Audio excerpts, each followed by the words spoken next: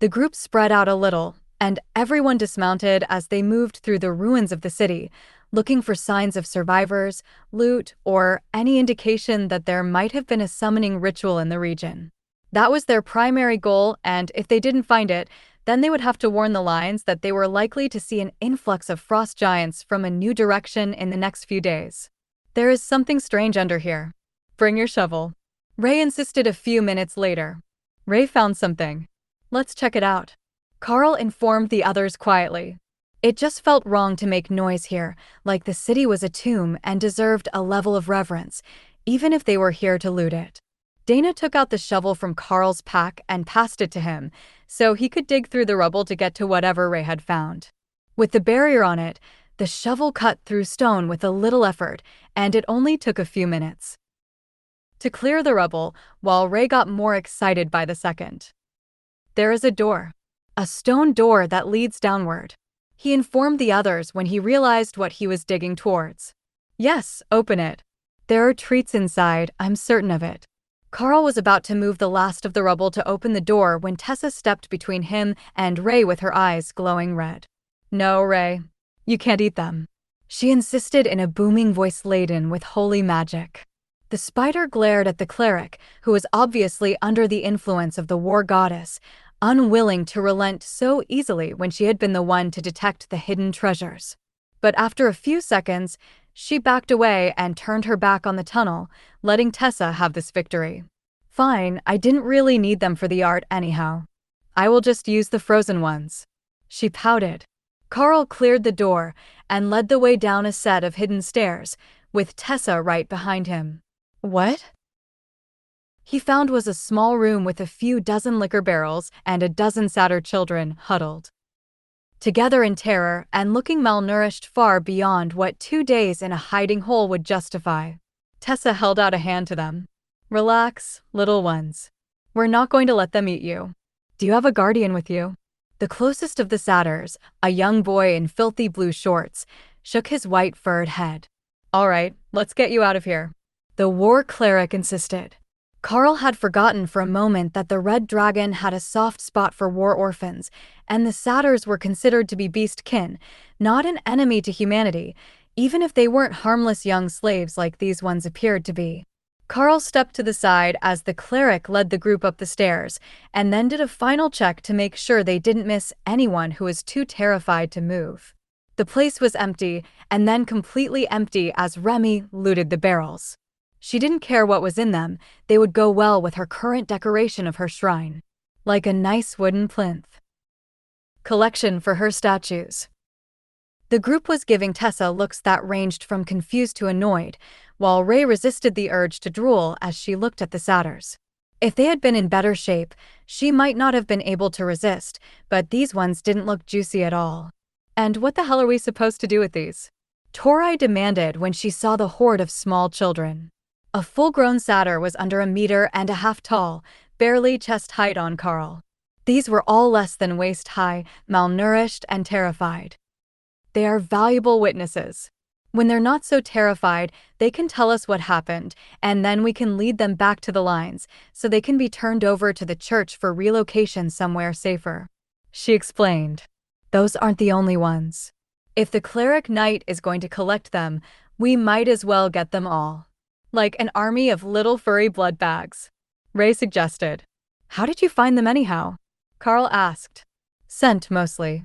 But the edges of the door were a bit warmer than anything else. Everyone, Ray says there are more hiding. If we're going to collect refugees, we might as well get a whole bunch of them. Karl informed the group with a sigh. The warriors frowned in resignation. That meant they would also be nominated to dig through the rubble to rescue them.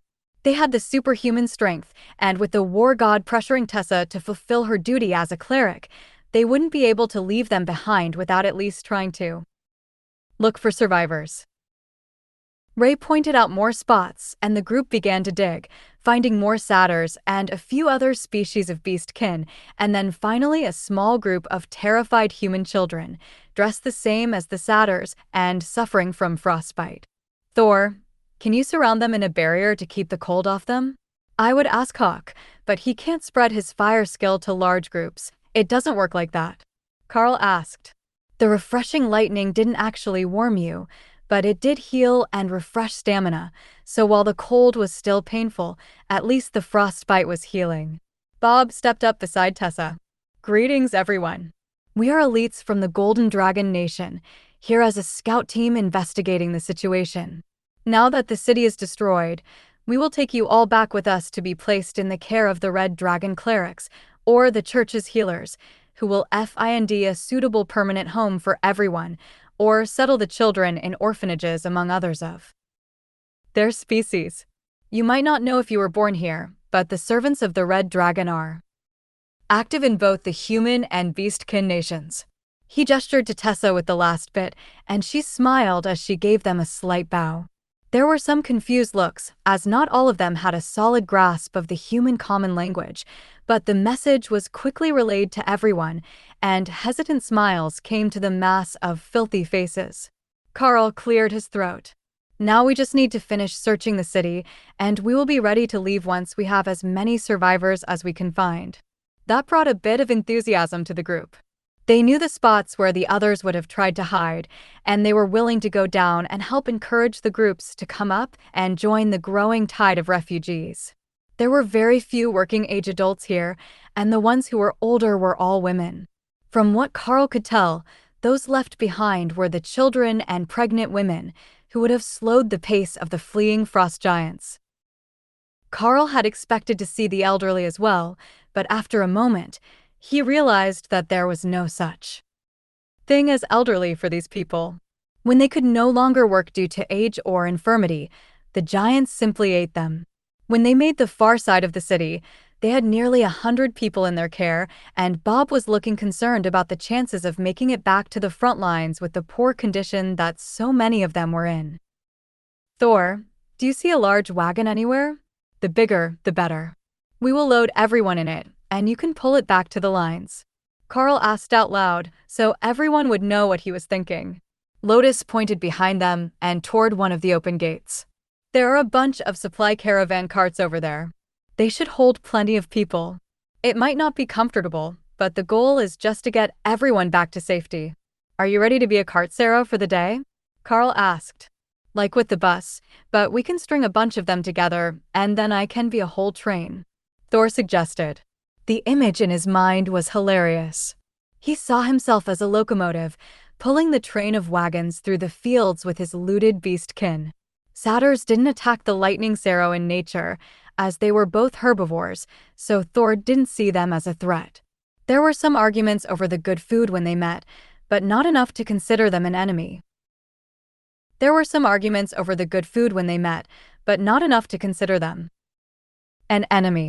With that in mind, Thor donated some of the Mount Feed plants that he had gotten from Doug the first time they were together.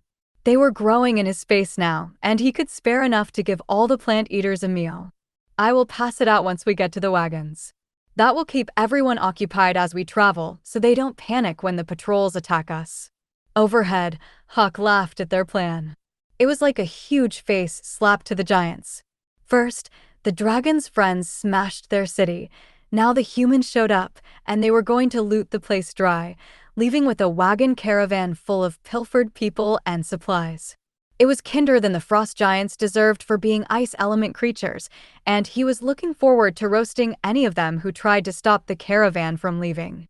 There were a half-dozen wagons there, and everyone understood the plan without too much confusion. The carts were moved to link up in a chain, with a harness made by Ray for Thor to pull the whole convoy. They were strong, made to pull huge loads of gear and food for the frost giants, not just to carry a load of small satyrs and starving humans. Thor looked at the 6 wagons with pleasure. That was more than enough to make a proper train behind him, and the general would definitely be impressed with him when he made it to the camp. Karl caught that thought and realized that it was genius. Instead of going to the active lines, they could go through the smooth ash at the edge of the magma dragon's territory. The frost giants wouldn't follow them, and it was the fastest way out of the combat zone, though there was a long walk to the front lines, which had retreated away from the destruction, and they would have to rest or walk all night to make it there. Everyone into the carts.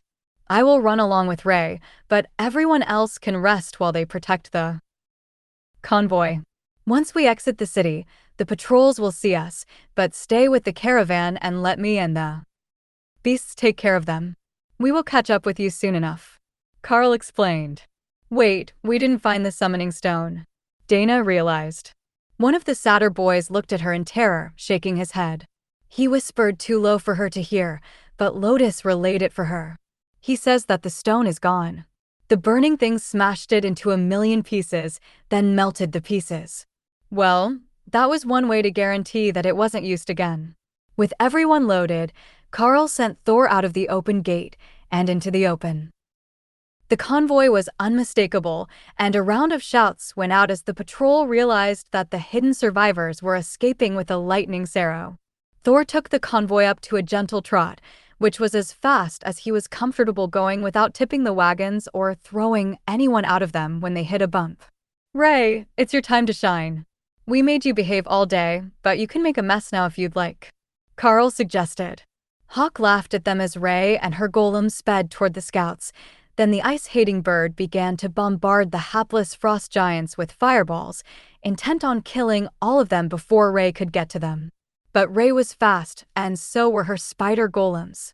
The frost giants hurled themselves to the side to avoid the bombardment, but that left them on the ground when the spiders arrived and tore them apart before moving on to everything else that they could see. Thank you for bringing them down to my level. That was much easier than jumping up on them. Ray taunted Hawk as the bird moved to attack the next group before Ray got to them.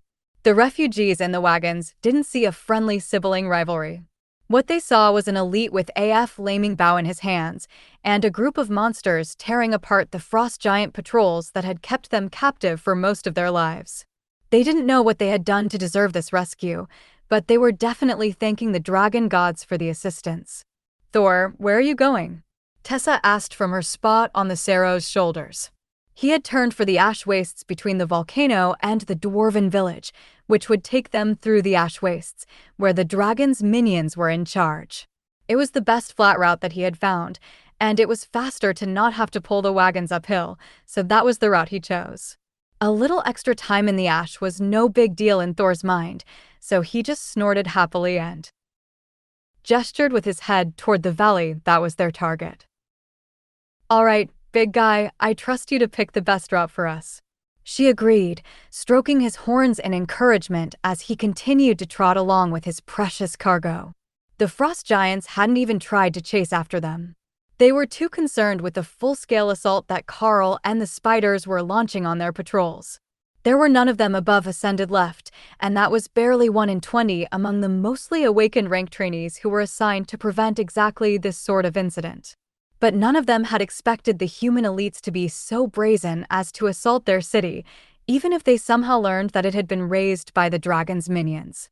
In the distance, Thor heard a frost giant war horn blow the tone for retreat, and knew that they wouldn't have any more pursuers for a while. But he didn't slow down, and kept to the pace that his barrier could refresh his stamina at so he could travel all night. Karl and Ray would catch up soon enough, as they were much faster than his wagon train. They just had to finish playing with the fleeing frost giants, and then they would be satisfied. Hawk, go scout for Thor and keep the path clear. I don't want any delays on their retreat. Karl instructed as he watched the last of the frost giants following the same retreat path as the others into the distance. That was valuable information, as it told him that it wasn't a random retreat in the only safe direction, but a deliberate choice where they were going. He didn't have a map of their territory, but that should be toward the center of the nation, and presumably toward a larger safe zone. That should also be where their royal rank elders were waiting for the battle's outcome. They weren't something that Karl would look to go challenge without a good reason, so he just asked Ray to let them run and to scout the area between them and Thor for anything that might delay the convoy. That was fun. We should do that more often. Did you see their faces when they realized that we stole from them? It was even better than Hawk when he realizes that someone is stealing his food. Ray commented as she searched for signs of life. Stupid Yetis, losing my pigs. Hawk complained, still not over the betrayal by the supply caravan, who had been attacked in advance.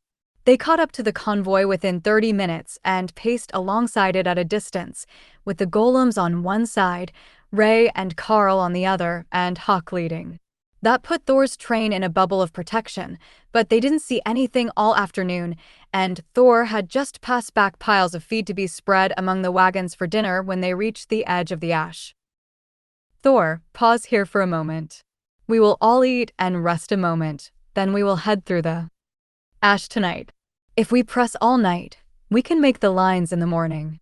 It won't be fun, but it will be the safest way. The magma elementals glow in the dark, so we will be more easily able to see them coming. We might not see any this far away from the volcano, but following Larkin's law, anything that can go wrong will go wrong. Lotus giggled. The legend of Larkin the Unlucky was a common children's story. According to the legend, he had been an aspiring adventurer who had been brazen enough to try to see a nature goddess in the bath. He had been caught, of course, and from there, his misadventures only got worse, with every plan that he attempted to form failing in ever more spectacular fashion. Until the world dragon took pity on him and calmed the ire of everyone the unlucky man had upset along the way. Then, true to his name as Larkin the Unlucky, he had been caught peeping into the baths again.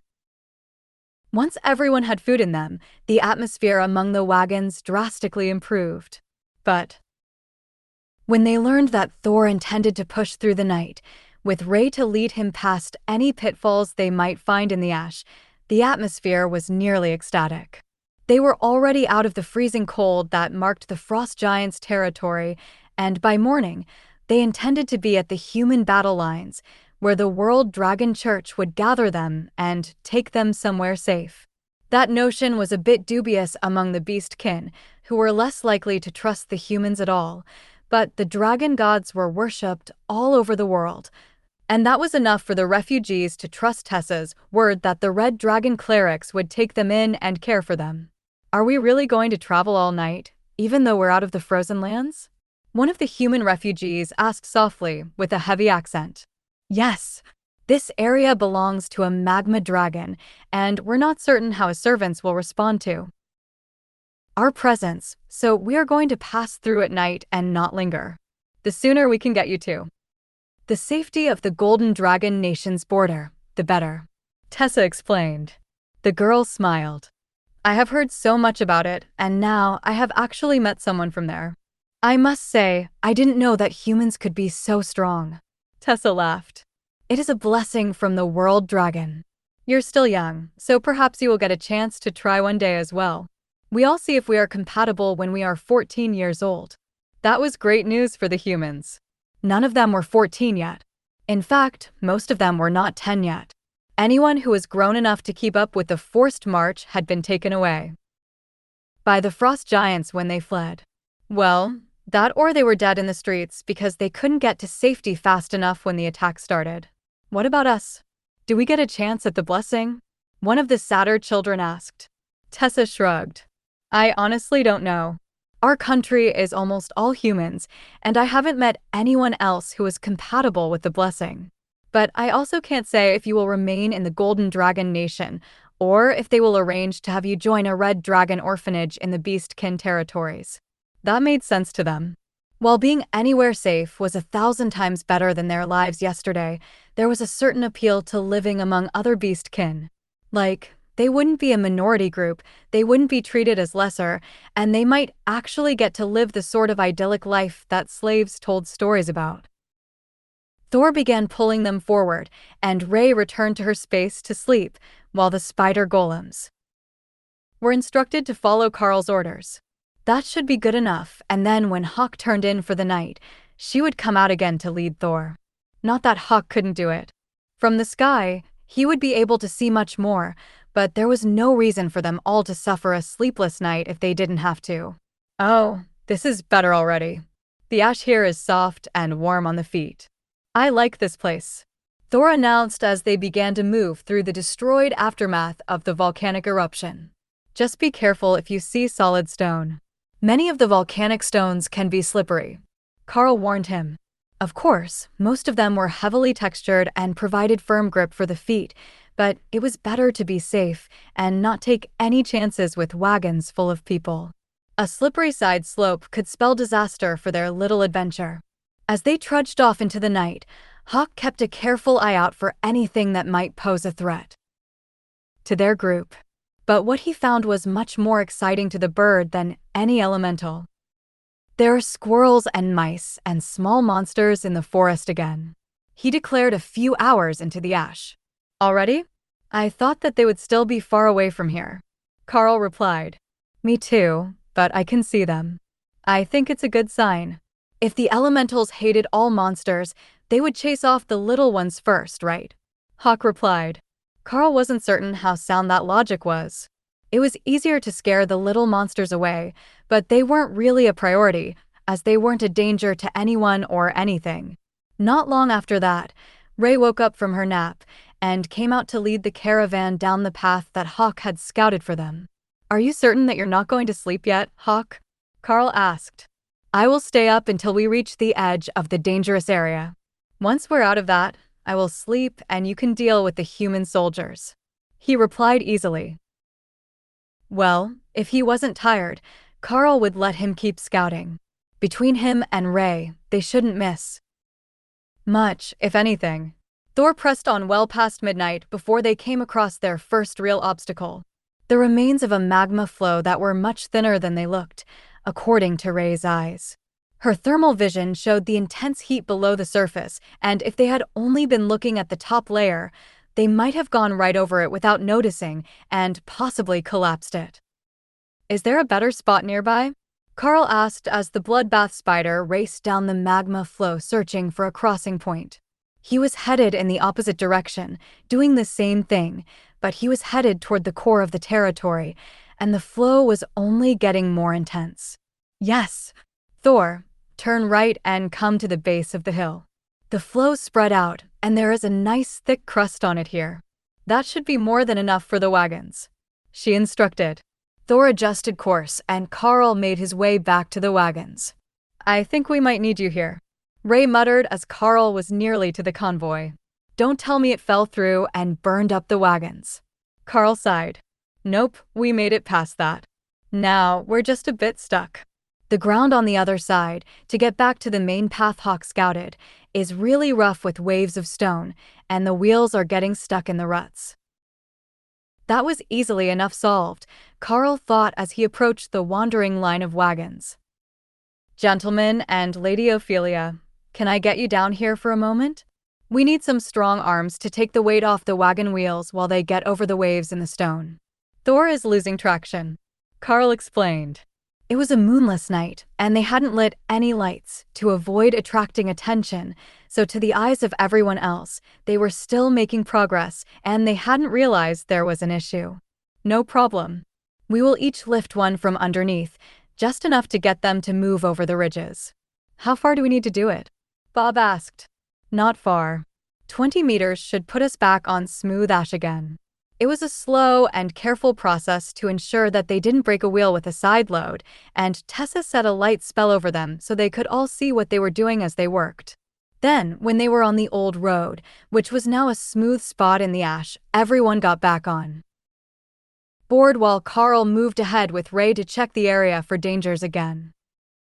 The progress wasn't as great as they had hoped, and it only got worse as they left the ash in the small hours of the morning. The ash ended before the snow had, and the result was that the tropical weather on the other side had turned the entire area into a mud bog, which Karl repeatedly had to wake the others to help pull them through, as Thor couldn't get enough traction on the slippery hills. But they did eventually make it out of the worst of the mud and onto a hard-packed section of road, where they took a break to let Thor snack and rest while the sun came up. The radio transmissions were clear now, and the army lines were within Hawk's visual range, so they would only be 4 or 5 more hours before they arrived at their destination. Karl took a 15-minute nap as they were preparing a proper hot meal for everyone's breakfast, and woke up to the smell of roasting meat and pancakes. Good timing. We're just getting ready to serve everyone. Thor passed out food for the satyrs, who need roughage or they get stomachaches. They can and will still eat with us, but not large quantities, Lotus explained. Karl nodded blearily before Doug passed him a strong cup of coffee to bring his brain back online. That was just the thing that he needed after an all-nighter. Most of the team had slept, though he had to wake some of them up to help with the rough patches. Get a bit of sleep. Thor can lead us in, and we will guard the caravan now that the sun is up. At least that way, you will have a few hours sleep while we finish the trip. The ground is getting more solid by the kilometer, and the army knows that we are coming. They arranged to have red dragon clerics airlifted to this location while you were napping, and they will be there to take over the refugees when we arrive. Doug explained as Karl sipped at the glorious black nectar of life and cleared his thoughts. The satyrs happily made a spot for Karl in one of the wagons, and Karl leaned back against the side in the corner, so he would be able to see out if anything required him to wake up. He ate breakfast there before passing out, and what seemed like seconds later, a light tap at his shoulder brought him awake. "Sir, we are 10 minutes from the army camp. The warrior man just met with a scout, and they're escorting us in," one of the boys whispered. "Thank you. I will join the others at the front." Karl replied quietly, then gently shifted so he wouldn't rock the wagon too badly when he vaulted out. Karl checked his spaces and found that both Ray and Hawk were asleep already. There were no more threats that needed their attention, so they caught up on sleep while they could. Inside the army camp might have its own dangers, but those were human dangers, and the humans could deal with them on their own. They didn't have to go all the way to the camp, as fate would have it. A large group of red-robed clerics ran out to greet them, drawn by the presence of Tessa on the back of Thor. "Priestess, where did you find such a magnificent steed?" asked a sharp-eyed high priestess, who had dragon horns above her ears and a ridge of spikes down the center of her head, along with slotted golden dragon eyes. That was a sure sign of either dragon blood, a lot of favor from her goddess, or more likely both. The appearance set the beastkin at ease. If they had sent someone who was obviously not human to meet them, then these people might not be too bad. "He's a bonded companion to Commander Karl on my left," she explained. The high priestess looked at Karl in shock, making him wonder if he had something on his face. He hadn't shaved in a while, and he had been sleeping in the wagon as they drove through the ash, so he likely looked like one of the miners coming to the surface after a shift right now. Fortunately, he had unequipped his white cloak when they entered the ash, as it was too warm for the environment, so he could at least put on a clean layer. Then he realized that he didn't have to. He could swap into the commander rank student's suit when they reached camp if he had to go indoors somewhere. The refugees were quickly sorted by age, and Ray erected a wall of spider silk to make a changing room for them, while the clerics hung bag showers so they could get clean before changing into the traditional visitors' hassocks that the church passed out to everyone. "Have they eaten?" one of the priests asked quietly. Tessa nodded. "We stopped a few hours ago for breakfast. I don't think that they'll be able to eat much again so soon afterwards, but by afternoon they will certainly be hungry and exhausted." Karl could hear the laughing as the refugees got washed and changed, not entirely in that order, as some of them didn't quite get the idea of showering. It wasn't something that you could do in the frost giant lands. Just getting enough liquid water to drink was a chore, so there was none for washing, and they would usually just use handfuls of snow. After a few minutes, they were back out in matching white hassocks, with clean faces and wet hair or fur in the satyrs' cases. The high priestess raised her voice a little, catching the kids' attention. "There we are. Everyone is looking much more refreshed. Now, we have set up tents for the day, and then the church will be sending buses for us all tomorrow to bring us home. For those who didn't meet me earlier, I am Matron Millie, head of the Atchison Orphanage, not far from here inside the Golden Dragon Nation, but near the Beastkin Nation border. A messenger has been sent to see if the orphanages there have enough space for those who want to transfer, but you are all more than welcome to stay with us. If you would like to say goodbye to the kind elites who brought you back, you may do that now, before we begin your processing." There were many tearful goodbyes from children who had only known the elites for less than one full day and didn't even know everyone's name. But nobody would hurry them. They had been through enough, and the church wanted them to feel safe in their transition. The affectionate goodbye meant that now they were all dirty again, but the priestesses didn't mind much. Even Thor didn't miss out on the affection, and might have actually been the most popular, as he had pulled their convoy all the way here. That was what the lightning Sparrow had been waiting for, and once the kids were led away, he vanished back into Karl's space, leaving the convoy of empty wagons alongside the road. Elites, please come with us. The generals would like to speak with you about what happened inside the Frost Giant territory. An officer with a lieutenant's gold bar insignia informed them. Karl pointed to the shower bags. Give us a few minutes to get refreshed, and we will be with you. Like the kids, we crossed the ash last night, and we're not quite fit to be meeting with the high brass. The man looked like he was going to argue that he had orders to bring them immediately, but something about the look on their faces told him that discretion was the better part of valor, and he simply nodded.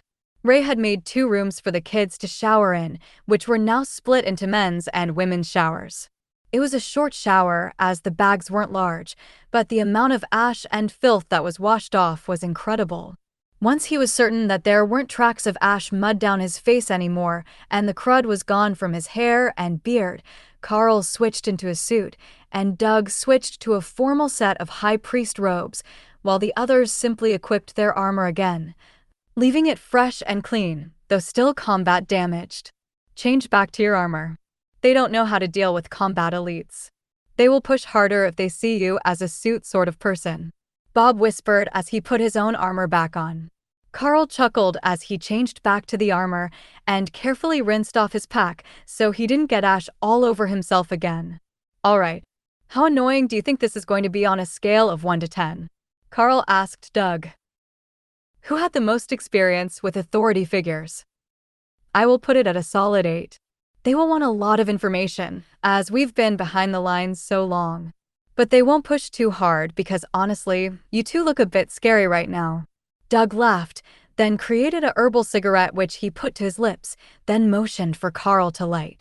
Karl laughed and used flaming body to get it lit, before leading them out to wait for the ladies, who had longer hair to deal with. Karl had to wash his hair 3 times before the ash stopped running out, so he knew that it would not be a fast process for them to be clean again.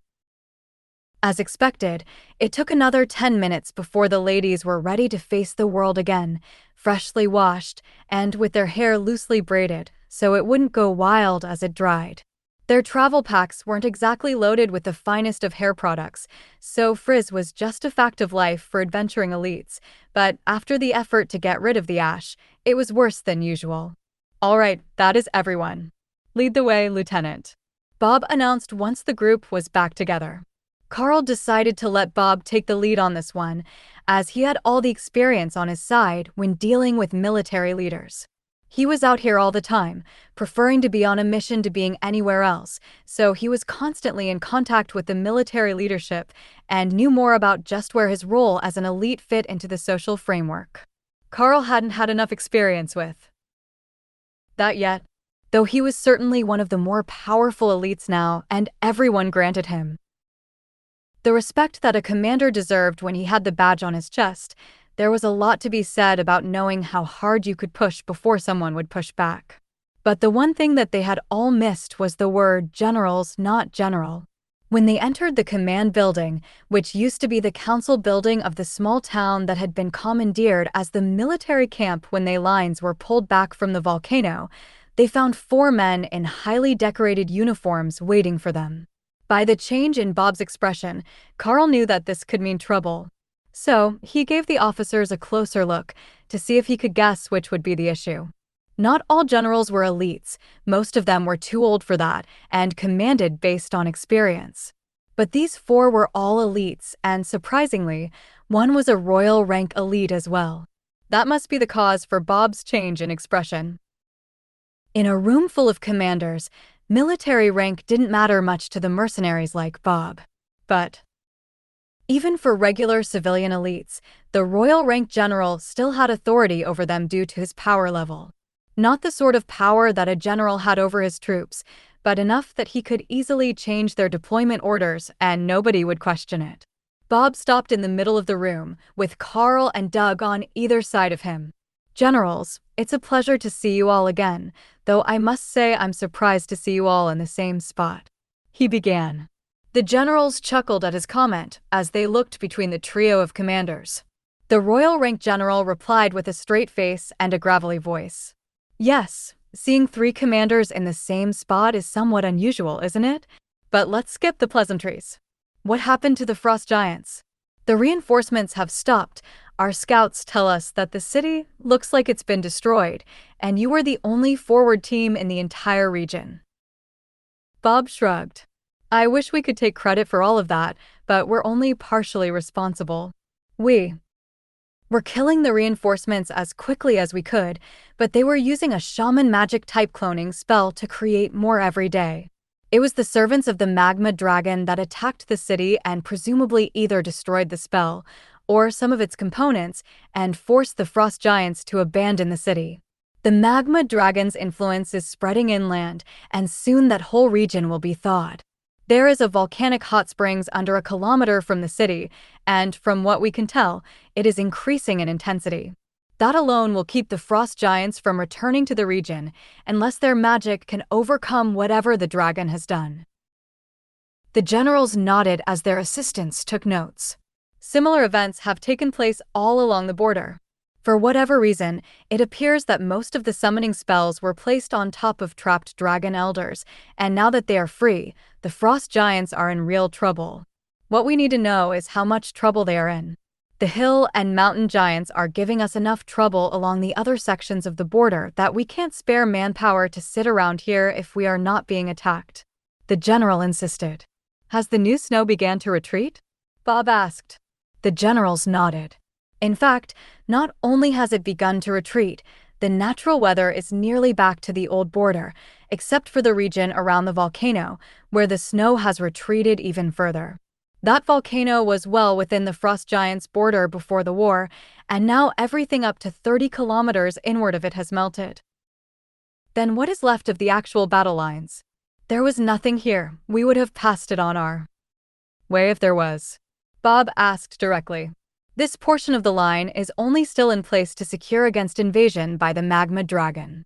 The next pass is also now completely unguarded by the frost giants, as our soldiers finished a push just this morning and eliminated all resistance. The next 2 passes are still fighting, but north of that everything has been abandoned by the frost giants, and nobody knows if they are ending the battle or withdrawing for a larger offensive. Bob nodded in understanding. Well, we can't tell you much about that. But we can tell you that this section of the line is unlikely to see frost giants in the near future. They already lost a major city to the magma elementals. It doesn't appear as if the dragon's allies are hostile in this direction, though. We saw no evidence of attempts to expand in our direction, only toward the city, where the core of the frost giants' force was located. Once the battle was won, the forces of the magma dragon retreated and did not attempt to occupy the city. There were no combatants left when we entered, only a token force of frost giant guards outside the city, left when the rest of the occupants fled. The generals brought out a rolled map, which an assistant set up on a folding table, along with a number of blue stones. These are the known population centers of the frost giants. The red stones are the number of frost giants that have been reported killed during this conflict. The general explained. The red stones were still being set up, but already they vastly outnumbered the blue stones, and there was a concentration of them right where Karl and the others had been fighting. Karl might not have liked math class much, but it was fairly obvious that the known population of frost giants was about a third as many as the number of frost giants that had been killed on their battle lines since the conflict started. They have summoned 3 times their population to send to war? Doug asked, startled by the scale of the devastation. Not all of them are summoned, but close to that, yes. That is why it is so imperative that we find out what happened to the summoning ritual materials. Not hearsay or guesses, we need solid proof of how they are doing it and of any locations that have been forcibly stopped. The problem is, many of the suspected locations have been the site of natural disasters in the last few weeks, and now we don't have the troops to search them all. The general agreed. Doug gave a rueful laugh as he took a long drag on his smoke. I suspect that there is a however coming up in your next sentence. The general's face turned up in a slight grin as he watched the unconcerned high priest becoming a very high priest in the middle of their meeting. You would be absolutely correct. We have an official mission for all of you. We have a location for you to scout. This location previously generated large troop movements, then suddenly stopped without any visible signs of attack. The spot is well within enemy borders, and the complex is suspected to be currently occupied by a royal rank frost giant and his retinue. The general replied. So, it's a trap. We know it's a trap, and you want us to go spring it anyhow, for the chance that we can kill a royal rank frost giant?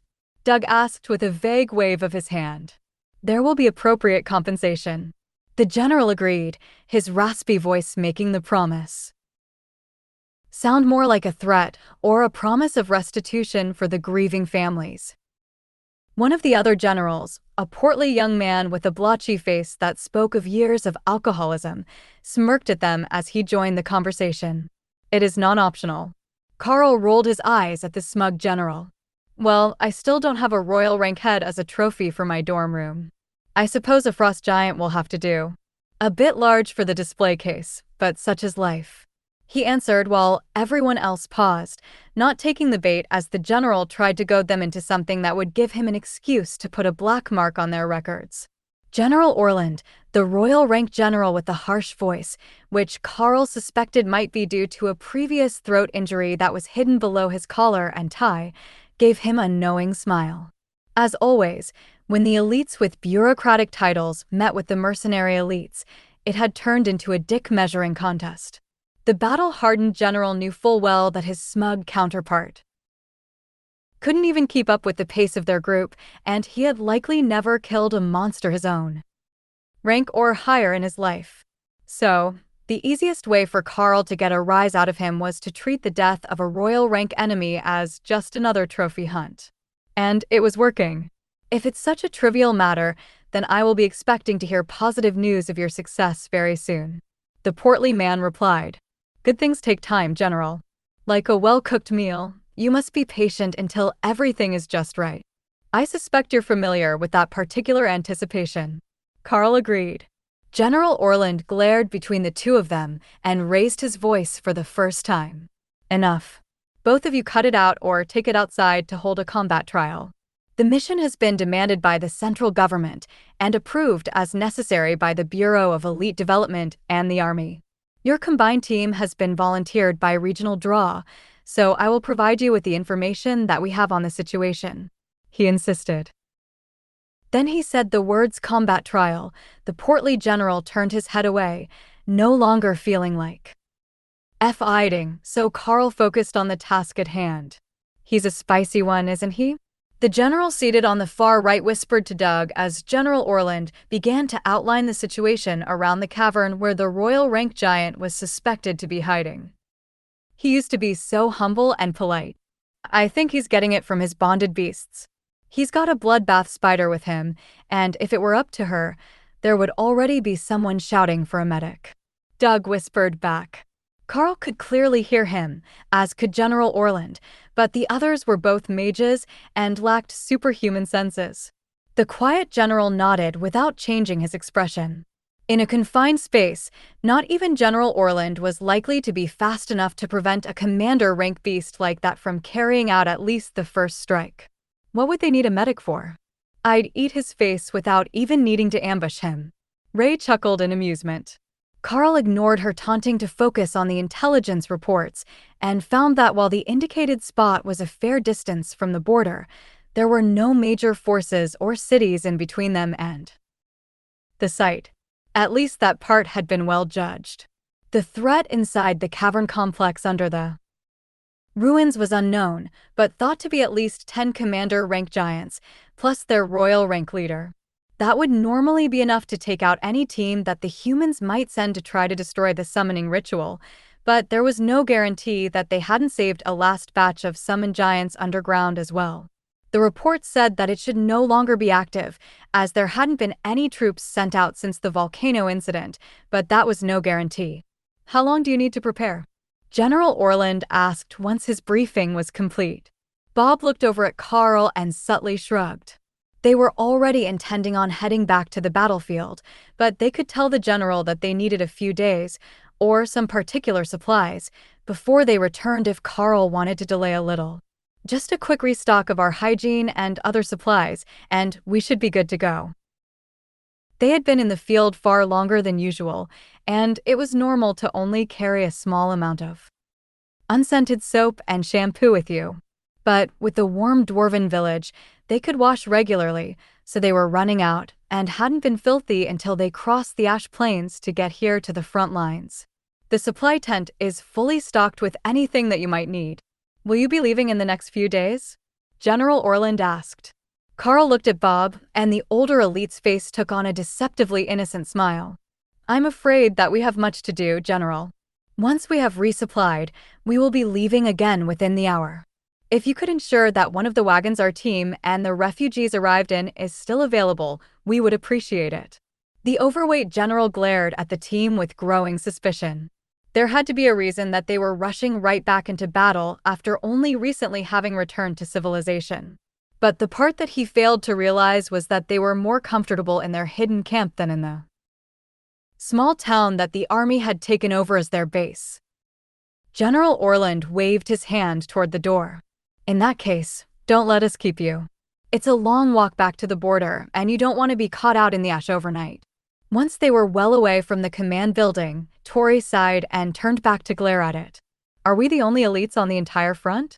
If they had already developed such a detailed plan, complete with routing and estimated numbers, they could have sent someone a week ago. She muttered.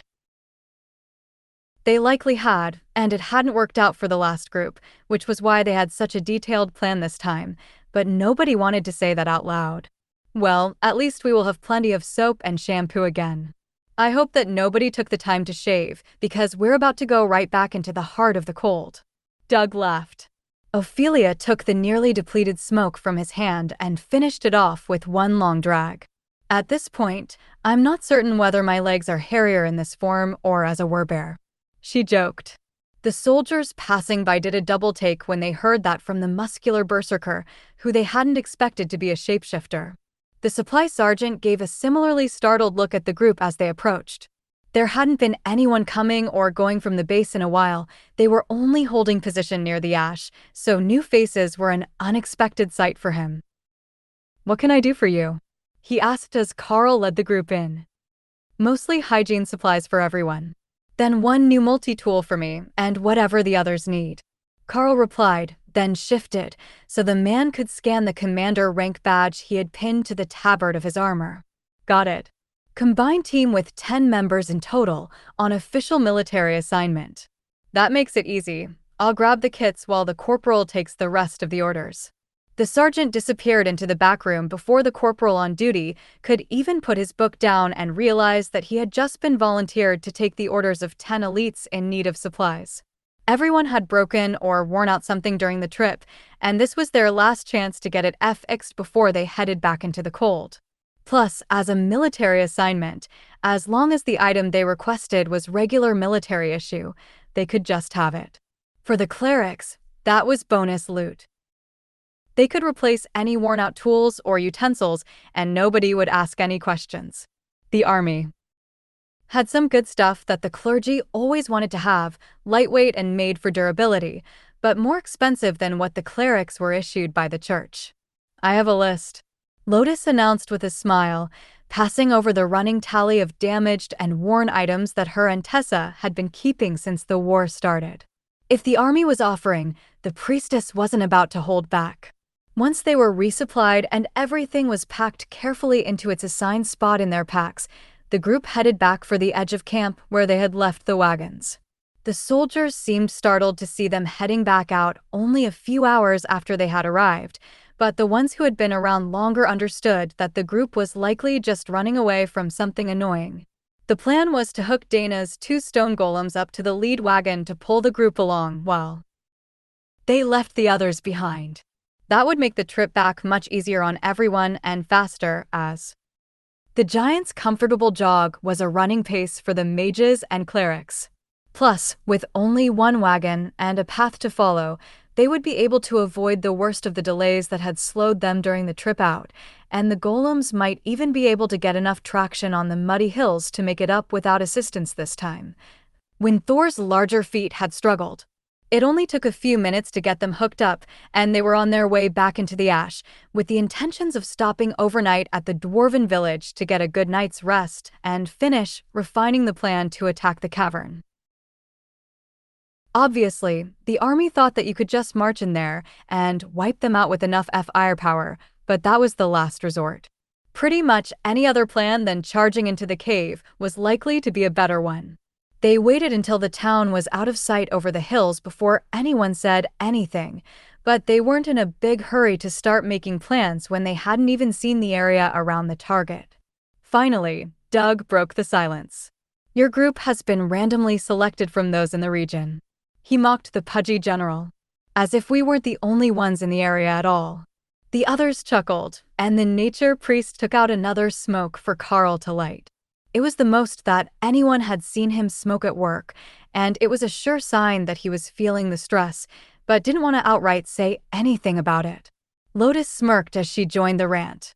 "Well, we will have all the bragging rights when we get back home. Imagine how jealous all those white-robed battle clerics and guards are going to be when they find out that it was a pair of the Green Dragon's clerics who got the first royal rank team kill of the war. In fact, I'm not even certain that the main lines have managed to get one yet, so it might be the first at all." Doug laughed. "Wouldn't that be something? If we find out that we've got the first one of the war, I say we go get another, just for funsies." Karl knew that it probably wouldn't be that easy, but if they could get not only the first one, but the first two of the war on this front, then they would certainly live up to any level of hype when they got home. But more imminently, Karl noticed that everyone in the group was becoming much more powerful than they had been when they started the battles. Officially, practice did help the growth rate, but it was supposed to have more to do with the individual how rapidly they advanced unless they were using some sort of magical aid. That didn't seem to be the case with their group. If Karl had to hazard a guess, another month of this, and there wouldn't only be 3 commanders in the group. The golems were already noticeably more impressive than they had been at the start of the war, but Karl didn't have a standard to judge them against, so he couldn't really tell how far through ascended rank they were. That didn't seem to be the case with their group. If Karl had to hazard a guess, another month of this, and there wouldn't only be 3 commanders in the group. The golems were already noticeably more impressive than they had been at the start of the war, but Karl didn't have a standard to judge them against, so he couldn't really tell how far through ascended rank they were. He would judge them against the spider golems as a commander rank standard, but Ray had advanced them to royal rank, and they were multiple times more powerful than they had been, so that still didn't actually help. He couldn't even go by the ease with which they killed the frost giants, as they had so much practice now that everyone knew where their vulnerable areas were, and they could target them with minimal thought. But while he was thinking of power levels, Karl had a good idea. Since they were going to be keeping the golems active most of the time after they left the safety of the village, they should give them some of the frost giant weapons that were enchanted to cut like proper commander rank weapons. That would give them an extra bump in combat power, as opposed to the single blade that came with the durable constructs buff. They would have to carry giant-sized spare weapons with them to give to the golems, and give them back every time the golems were summoned, but it would increase the speed that they could clear the weaker groups, where the golems rarely sustained serious damage. They had their loot wagon now, so they might as well make good use of it. Everyone rested as the golems trudged steadily through the mud near the ash wastes, doing their best to avoid slipping on the muddy slopes. But it seemed that the logic behind using golems instead of Thor was right. Thor's feet kept him from sinking as deeply in the mud, but they also reduced his traction. The golems were pulling them smoothly along the path that the wagon train had followed to get to the lines last night, and with the sun up, they were able to avoid some of the worst areas, where they could now see that the mud was worse than it was a few dozen meters away. That let them make it into the ash in good time, where their speed improved, and by the time that it got dark, they were almost back to the dwarven village. The last few kilometers were a bit more difficult, as they were getting far enough from the volcano that the trees had survived, but they managed to get the wagon to within 100 meters of the entrance to the tunnel. They left the golems to guard the wagon, and everyone made their way back into the dwarven village. We're not leaving at first light or anything crazy, are we? Because as nice as it is to not walk, that wagon is not soft. Torai asked. Karl and Bob looked at each other and shrugged. I don't see any reason to rush that much. We should head out before noon, but it's less than a day's travel, and we don't want to get too close at the end of the day. Karl suggested. Bob nodded. All right, then we will double-check all our gear in the morning after breakfast, then head out. It will get us in place early enough to check their scouting situation, and then we can make a proper plan based on what is actually there. What are you thinking? Pick off the scouts and see if we can lure out what's actually in there. Instead of going into the cave ourselves? Tessa asked. Bob nodded. That seems like the better option. There are 10 of us, and fighting in a cave sucks. You never want to fight in a cave if there is another option. Out in the open, we can make proper use of tactics. In the cave, we are limited by the space we have to work with, and even if it's big enough for a giant to pass, it's unlikely to leave us room to flank them, or even make a proper defensive formation. Karl frowned. Monsters generally get smarter as they grow in ranks, so the Royal Rank Frost Giants might not fall for simple tricks like luring them out a few at a time by killing patrol members. Bob ran a hand through his hair and sighed. That is certainly a possibility. They might send out everything that they have the moment that we're detected, and that will be a nasty fight. So, before we get anything started, we will have to make some preparations. Depending on the terrain, we might be able to have the two greenies make a vine field to slow their approach. He gestured to the two green-robed clerics, who smiled at the chance to show that they could do offensive magic as well. But we won't know until we get there. The next morning, everyone took a leisurely shower, courtesy of the free use of cleric magic, and then checked all their equipment after breakfast while they mentally prepared themselves for the day. Hawk was sent out to scout, and he hadn't found anything for the first 20 kilometers, so the start of their journey should be an uneventful one. They didn't waste any time getting Thor hooked up to the wagon, so that the golems were free to fight while he protected the casters in his cart. It was connected with relatively weak spider silk, strong enough that it wouldn't break during use, but weak enough that Tessa could easily slice it with a wave of her spear if Thor needed to be cut free during battle. This way, he was the only one walking, and everyone else could rest in case of emergency. It was the most efficient method that they had come up with so far, and Thor was delighted with his new toy. How far is it to this hiding hole for the frost giants? Hawk finally asked after lunch. He hadn't seen a single living thing all morning, just snow, snow, and more snow. Plus the temperature was dropping even further with every hour he traveled, and it was putting him in a terrible mood. From the location on the map, about 100 kilometers from the ash.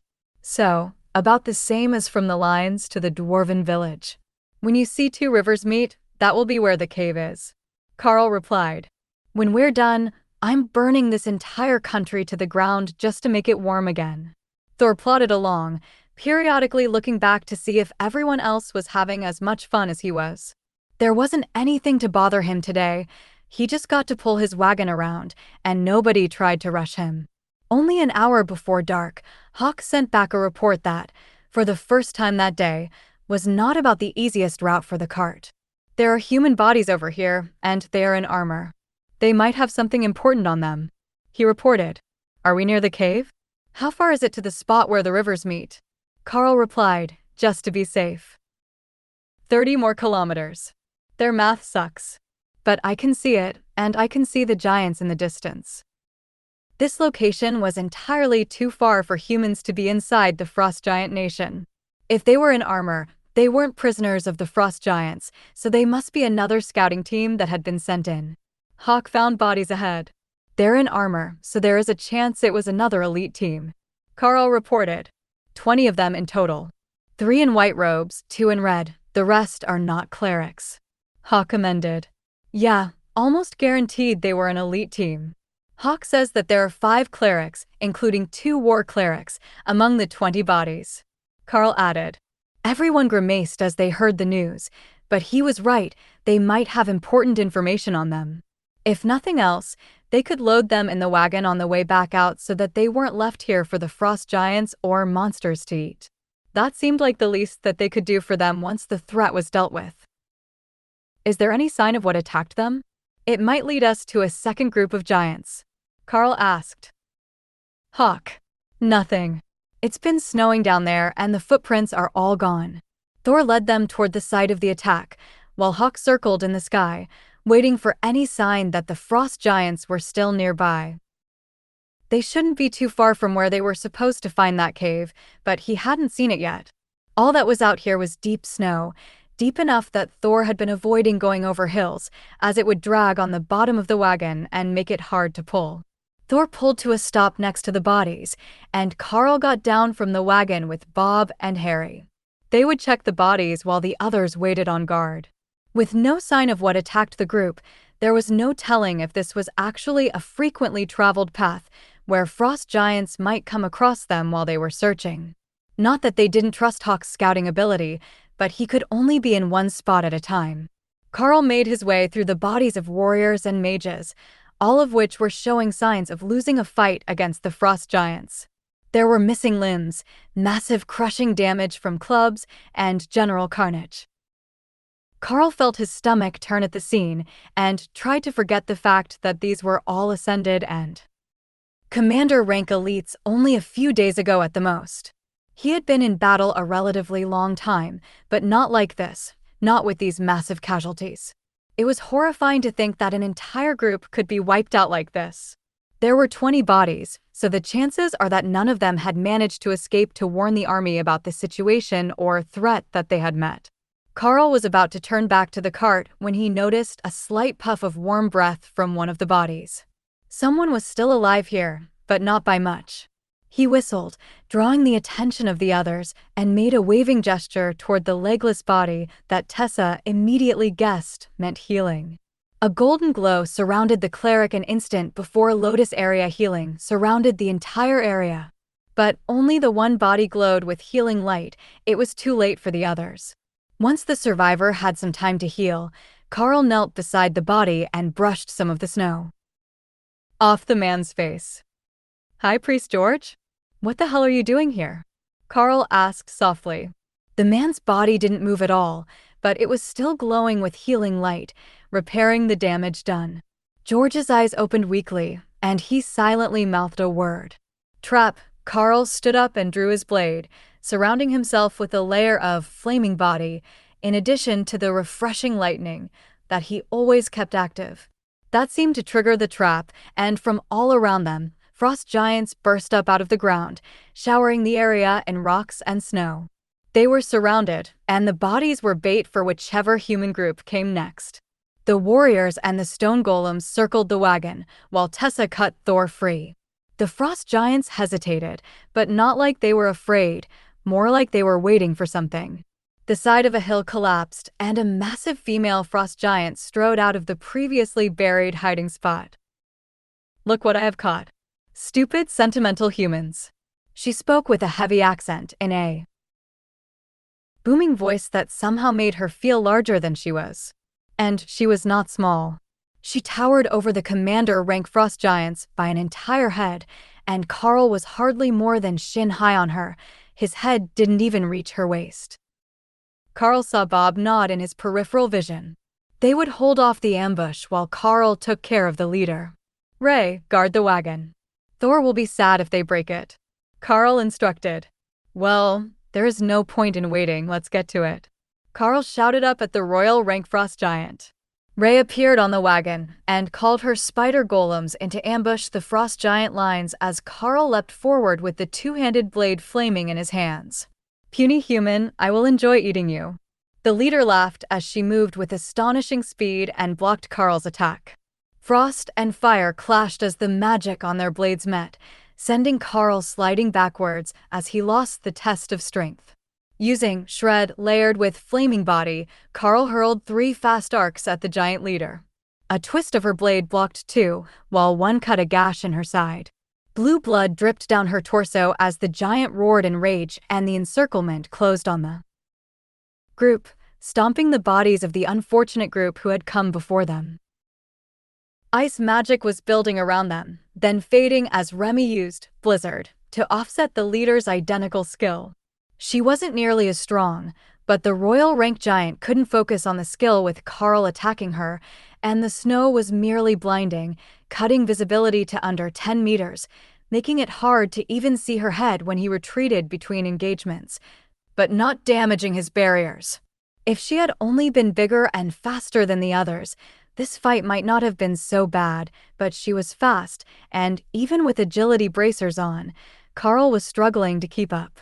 Every attack, Karl was forced further from the group, isolated from any chance of reinforcement, but the blizzard was fading as the leader felt that her mana would be better used on combat than distraction.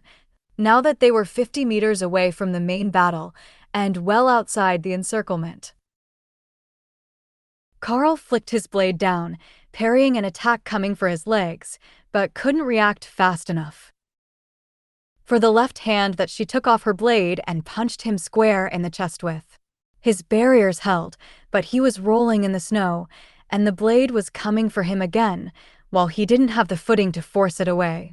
Remy intervened, hitting the giant with chain lightning and making her arm twitch, sending the attack wide as Karl rolled to his feet. Her expression was startled, not having expected the attack from what she thought was a defeated opponent. Karl sent a flurry of rend attacks at her, coated with flaming body, the same as Hawk did it. There was no way to block them all, but the giant twirled, sending her cloak billowing and taking a large part of the damage before the thick monster fur was destroyed, leaving it in shreds on the ground while the remainder of the attacks hit her back.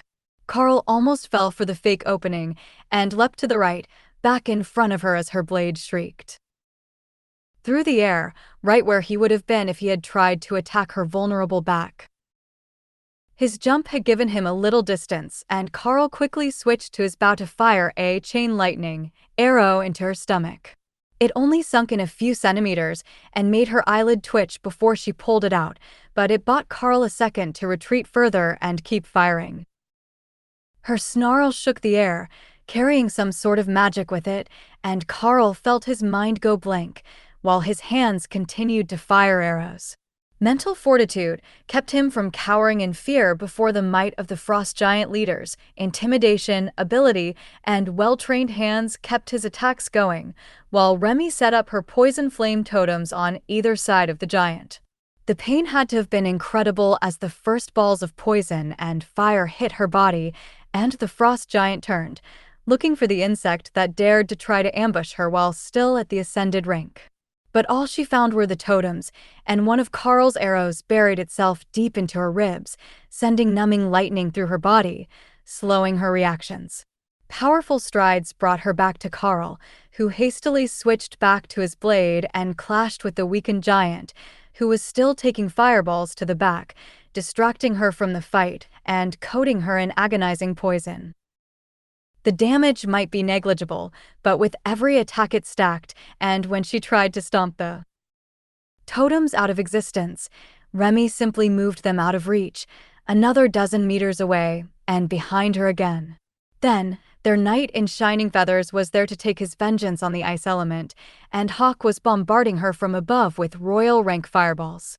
Those ones were causing real damage, and while Karl was still on the defensive, she was slowing. A direct hit to the back of her head dropped her to one knee and made her eyes roll back, giving Karl the opening he had been waiting for. His blade streaked toward her neck, aiming to decapitate the frost giant, or at least slit her throat and take her out of the fight. 3-on-1, even a royal rank frost giant was no match for them. That overconfidence was what cost him the most dearly. Without looking, her blade flashed out, slicing cleanly through his left arm and burying itself in the chest plate of his armor.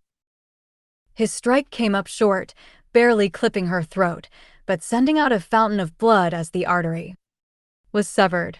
Pain shot through Karl's body as he watched the frost giant woman fading in the distance. He realized that he was flying through the air from the force of the strike, and he could still see his severed hand holding his sword laying on the ground in front of her. But the fight was over. Hawk's shred hit the back of her neck, and the giant's head rolled free of her body, coming to a stop next to Karl's sword.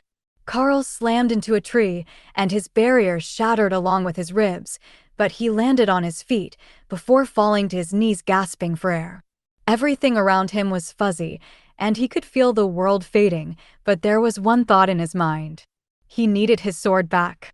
That drove him to crawl through the snow as the buzz of Remy's voice in his head faded in and out. The last thing he knew before the world went dark, and he felt himself fall to his side, was his hand grasping his sword. Karl's entire world was pain and blackness. Then there was a strange pressure on his arm, and a voice in his ear, saying something that he couldn't understand.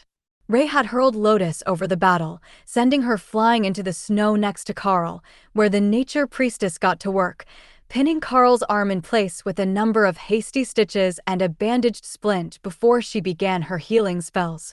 That was her only chance of reattaching the arm. If it healed with the arm off, it would have to be cut again to reattach the two, and that would just be unnecessarily painful. At least it was clean, as the deep white snow had nothing but mixed purple blood in it. "Stay with me. You need to stay awake." Lotus was shouting at him, dragging Karl back out of the darkness. "There you are, open your eyes. We need to move. My vines will only hold off those giants for a few more seconds," she explained. Karl blinked away the fuzziness and saw that there were two commander-rank frost giants being torn apart by thorn vines, while Remy was sitting on the ground in front of him, hurling lightning at them. Karl staggered to his feet, using his sword as a crutch, and realized that while his arm was back and in a sling across his chest, he couldn't use it. It was just there, numb and motionless. Using the oversized blade one-handed wouldn't be easy, but it would be impossible to use them all. Or the bow. He took a deep breath as refreshing lightning cleared his mind a little and prepared to fight again. The two giants smirked at him as they realized the warrior was heavily wounded and wouldn't be able to recover fast enough to stop them. But Karl didn't need to lift his blade to fight. Arcs of rend, coated in flaming body, raced for the two commander-rank giants, who laughed and easily blocked the strikes, then fell forward, dead, as Hawk's strikes from behind broke their necks. The classics are always the best. Hawk bragged as the flame-enhanced rend attacks did their job. There was a braying noise, and Tessa ran back toward the main battle, leaving Karl to scoop up Remy and stumble after her. The fight wasn't over yet, but the number of giants was much lower than it had been. Karl felt the power transferred from the sword sinking into his body, bringing a tingling to his immobile fingers and a rush of clarity to his mind. Karl attacked from behind, joining Hawk in ambushing the giants and making a path to Thor, who was standing on 3 legs, while one hung limply, broken by a frost giant club. Ray was protecting the wagon still, and magic missiles were still casting steadily, with all 4 golems on defense. Harry was under the wagon, nursing injuries, while Ty was kneeling in front of him, firing his bow into the frost giants from the relative safety under Ray. The sudden assault from behind distracted the attackers, and 2 fell in quick succession to the spider golems, then 2 more from Karl and Hawk, followed by another from Ray herself. The last few tried to run, but Hawk and the spider golems were on them, and before they had made it 100 meters, they were all taken down. Lotus vanished into the wagon, which her healing spell was centered on, covering the whole group. Tessa ducked under the wagon to check on Ty and Harry, and Karl did a quick head count. Bob was still standing next to Ophelia, who was panting as she leaned against a frost giant corpse, with all her limbs intact. Tessa was in the wagon, as was Lotus.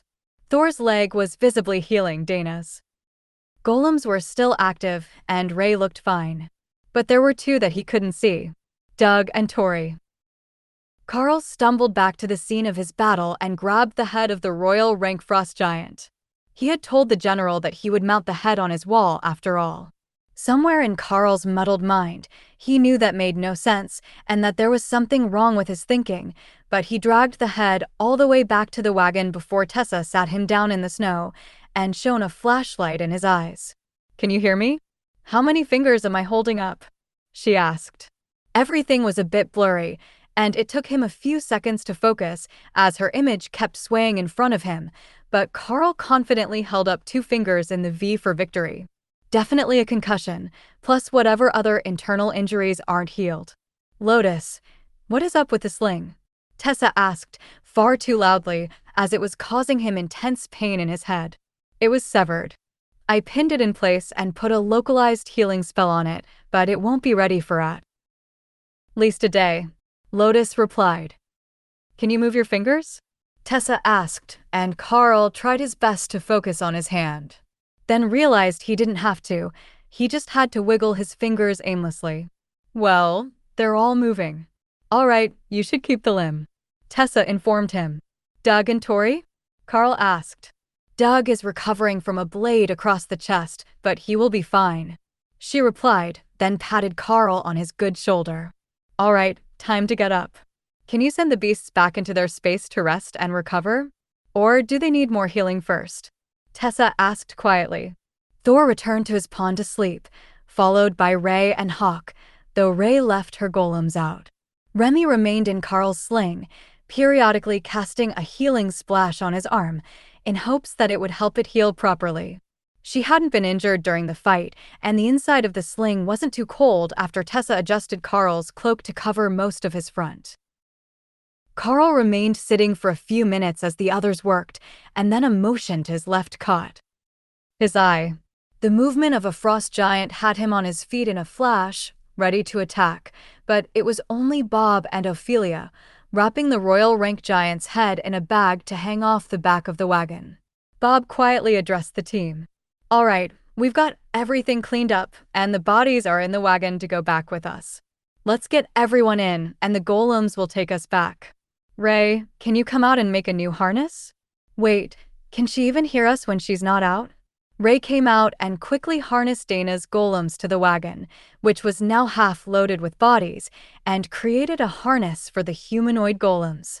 Then she returned to her space, where her stamina would recover more quickly, and curled up to sleep, while Hawk kept watch on the outside world. Everyone was seated a few minutes later, and Karl found himself in the corner, with Dana leaning against his side, unnaturally quiet, while Tessa directed the golems to get the cart moving. Karl wrapped his one good arm around the mage and looked across the wagon, where High Priest George gave him a weak smile.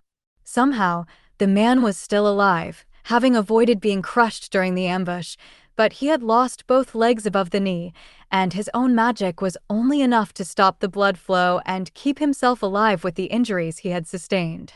Somehow, the man was still alive, having avoided being crushed during the ambush, but he had lost both legs above the knee, and his own magic was only enough to stop the blood flow and keep himself alive with the injuries he had sustained.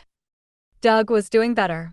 His staff was shattered into splinters on the floor of the wagon, and he was wrapped with bandages all around his chest.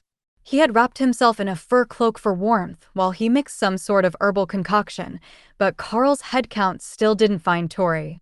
Reluctantly, Karl turned to look at the back of the wagon and saw the telltale mage robes and white fur cloak under the pile of bodies. They had defeated the royal rank frost giant, but Karl couldn't call this a victory, not when they weren't all coming back home. For some reason, Tessa was pushing the wagon at a full run across the snow, headed for the closest section of the line, while Lotus continued to maintain her healing spell over the wagon. Karl faded in and out of consciousness for the next few hours, being briefly jostled awake by larger bumps as the wagon raced across the frozen plains. The sun had set not long after the battle, but still, the cleric didn't slow the wagon, keeping the golems at a full run, heedless of the bouncing that they were doing. Nobody was saying anything about it, so Karl assumed that there was a good reason for the rush and continued to fade in and out until finally the bright spotlights of a frontline encampment lit up their wagon. There was a lot of shouting, and people were moving around frantically, unloading bodies from the wagon, but he just sat where he was with Dana under his arm as the mage sobbed silently and pretended that she was asleep. Eventually, a hand landed on his shoulder, shaking Dana awake in the process, while bringing Karl out of his stupor long enough to turn to see who was looking for him. "It's your turn if you two can walk to the triage tents," the man in the white robes of a high cleric of the main faith whispered. Karl was thankful for the consideration, as loud noises were still hurting his head, but his body was feeling better with that much time in Lotus healing spell and the refreshing lightning. Remy was still in his sling, half asleep, but randomly mumbling and casting healing splash on his arm until Karl stroked her head and let her know that she had done a good job and she could go sleep in her space. The cleric passed Dana off to a female high priest and brought Karl to a small diagnosis room where he repeated the light in the eyes thing that Tessa had done.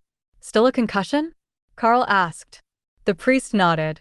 "It's healing, but won't be finished until morning, most likely. You did good getting back here as fast as you did." Karl gave him a rueful smile. "We didn't make it fast enough." The high priest put a gentle hand on his shoulder. "No, you did. High priests George and Doug are both going to be fine by morning, though George's legs are a lost cause without months of treatment spells or a royal rank healer. But more importantly, with them, we had the 6 high priests necessary to cast a resurrection ritual. Tori should reappear somewhere familiar to her in the next 48 hours. Karl just blinked at the high priest, so he explained. There are 2 basic resurrection spells. One brings them back to life within 10 minutes of death, but only a royal rank cleric or a select few of the healing specialist high priests, such as myself, can use that. The other is a 6-person ritual that puts a soul that's still linked to its body into a new body with its memories intact. They usually show up somewhere which they associate with good memories, and then they have to explain to someone who they are or come to the church, where we can verify it and update their records.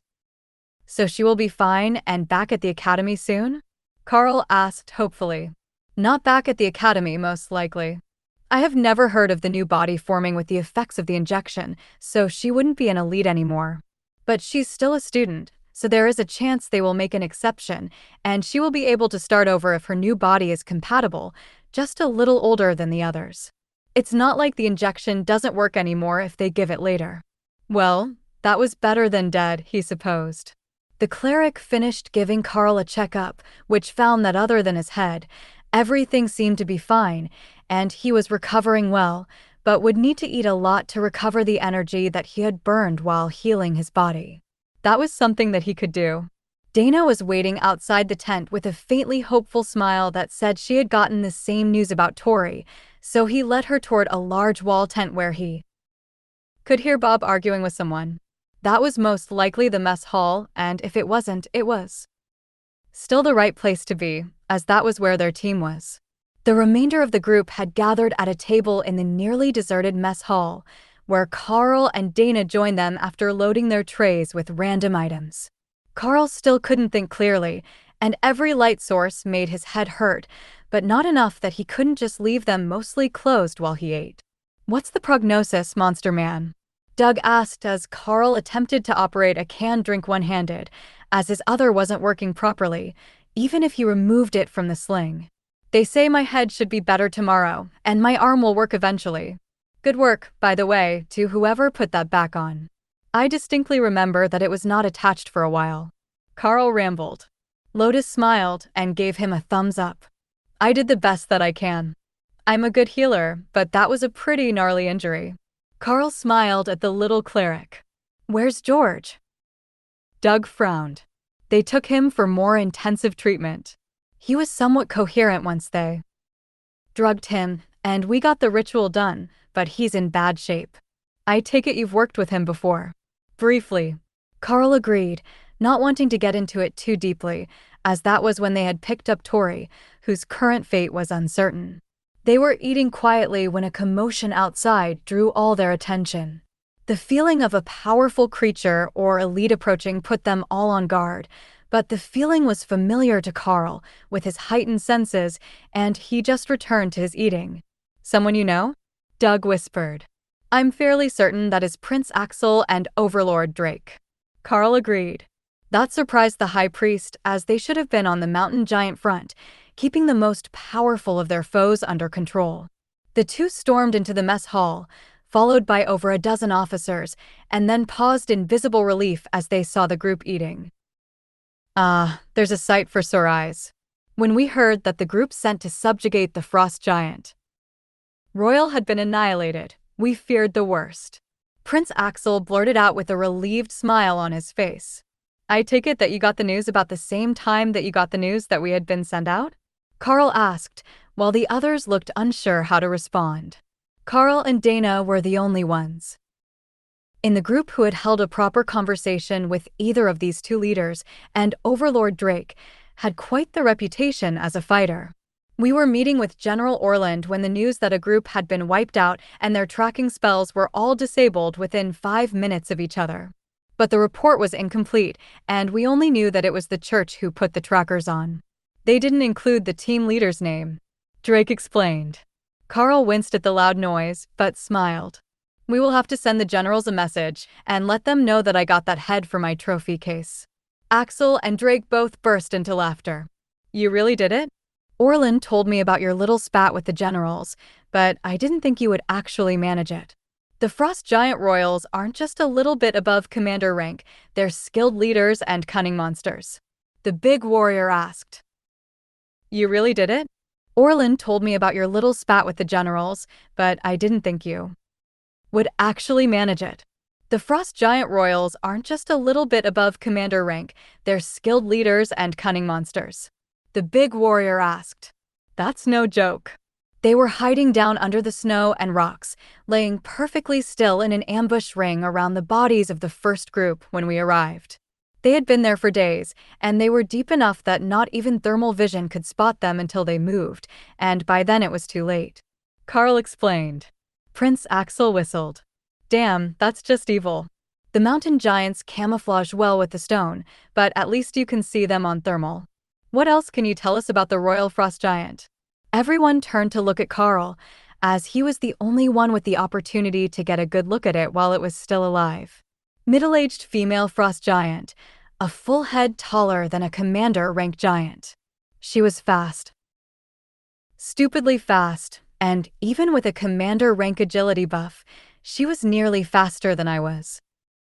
Stronger than a commander with 2 giant strength items on as well.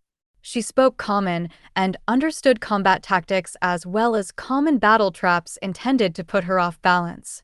Still vulnerable to fire, but able to take an immense amount of pain from poison attacks with no noticeable decrease in combat efficiency until fire attacks began to damage her back and shoulder muscles.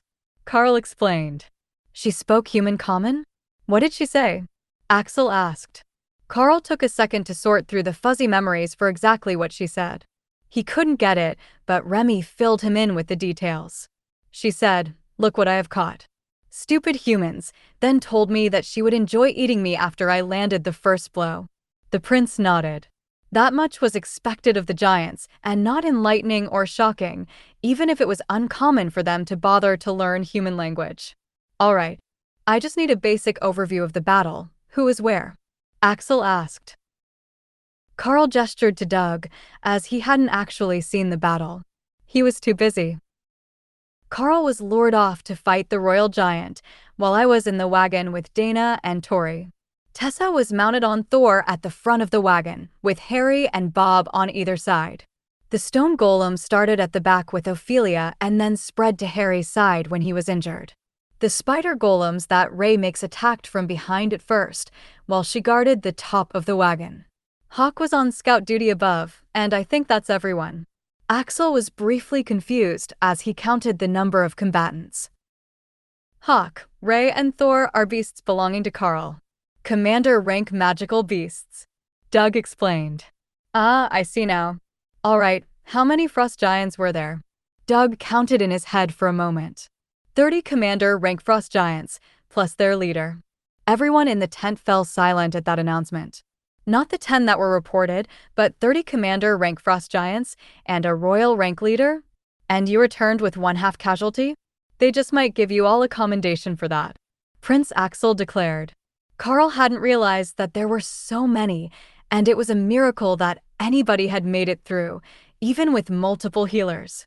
The first group was twice their size, and they had been massacred. But there also might have been even more frost giants before that fight. One of the officers from the back stepped forward with a frown. Not to question the integrity of A. High Priest, but how is that possible? If one of the commanders was fighting the leader solo and the other was on defense, protecting the wagon, how did you manage to kill 30 commander-rank frost giants while surrounded? Doug sighed and had Karl light him another smoke. Partially the berserker, Ophelia, who lives up to the reputation of the Bear Totem clan, and did a massive amount of damage with the war goddess blessing on her weapons. But mostly it was our ability to hold them off while the spider golems summoned by Karl's bloodbath spider tore them apart and the dragon hawk set them on fire.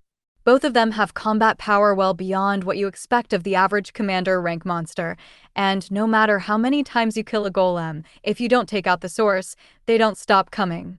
The frost giants thought that both mages were summoning the golems, but it was one and the spider.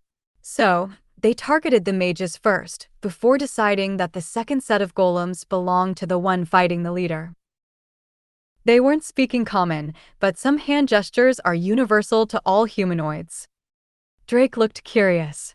And the ascended rank warriors and golems were able to stand up to the attacks of the frost giants long enough for the commander rank golems to eliminate them? Doug gestured at Karl and Thor brought up, refreshing lightning, over the cleric.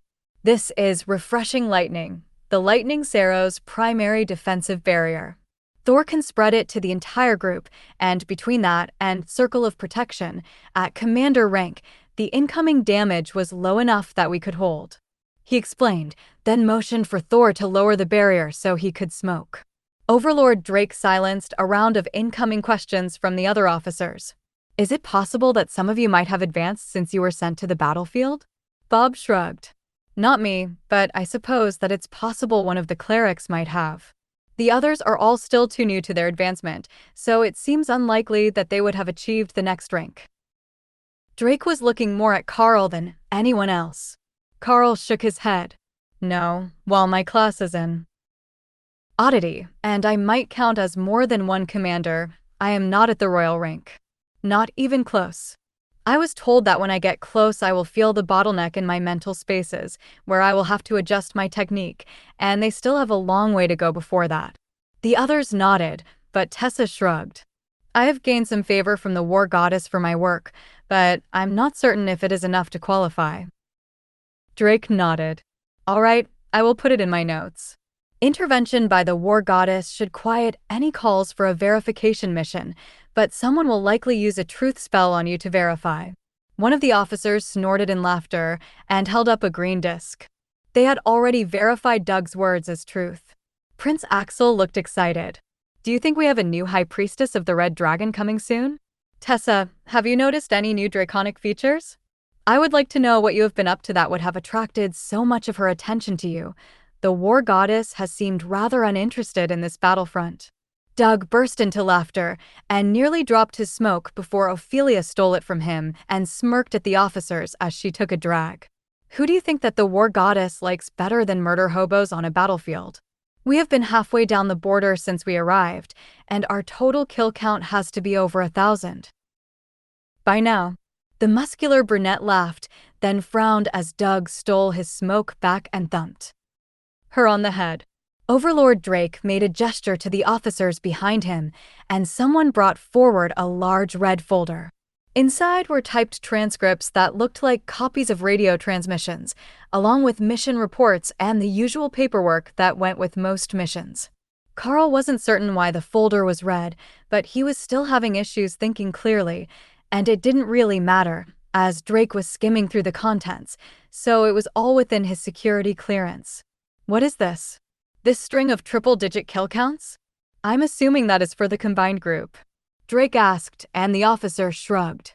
Tessa snapped her fingers. I know what you're reading. Those days we went hunting reinforcement groups and split the kill count between the two groups so that we didn't have to file paperwork for a combined elite recon force. So, It's not just the same number misreported. Your groups killed the total of the two numbers. That day, Overlord Drake replied. Exactly. We didn't want to mess with the total, as that would change the expectations of the main lines, so we split the kills between us when reporting. The officer held up his green disc again, and Drake shook his head in dismay. And they call the overlords the monsters among the elites. Is one of you perhaps auditioning for a position with the Black Dragon, goddess of death? Doug shook his head. No, we're keeping things balanced. We rescued a town full of refugees too, if you check a few more pages in. We're a bit behind on the good works, but helping reset the climate back to normal has to count for a few balance points. It's just that they were sending awaken groups with an ascended leader, and we have a commander-rank bloodbath spider who summons golems, and a dragon hawk with a pure hatred for all things water and ice element. The reinforcement groups died so fast that sometimes the rest of us wouldn't even get to fight. One of the officers chuckled. What's next? Stacking so many giant corpses that you create a beacon fire that can be seen from 2 valleys away. Karl's mouth was moving before his brain realized what was happening. That's in the records for Sector G4C.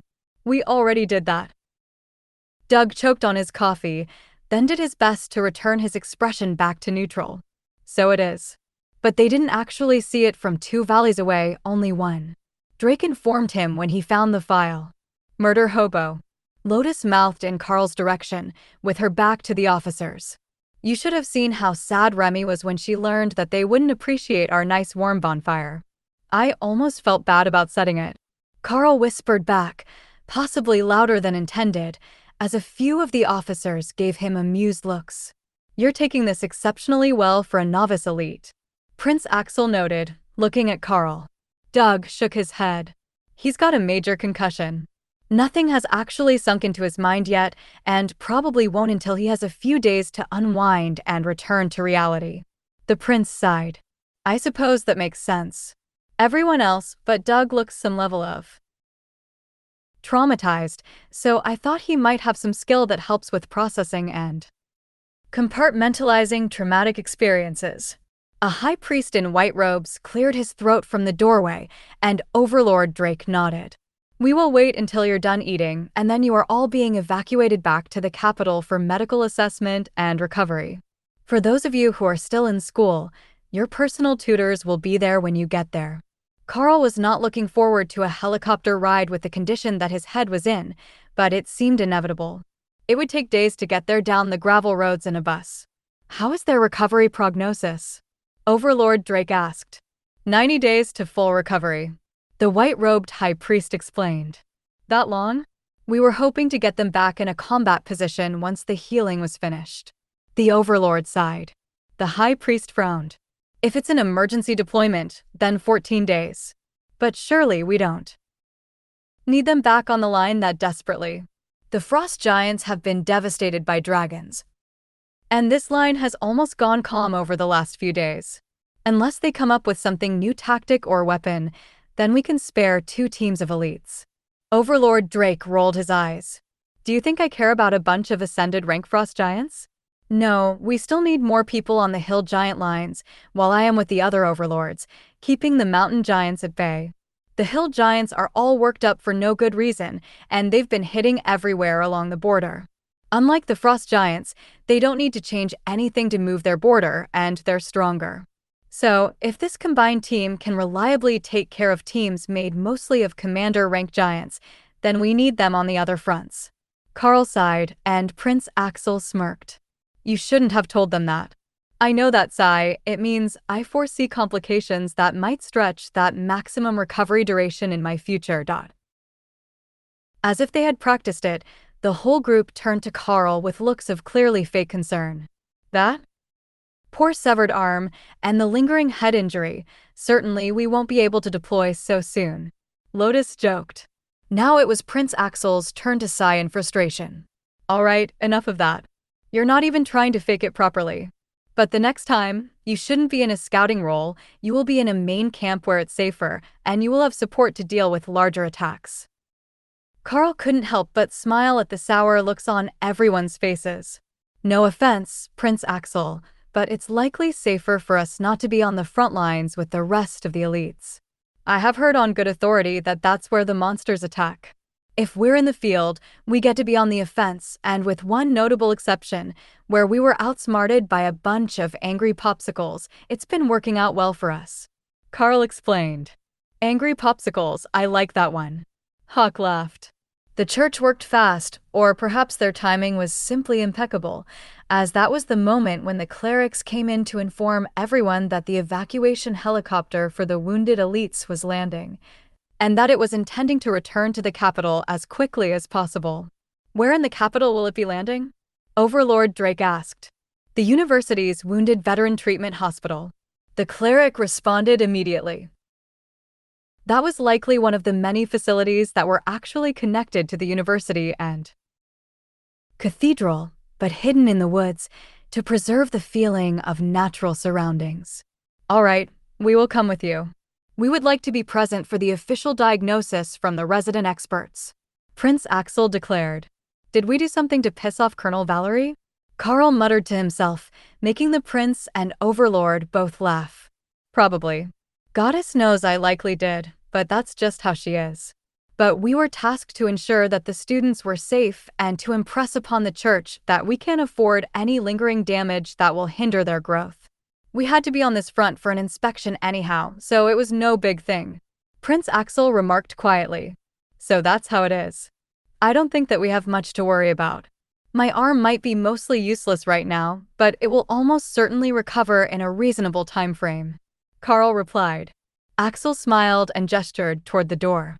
It's that almost that the brass finds unacceptable. Now, I suppose we should be leaving, as the church specifically made space for everyone in the evacuation flight. That made sense to Karl, especially when they had started with the speculation that one of the others might have made it to commander rank. The church did almost all the testing once you were out of the academy, and two of the most likely candidates were Tessa and Lotus. The thought of Lotus, the tiny wild child of a nature cleric, as a high priestess brought a smile to Karl's face, which drew the attention of the others. Something amusing about an evacuation flight? Harry asked. Karl shook his head. No, I was thinking that they likely expedited it, hoping that one of their own had reached commander rank. Now, it might be Tessa, but can you imagine Lotus as a high priestess? I mean, nature priestesses are known for being a little out there, but Lotus in charge of stuff that involves sitting and paperwork. Lotus gasped in horror and Doug laughed. There are at least 50 pages of reports to write after you. Officially advance.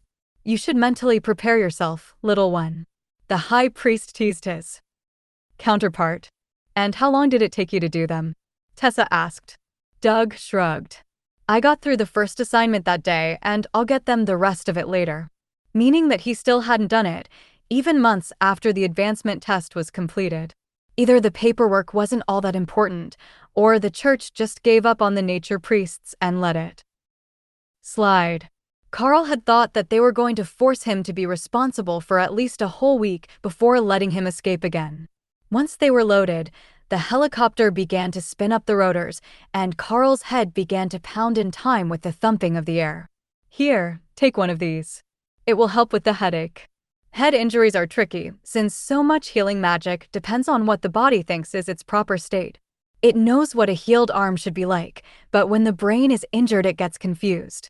One of the clerics explained as he handed Karl a small white pill. Karl swallowed the medicine, and immediately his headache began to fade as his whole body became numb. Fortunately for him, the ride ended long before the pill wore off, and before he knew it, Karl had his arm around Dana, leading the group into the hospital while she grumbled about it being a waste of time as she wasn't injured. Physical wounds aren't the only thing that we treat here. One of the clerics informed her with a gentle smile. Lotus pulled Dana out from under Karl's arm with a smile and gave her a spin. Relax, I've been here before. It's good to get things off your chest, and they have the good food, as long as you're not sick. Dana smiled softly. Is it common for nature priestesses to be sent for mental health evaluations? Lotus nodded happily. All the time before we are confirmed as followers of the Green Dragon or one of the other nature gods. People usually think that we're crazy or scatterbrained when we're really just bored. Or stoned. Ty muttered. That's a definite possibility. The others tell me that I don't need drugs, though. I'm fun enough without them. Speaking of which, once we are settled in for the night, can we get Karl to let Ray out again? I want to swing in a hammock. Lotus agreed. The cleric in front of them in his doctor's robes gave her a concerned look while the group laughed. Karl gestured to her bag. You know there is a hammock in there. You can just hang it up in your room if Ray isn't around to make you a custom one. Oh, right. I forgot that there was one in here. We haven't had a chance to use them in a while since we've been in the same spot with new ones made for us. The doctor pinched the bridge of his nose and closed his eyes to take a deep breath before dealing with them again. I would ask if this was new behavior, but it clearly isn't. Are there any other oddballs in the group that I should know about? He finally asked. Other than the Werbear totem berserker who gets super growly if you tickle her, the guy who talks to his pet monsters, the war priestess who treats a lightning Sarrow as a pet, and Doug? Not really.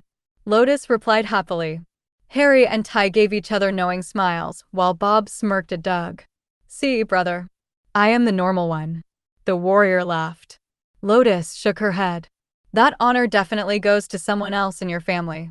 But you don't really qualify as an oddball. Doug gave Lotus a high five, while the doctor shook his head. You know what? I'm bringing in a specialist team for this. I'm not doing this on a Monday, he muttered as he tapped a button on the wall by a door.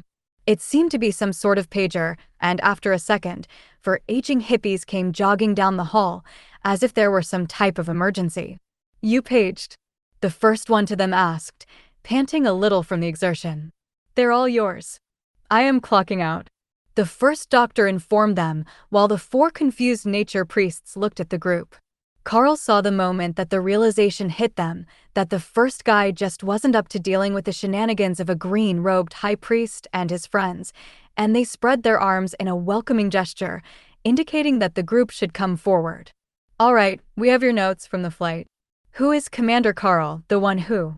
No, that can't be right. It says here you were punched in the face by a frost giant. One of the clerics in the back asked. Lotus shook her head. Technically, she punched him in the chest, and his head hit a tree when he was finished flying. The initial diagnosis was a concussion. All right, was that before or after he lost the arm? The doctor asked, directing it at Lotus as the first responder on the scene. After, but not long after. The fight was over when I got there, but it couldn't have been more than 30 seconds apart. I did my best to put the arm properly in place, and he's got motion in the fingers, but they're still weakened and not responding properly. She explained.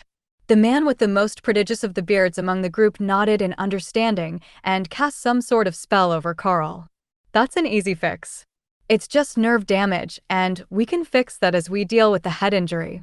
It would sort itself out in a few weeks of treatment anyhow. The bearded doctor agreed.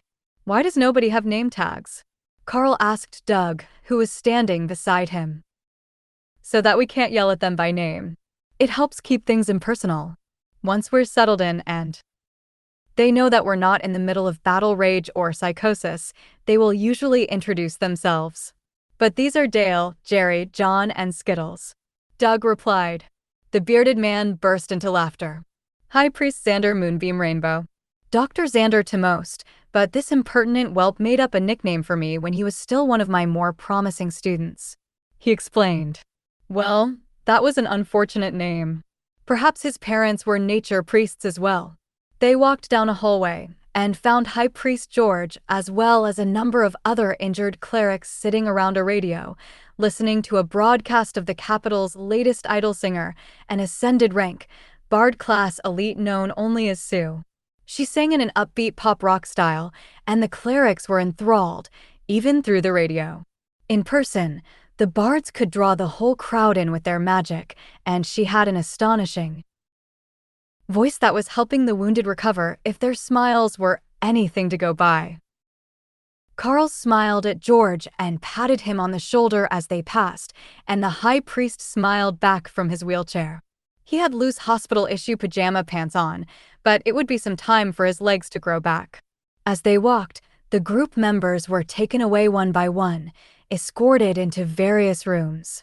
Most of them would be in and out quickly enough, but Karl knew that he would be there for at least a few days while they sorted out whatever was still going on with his head. Eventually, Doug was the last one with him, and Dr. Xander turned him by the shoulders into an examination room while two aging high priests in the white robes of the main faith under their coats escorted Karl into the room across the hall. All right, we will start with the physical injuries, and then we will ask you a few questions about your time in battle. It can do strange things to people, and it's as much for our peace of mind as your own. Keeping things bottled up isn't healthy, after all. Now, this is going to feel bright, but it's actually in your head and not a physical light. The doctor explained. He wasn't joking, it was like the whole world went gold, but underneath the light, he could sense something paying attention to him. I told you that mental fortitude was an important skill, didn't I? The voice asked. I can't argue with that. At this point, I feel like I should be freaking out and breaking down. In fact, it doesn't make sense that I'm not. But it's in the back of my head, you know. Karl replied, used to the sensation of mental communication from interacting with the beasts. Karl sensed multiple sources of amusement, and then the sensation faded with one last bit of wisdom. Even the smallest beast knows when to run and when to fight. Don't forget that. The light faded not long after the voice did, and Karl opened his eyes again. He was staring at two very concerned doctors, but he didn't recall any pain or anything other than the voice and the light. That wasn't as bad as expected. Bright lights have been my nemesis all day. Karl explained. What do you remember? The doctor asked. There was a voice in my mind, the same as when my beasts speak to me, but not one of them. It made a joke about one of my class skills, and then reminded me that every animal should know when to run away. Karl shrugged. That's all. The doctor asked. I mean, yeah. What were you expecting? The doctor frowned. You were surrounded by golden light for over 2 hours. We expected a longer timeline. Now it was Karl's turn to frown.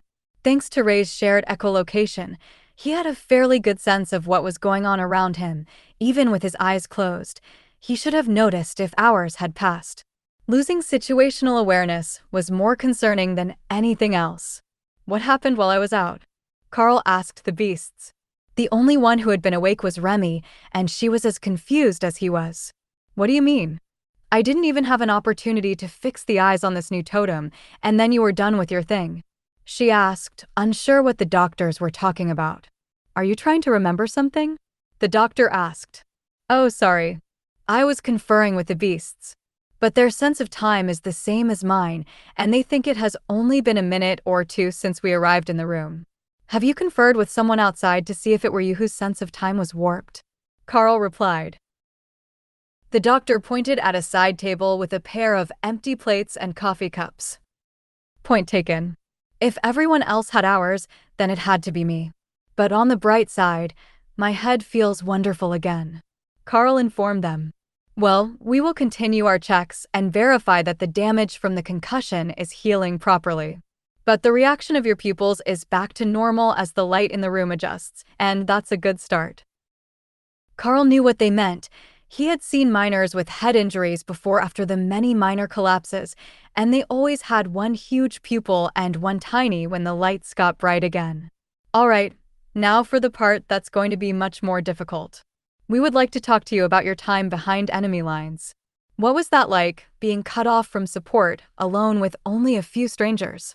The doctor asked. Karl laughed. My team aren't strangers. We might not be family, but we've been through a lot together, and this was not our first mission together. In fact, even the Mackenzie brothers are familiar faces, as I have worked with them recently as well. Being behind enemy lines was partially our choice. We wanted to be away from the main lines, where we could start fights on our own terms, not wait for the frost giants to charge and then respond. But when the lines were pulled back the first time, we were guarding a spot along the border. We would have had to go through the enemy lines to get back to our side, but as I mentioned, we didn't really want to be involved in that shit show anyhow.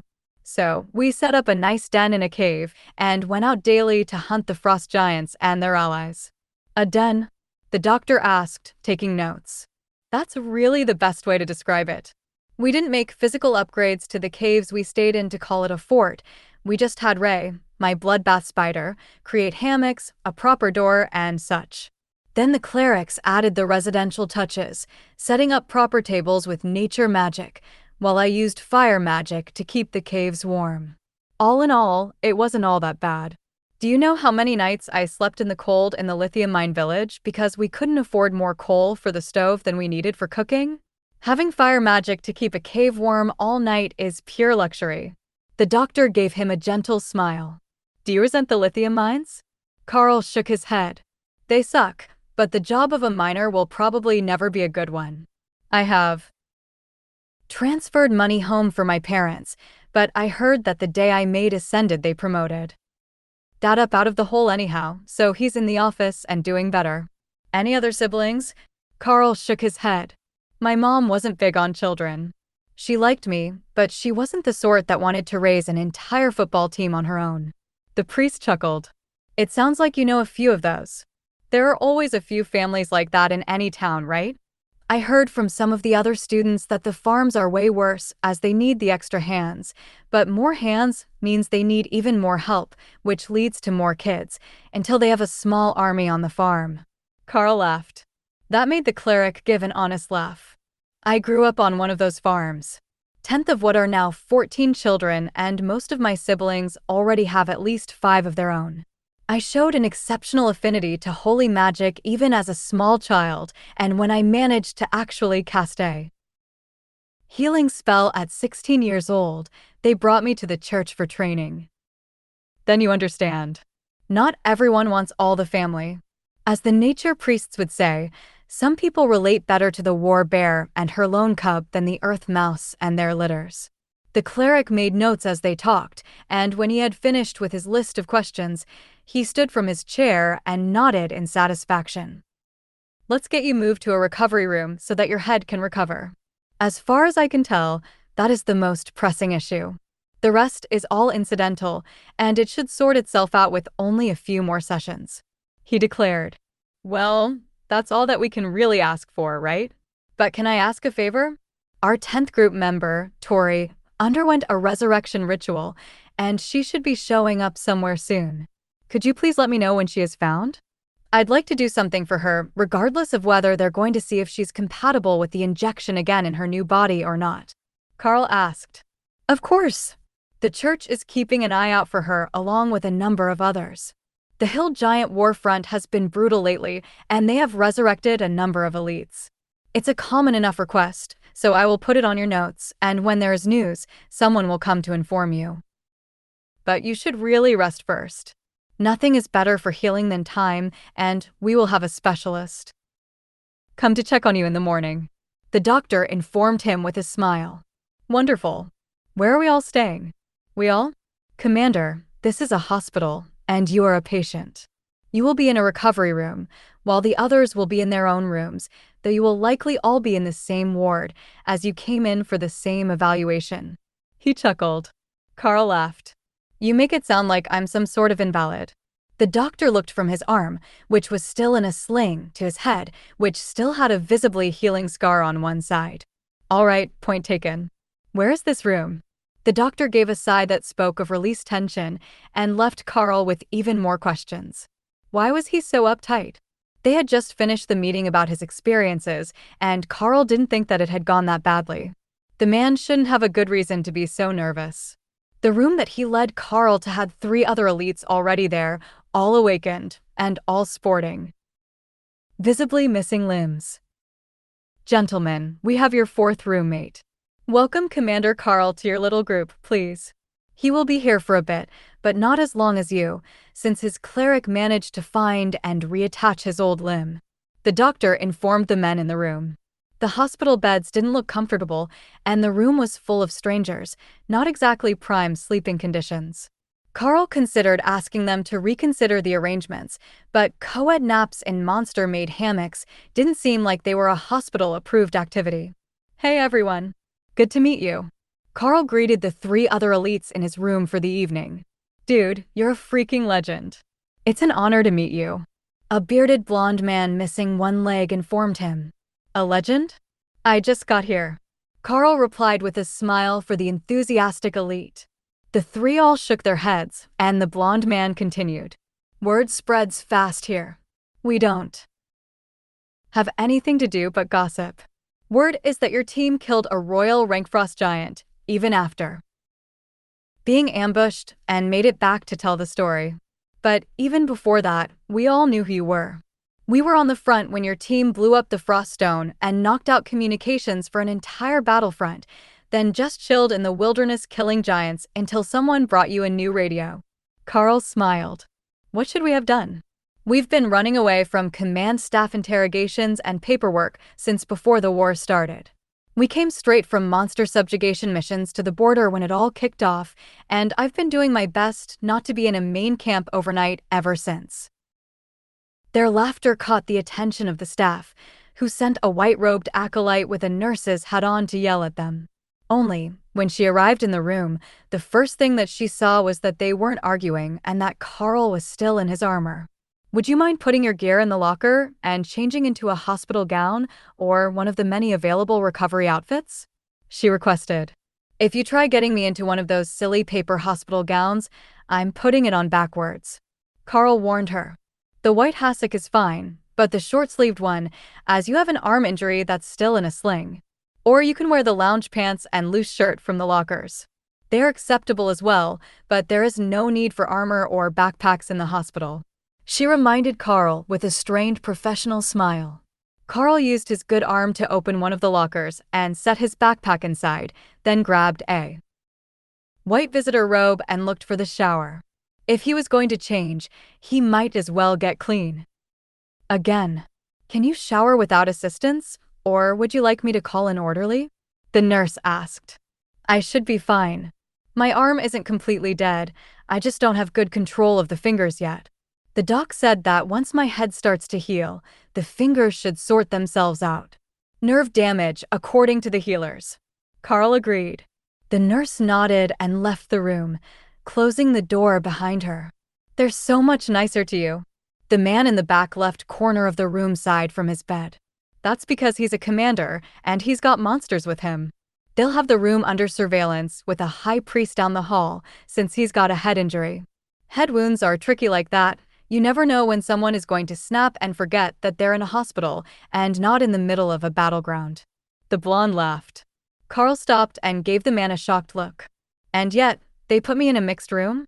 We're all warriors. We might not look like much right now, but we can take a hit or two, and there aren't any spare rooms right now. Normally, all commanders get the private rooms, but if you're here with us, then there are 0 left. It's likely more fun here than in a solo room anyhow. They told me that they're not going to put the group back together in a dorm while we are in the hospital, so it's better here than bored alone. But I will be back in a few minutes."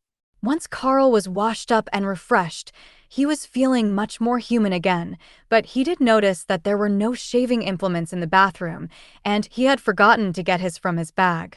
He didn't grow a great beard, it was still fairly thin, but now that he was out of the frost giant nation, his face was warmer than he would have preferred. He came back out in the plain white robes and watched as the other men traded money, clearly having bet on something.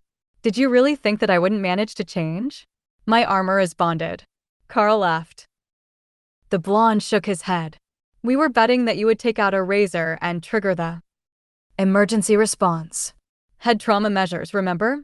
My bet was that you forgot it in your bag." Karl chuckled. "That's exactly what happened.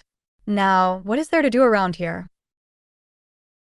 "Well, you can walk, so you can likely wander around until they yell at you, or get the nurse to bring a book, or meditate, if that's possible with your head injury. Sometimes they tell you not to. Mostly we just sleep and sit around telling jokes and war stories. It helps pass the time. You'll see soon." Time passes either very fast or very slow here. While they talked, Thor was mentally measuring the room. There were plenty of people here to meet, but not enough room for him to stand between them. The blonde man was right. Hospitals really were boring. The man in the back corner smiled at Karl. I suspect that with you in the room, things will be much more interesting than the last week was. There was a huge fuss on the radio after you left for your mission, when General Orland found out that not only had another team been sent, but they were missing. The other two glared at him for a second. Sorry, I didn't mean to bring up bad memories. Karl shrugged. It's not all bad. We got the target, and we brought back a survivor. There was still one high priest from the first group alive at the ambush site. He's here in the hospital already. I saw him on the way in. Karl had just sat down on his bed to meditate when he felt someone casting a spell to calm them, or possibly to put them all to sleep. He wasn't sure if it was hospital policy for this time of day, or if they had annoyed someone with their joking around, but he decided to lay down to meditate anyhow. The mattress was hard and uncomfortable, and Karl frowned as he relaxed onto it. Cushy, right? The blonde asked. I've been sleeping in spider silk hammocks that stretch to match your body weight distribution. I don't think that a regular mattress will ever feel right again. Karl explained slowly as he felt the spell settle over him. The others were slowly drifting off and didn't seem to notice the spell. Either that, or they were used to the effect, and it didn't startle them, but Karl's mind rebelled against the magic, wanting to force him awake. So, instead of sleeping, he put refreshing lightning back up and continued to meditate. For the next 6 hours, by Karl's rough estimation, that worked out well, and everyone else in the room slept and recovered while he worked on rebuilding the power focus in the beast's spaces. Then the doctors came in to make their rounds and cast a plethora of healing spells to help rebuild and regrow the lost limbs of the others. But when they got to Karl, he heard someone cussing and the sound of a wall being punched. He focused on Ray's version of echolocation, which didn't require him to open his eyes to see, and noticed that someone had tried to give him an 4 drip. It appeared that they punched the wall in frustration after they had burned themselves on the refreshing lightning barrier. What the hell are we supposed to do now? The order says 4 fluids for the next 6 hours within antipsychotic and then another 48 hours of sedation until the head wound heals. The burned person, an orderly by their outfit, whisper shouted at the others in the room. You're lucky to be alive. Did you even think to check for protective spells before you tried to jab him? That one is a fresh commander rank battlefield trauma case. Of course, he will be paranoid enough to keep up defensive spells while he sleeps. Thor giggled to himself as he spread the barrier over the whole group again. Karl hesitated for a moment as he considered not stopping him. The others would likely appreciate the extra healing spell, but the staff definitely wouldn't. So, he had to say something. Let them rest without the spell until they're awake again. We don't need to make life harder on the healers. Healers are our friends. Karl eventually reminded the Sero, who was still resting in his pond, where the holy magic from the stones would heal his leg faster than being outside with healing spells. The spaces were the perfect space to recover, and with his pond, he would be fine in no time at all if he wasn't already. Thor had no intention of getting up to find out. It was more relaxing to simply float here and wait for something to do. What do we do now? If we can't administer the medicine, do we just make a note or send someone else in? The burned person asked. From outside the door, someone laughed softly. Or you could simply ask him to take the barrier down. He's been awake the entire time. You distracted him from his meditation when you tried to stab him with the 4-needle.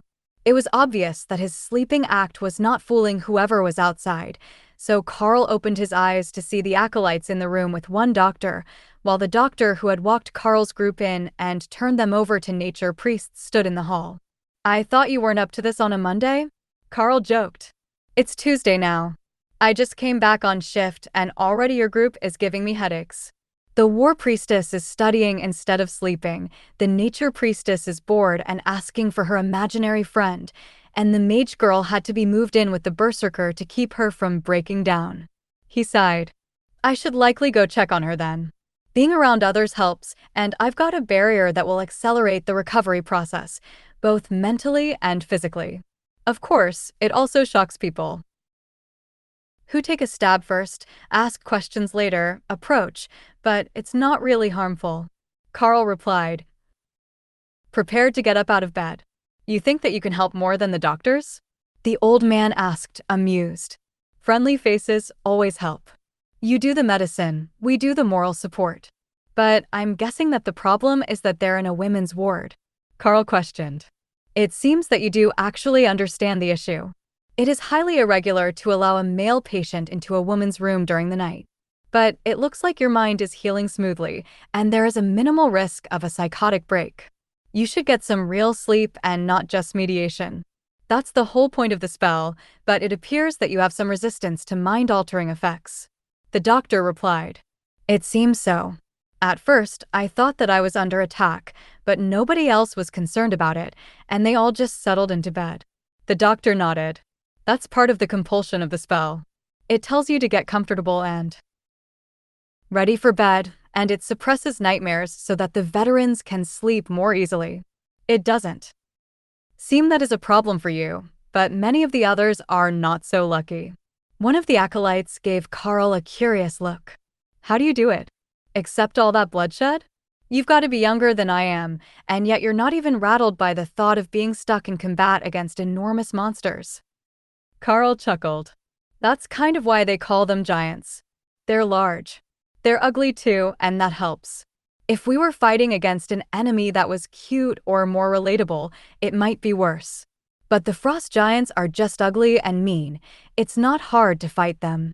The older doctor who had entered with the acolytes nodded. Some people just have a punchable face.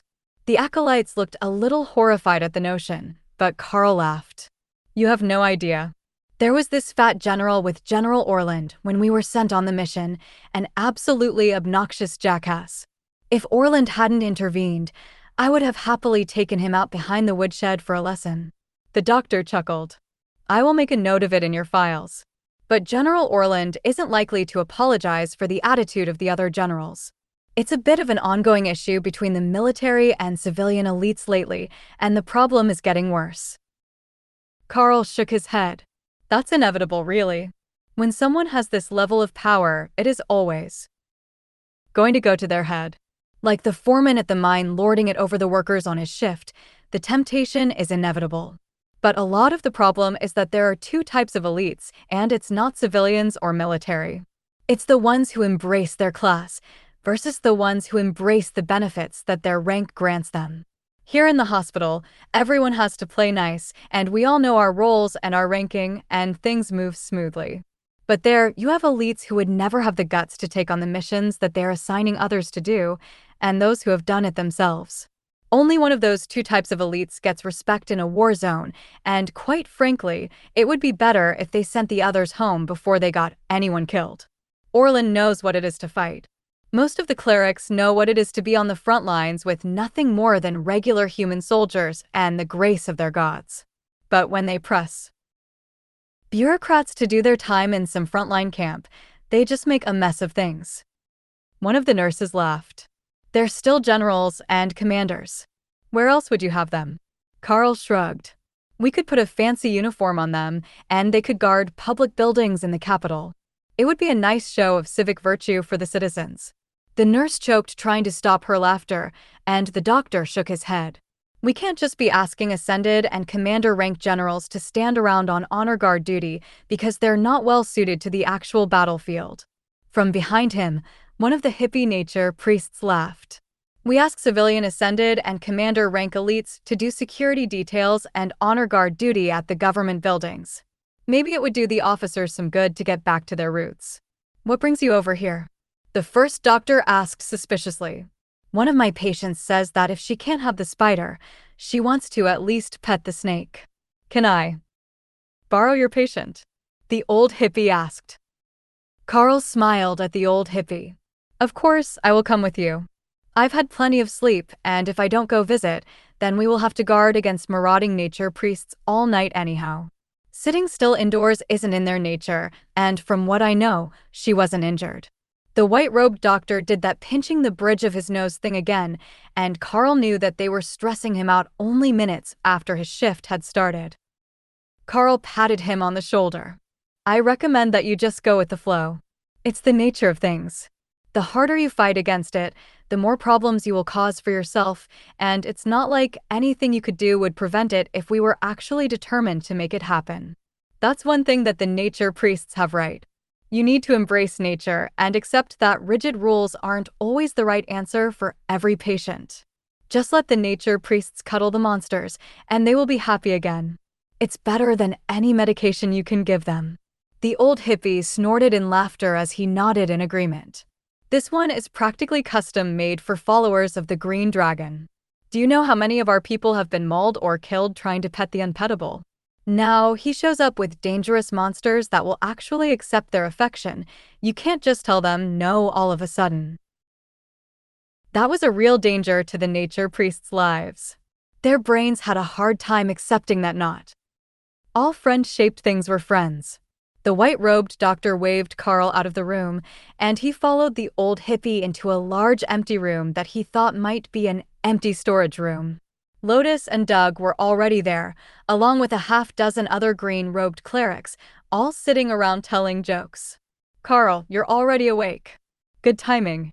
I just realized that we haven't actually gotten to properly meet Remy yet, even though I saw her on the battlefield. Lotus announced. Of course. Remy, how about you come out and say hello? Remy came out of her space to coil in Karl's sling, and then poked her head out to take stock of the room before she decided if she was going to actually come out in the open.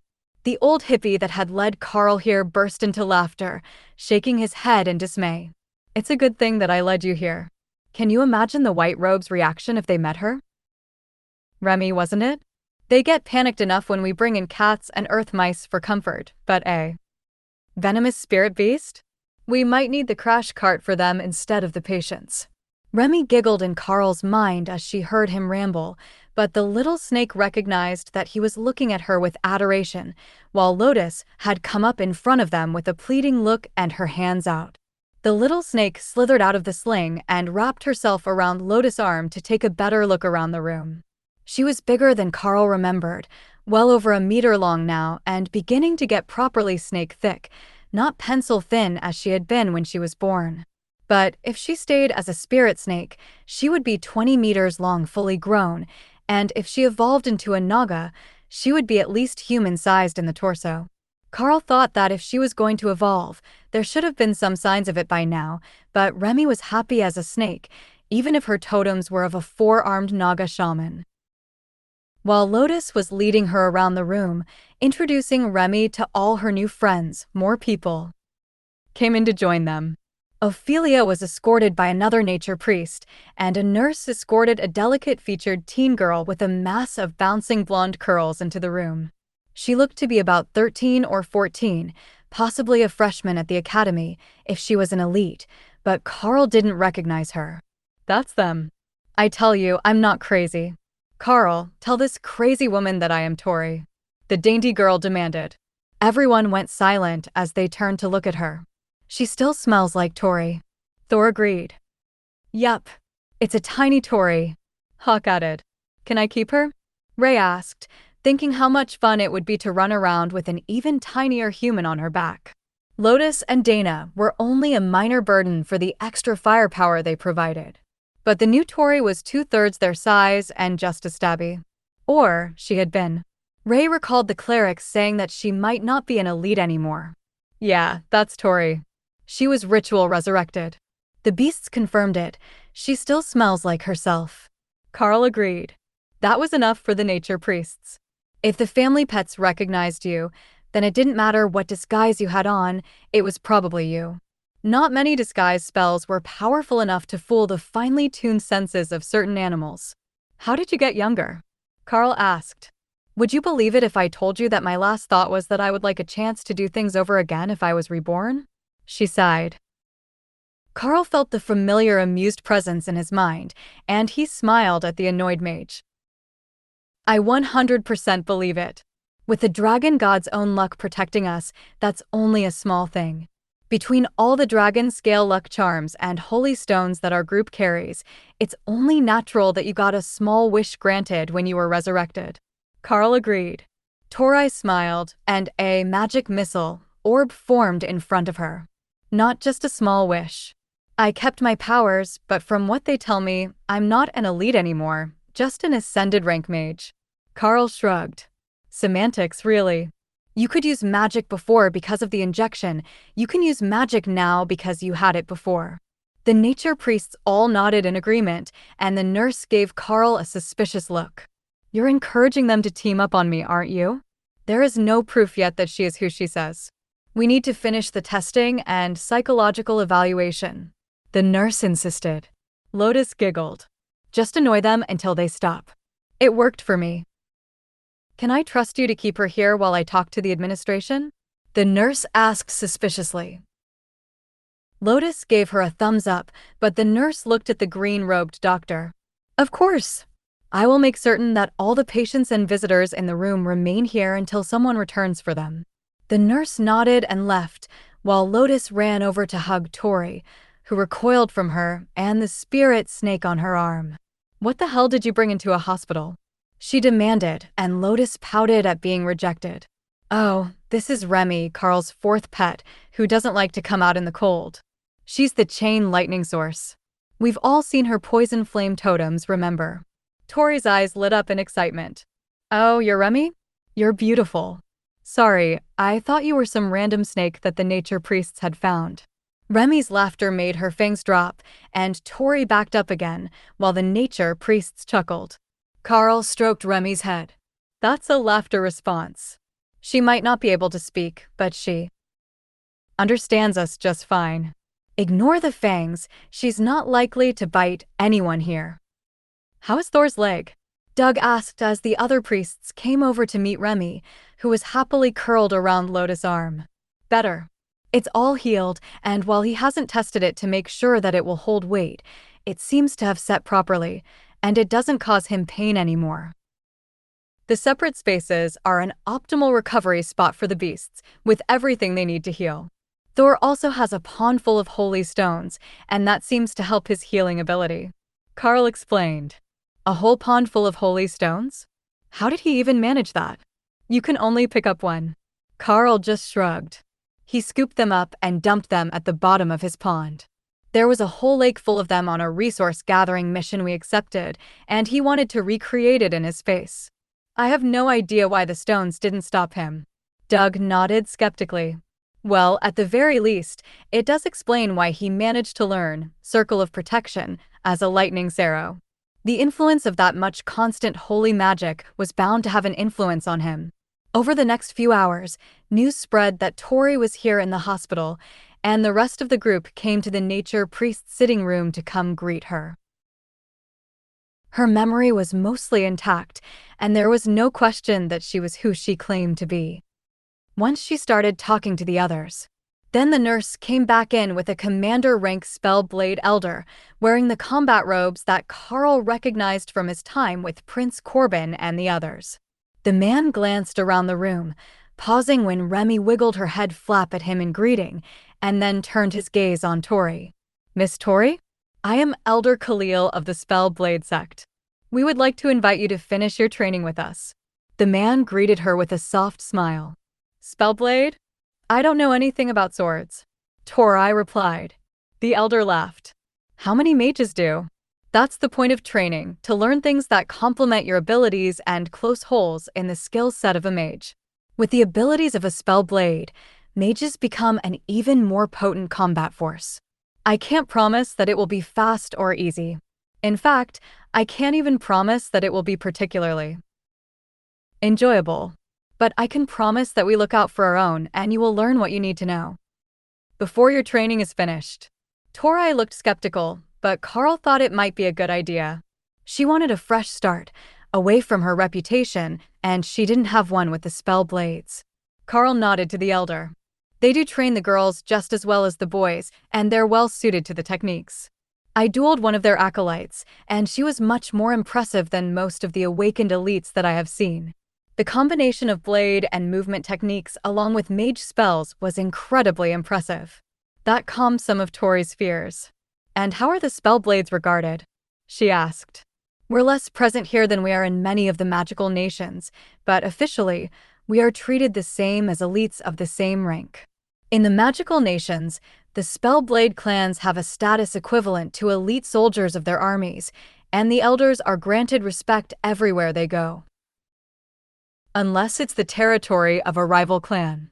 Elder Khalil chuckled. The politics of the clans in other nations were much more complex, as everyone fought for influence among the many factions of magic users. But in the Golden Dragon Nation and the other non-magical human nations, the respect for their powers was less conditional and more linked to their rank. But that was a lot to explain to someone that he was trying to recruit for his clan. It wasn't often that they not only got the chance to take in someone with proven potential, but someone who already knew the basics of magic. The first few years were normally spent building the base of their magical knowledge, as without the divine injection, they were starting from zero without a cheat code, and it all came down to the accumulation of knowledge and hard work. Tori knew a little about the Spellblade clans, but only as hearsay, and hadn't met any that were from the Golden Dragon Nation before. The elder did seem like a decent guy, though, and everyone in the room seemed to have a positive opinion of his group. "What would I have to do to join your clan?" Tori asked. "We have 2 requirements. An oath of loyalty, that you will not betray the secrets of the clan or its members, and secondly, you must give up your past. All our acolytes take on new names when they join the clan so that they can't be as easily tracked by those who might hold a grudge against their lineage. Now, I doubt that your parents have enemies that would challenge a Spellblade clan, but the rule is the same for mages who join from other nations as well," he explained, then straightened his long white beard with one hand, making him look ancient and wise, in a stereotypical mage way. Tori hesitated for a few more seconds, then extended her hand. "I agree to your proposal." The elder bowed politely to her as he shook her hand. "Wonderful, I will escort you back to the sect complex. Don't forget that your name will be changing when you arrive, so those friends that you have here won't be able to easily look for you. We won't deny them if they arrive looking for you, but if anyone asks about your old name, we will deny knowing your old identity," he reminded her. Karl gave the now young mage a hug. "Don't worry, if you need us, we're easier to find than you are. In a pinch, just ask Prince Corbin to send me a message. We've worked together in the past, and he is a good man." Elder Khalil nodded. "He actually requested for Commander Karl and his group to come fight on our battle lines during the war. I do wonder what you did to Rosalind that made her hate you so much. She hates men in general, but Karl in a very personal and particular way." Dana and Lotus both laughed and gestured for Karl to explain. "When we first met, she challenged me to a duel to prove that spellblades were the superior training method. Now I was ascended to her awakened, and it didn't end well for her. She didn't take the loss well. She was still quite professional while we were in danger, but I suspect that we're not going to be lifelong best friends," Karl explained. Lotus nodded. "That sort of public humiliation won't be quickly forgotten.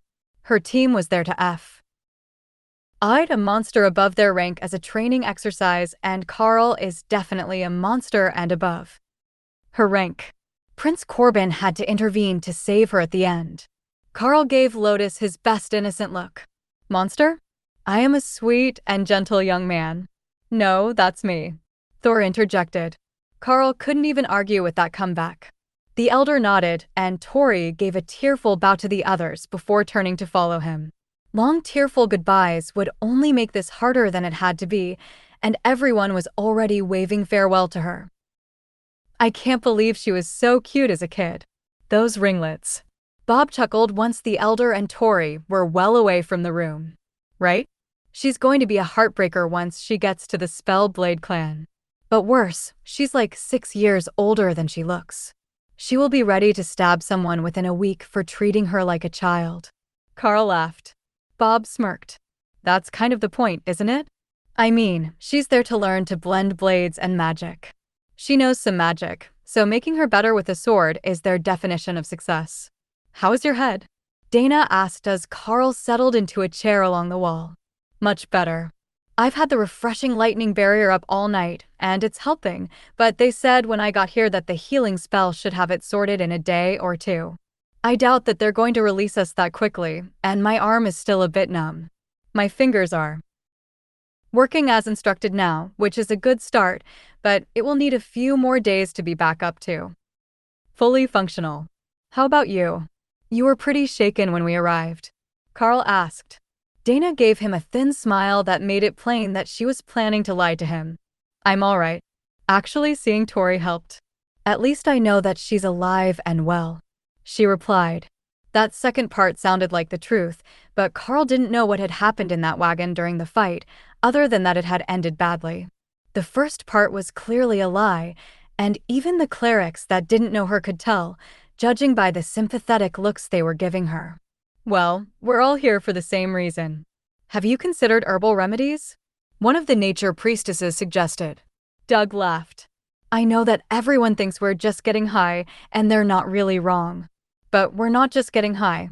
It's a spell to bring the mind back in balance with nature. But do you know what would help even more? If we could all just nap against a lightning arrow. Yes! Finally. When everyone woke up from their nap, they found that they had 3 more visitors to their group. Jill was sitting and waiting for Dana to wake up, while Colonel Valerie was entering with a dark-haired young woman whose light chocolate skin was completely covered in tattoos, visible through the lace sleeves of her floor-length black dress and all along her chest and neck. Good morning, Sleepy. I brought you your new advisor. I think that you two might already be acquainted in a way. You took over her old room after she graduated. Meet Morgana, the witch doctor, the newest member of the Bureau of Elite Development. Valerie greeted Karl in her business tone. It's honestly a pleasure to meet you. While I haven't been home to take proper care of the balcony, it has got to be the best room in the entire academy. Karl greeted her. Karl was going to give her a handshake, but when Remy came out on his shoulder to check out this odd woman, she pulled him into a hug, which put her face centimeters away from the snake. She's beautiful. What is your name, lovely? Morgana asked. She's Remy, a shaman-class Naga spirit snake. Karl explained. A shaman? You know, witch doctors are a type of shaman as well. Morgana replied. I thought that you were a witch. The others said that it was a goth witch in the room before me. Morgana laughed. That's because they're idiots. I'm a highly fashionable witch doctor, not a witch and a doctor. She gave a little twirl, showing off the lace back of her dress, which exposed even more tattoos, and then summoned a small cloth doll, which she gave to Remy. The snake coiled around it and hissed happily as she examined her new toy. Don't worry, it's not bonded to anyone. It won't cause any damage if she plays with it, Morgana assured them. Karl gave her a slight bow, then addressed the colonel, who was waiting patiently for them to finish. Are you certain that there will actually be time for lessons? From what I hear, they want us back on the lines again soon, he asked. Valerie nodded. There will be plenty of time.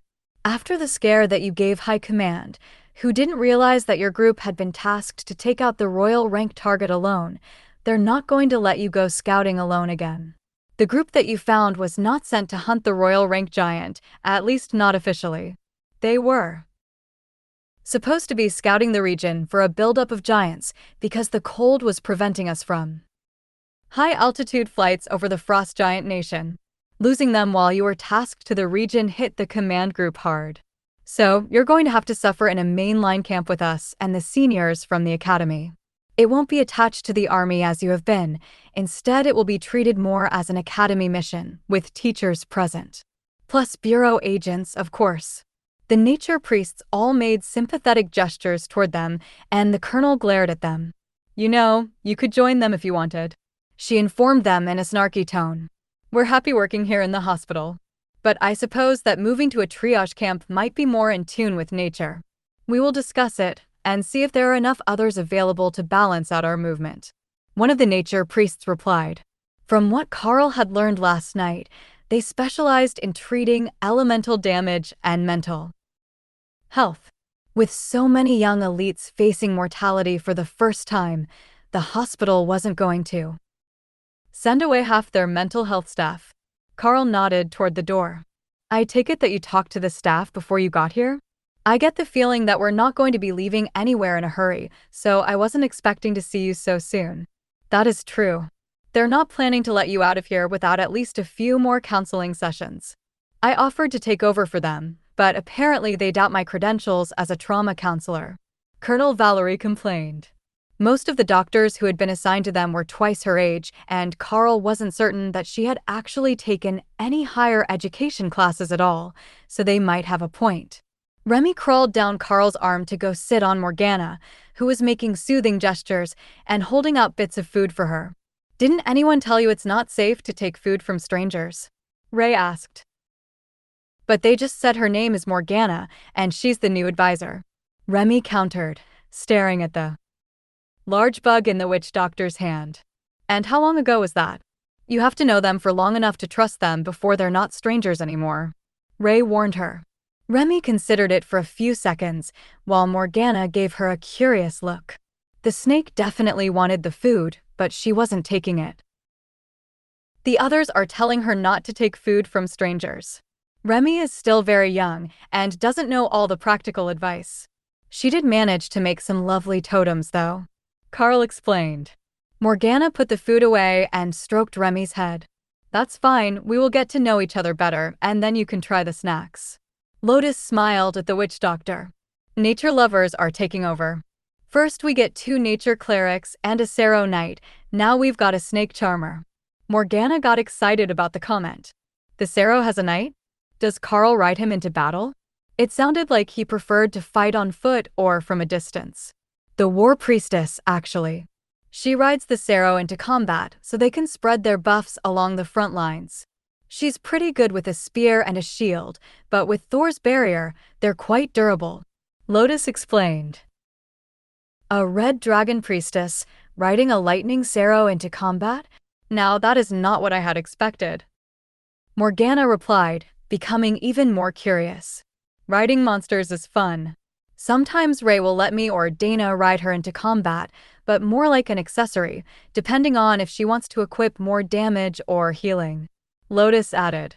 The clerics all laughed at the thought of equipping a priestess, but Karl thought she might be right. Ray liked them best because they were smallest and easiest to carry, and she traded between them depending on her need. She liked sleeping next to Dana better, but playing in the woods with Lotus. Mostly, she didn't play favorites as much as Thor did with Tessa going into combat, but in Tessa's case, she was the only one suitable for the role. Colonel Valerie waited while they got sidetracked before giving them the update that she had come to deliver. "Karl and Dana will be taking classes with their tutors beginning this afternoon after your session with the doctors. They're still concerned about Karl's head and arm in particular. Then after a week, they will reassess the situation and determine how much longer you need to rest for," the colonel informed the room. Lotus cheered. "Oh, that works out wonderfully. If we get Ray to set up hammocks for us here, we can all hang out in the lounge during our off time and unwind." "Ray makes hammocks?" one of the clerics asked. They had folding cots in the break room for when they were too busy to go home after their shift, but spider silk hammocks sounded pretty good. Ray happily came out, and Morgana did a double take when she saw how big the bloodbath spider was. "You know, when they said spider, I was thinking wolf spider or a tarantula. It appears that I have vastly underestimated what the word spider can mean," she mumbled. Insects, spiders, and snakes were involved in many of her spells, though not like Karl's. The witch doctors often used them to deliver curses and poisons, so the summoned creature was nothing special, but the magic on it was deadly. Ray used the corner of the room to make racks of 6 hammocks with a climbing rope attached to the walls, and then made a large webbing net along the ceiling that you could climb out of the top bunks and play in. The nature priests always appreciated a good spot to relax, and being at ceiling height meant that anyone wanting to bother them would have to come up to them or risk being ignored. Plus, it was a stretchy web, so it was soft and more comfortable than the floor. Hawk flew up into a larger hole in the net and took a perch to watch the people, just seconds before Karl heard cursing in the hallway. "This is a staff break room, not an animal sanctuary. Where did you even find them? Is that a bloodbath spider? Damn it, I am filing a complaint with the deacon." Someone was shouting while the nature clerics laughed. "I guess I should bring everyone back inside in a few minutes," Karl chuckled. The doctor showed up a few minutes later to get everyone for their morning treatments, which were mostly psychological, but Doug needed to have the internal wounds under his ribs checked to ensure they had healed properly. And Karl needed to have his arm checked as well. The concussion treatment mostly fell under psychological evaluations, other than the first scans by the clerics to ensure that the healing spells hadn't left any lingering pressure or pooled blood inside his brain that might cause a stroke. Well, it looks like the physical damage to your head has healed well, but after healing magic is used, the areas can be tender and sensitive for a while. The rest of your body looks like it is doing well, though I see that you had some recently broken ribs that were also set with magic, so you should avoid taking any more hits to the area for the next month, just in case. The doctor began after the scan. Karl chuckled, and the doctor shrugged. Whether anyone actually follows our recommendations or not is an entirely separate matter from the fact that we give them. Logically, they are healed, and they should be as strong as ever, but the nerves in the area remain sensitive as they remember the damage. So, we recommend not to take more injuries in the near future, as it can lead to phantom pains and other psychosomatic effects, which are nearly impossible to cure. Karl nodded. That makes a lot of sense. The whole body can be trained, so if your body remembers constantly being in pain, then it will be trained to respond with pain. Exactly, but you elites all abuse your bodies constantly. When you get to my age, all those old injuries add up, and you end up slow and nearly crippled without doing anything at all. That's why the hospitals still encourage the elites to take care of their bodies. I know that none of you are old yet, and with the advanced healing abilities and superhuman bodies, you might never be as old and slow as a cleric like me, but you will still feel it in time. The doctor warned him. Don't worry, document. I am listening. It might not be possible to avoid all injuries, but you already know that here at the Veterans Hospital. I will do my best to avoid allowing the injuries to stack up, both on me and my beasts. I wouldn't want to hinder their growth with battle damage. The doctor nodded, more concerned about Karl than about his pets. But if that was what it took to get the elite to take the medical advice seriously, then that was what he would go with. Too many of them didn't take their lives seriously enough, in his opinion. Of course, that had always been a problem with soldiers, according to a doctor. All right, we've finished with the concussion and the rest of the body. Let's see that arm, he announced. Karl took his arm out of the sling, showing off the smoothly stitched seam, where they hadn't taken Lotus' handiwork out yet. She hadn't sutured him like a doctor. She had sewn him back together like she was fixing a blanket, with crossed running stitches. The doctor smiled and shook his head. It was very neatly done, and he had no doubt that whoever had done this was a very skilled crafter, but if it got snagged on something, it wouldn't just tug one stitch free, it was all connected. First, I will remove the stitches, and then cast another healing spell, to ensure that the last of the damage is repaired. Then we will have to scan the bone. For elites who have undergone treatments with various magical remedies, their bones can be quite different from a standard human physiology, so I need to do an intense scan to see what I'm working with and how well it has healed. He explained. Oh, I can do the stitches if you'd like. Karl offered. You can do them? The doctor asked. Karl activated Flaming Body on his arm and burnt the stitches away instead of coating them, then used Refreshing Lightning to push the inner parts out for the flames to burn them away. When he was done, there wasn't a mark on his arm. There wasn't any hair either, but that was just a minor miscalculation on what the flames would burn. Well, that is unexpected. Do you have some sort of healing ability as well? I don't see any scabbing or scars left from the repair, and the fact that it healed without scarring is incredible. The doctor asked. I have a regeneration effect on the barrier that I use, but it has taken a lot of healing along the way. One of my beasts has a minor healing spell, Healing Splash. It's not up to the standards of a healing cleric, but it's good for closing small wounds. Karl explained. The doctor smiled. That spell is often underestimated. It's a healing liquid, and it will continue to work for a few seconds after contact if it isn't washed away. It's primarily used through 4 or multiple needle injections to heal damaged veins. Karl had never considered that. Healing the inside of a person wasn't easy with most magic, as he had learned. But if you could just fill them with a healing liquid, it would do the job much more effectively. Introducing it into the blood would let the body circulate it everywhere, healing whatever it touched. Of course, Remy wasn't a doctor, and neither of them knew how to set up and for, or even find a vein with a needle. But that wasn't the point. The point was that they had a skill that would make it possible for the real healers to do better work. Remy considered the implications for a moment. Emergency response snake. I even come with built-in needles. Karl burst into laughter, and the doctor gave him a look that said he was going to send him for another psychological evaluation. Sorry.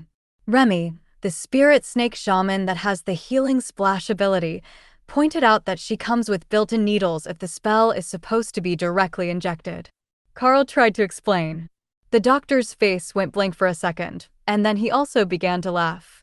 The thought of a snake biting you to inject a healing spell is just so ridiculous that I can't help but laugh, but it would actually be incredibly effective if they could avoid poisoning you. Their fangs are made for the precise and rapid injection of liquid into muscle tissue. The doctor stammered. Then he paused. So, you have multiple voices in your head all the time? Karl made a non-committal gesture. There are 4 beasts linked to me, but they're not always sharing everything. It's more like, when they want to talk, I hear it, and vice versa. The doctor made a note of the description before continuing. That has to be distracting in combat. How do you deal with that?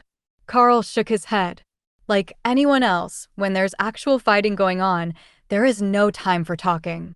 They comment with vital information, kill celebrations, and confirmations that they heard directions. But none of them is really a chatterbox. If they could talk to more people, I suspect that Thor, the lightning Sparrow, might be. He loves people. Especially people who will rub his head. Thor was nodding enthusiastically in his space. If he could talk to more people, that would be outstanding. He had a whole lifetime of things to tell them that Karl already knew. The doctor cast a spell over Karl's arm and then focused on his magic for a few minutes as he examined the formerly wounded limb. I think that it's good to go. The healing spells bonded the bone properly, and I don't see any unhealed secondary fractures or floating bone fragments. Those often don't heal properly. From today, you should be able to remove the sling and begin to use the arm again. Just take it easy. As we talked about, all the nerves will either be somewhat numb or oversensitive. It will just take a few days for them to adjust again. Now, we can start the grip tests to make sure that everything really is functioning properly. Those tests of manual dexterity, grip strength, and fine motor skills took them right until lunch, when Morgana came to come get Karl so they could get to know each other before the afternoon classes. He had basically skipped the entirety of his academy education, and Colonel Valerie had tasked her to get him up to speed on all the things he would need to know as a commander. Morgana sat Karl down at an empty table in the hospital cafeteria and took out her notebook, which he couldn't help but notice was just as covered in drawings as her body. All right, we will start with the basics, your future goals, growth path, anything that might not have been passed on to me by the Colonel or by Lieutenant Rita. She began. It's still odd to hear Lieutenant in front of her name. She was always Sergeant Rita, and she was promoted after we were separated. But I think most of it should be in the notes. But I would like to add that I got this shiny sword that steals life essence from things I kill, and that seems to have a rather noticeable effect on the beast's growth rate. Once I got it, they started growing to full adulthood in a rather remarkably short time period. The only exception is Remy, who is still in her early growth phase, when the others would have been fully grown by now. Morgana nodded. That's just because she's a spirit snake. They normally take decades to be fully grown, not just a few years like the spider or Sparrow. So, it's nothing to worry about if Remy's journey to adulthood is slower than the others. She also has an evolution ahead of her, but from what I can tell, she is developing in the giant spirit snake direction. Most likely in the storm snake pattern. Storm snake? Karl asked. It's a name that the researchers have given to spirit snakes whose abilities favor weather manipulation. Blizzard, lightning, and so on. Then there are the blood snakes, who favor blood magic, or the giant spirit pythons. but she's clearly not one of them, as she has venomous fangs. Morgana elaborated. That makes sense. I thought you were saying that there were even more evolutionary options available to her than I had realized. There is a chance she will grow into an actual Naga shaman, but somehow that seems unlikely. When she was just born, she used her water manipulation to form arms, but I haven't seen her do it since. Oh, what caused her to do that? Morgana asked. A celebratory gesture, marking the fact that she had safely and successfully made it into the world. Karl elaborated, while the witch doctor nodded in understanding. Naga aren't as bad as the Lamia, who tend to kill their clutch mates, but they don't tend to have any sympathy for them if resources are limited. But we can get to Remy's development later. What were your plans for after graduation? What sort of career would you like to get into? The school is a bit lost as to what sort of path you should be on.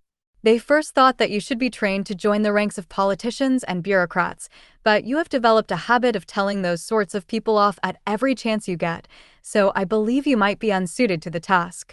Did you want to take up some sort of trade? Perhaps become a business mogul? What is the dream future for Karl? They're determined to set a career path for me, are they? Karl sighed. It's essential to your training. You didn't think that you could skim through 4 years at the academy without taking a single actual class, did you? The first year is more focused on your skills. To determine potential without the extra education getting in the way, but we can't neglect your future. Karl chuckled at her earnest determination to be a good teacher, but he really had no ambitions involving business or politics at all. If it was left up to him, he would work just enough for a luxury life and spend the rest of his time focusing on the growth of his partners. Maybe being a librarian or a teacher would suit him. He had an ability for making skill books, so it would benefit him to know as many skills as he could. That also sounded like it would give him plenty of opportunities to be in the wilderness, looking for new skills. Karl gestured toward the book in her hands and smiled. Actually, I have a talent for learning and teaching skills. Perhaps I could do a job along those lines? Searching for new skills and turning them into skill books to be distributed by the Blue Dragon clerics after they've been duplicated. You want to be a treasure hunter, or perhaps a teacher? That's a bit of a dichotomy, but I can see that the focus is more skills for your team. Do you get access to all those skills directly? She asked. Karl shook his head. I get access to racial skills of the beasts, but not their entire repertoire. For example, I have the effect of the offensive adaptation, skill active on me, but I can't create golems on my own. I have studied it enough times that I might be able to make the golem book with Ray's help, but I still can't cast it. I suspect that I wouldn't be able to use the book I created either. What an interesting skill. Can it just be any skill that your beasts know? She replied. Karl shook his head. No, I have to have a pretty solid understanding of how and why it works before I can create the book, even with their help. If it's a new skill, there is no chance.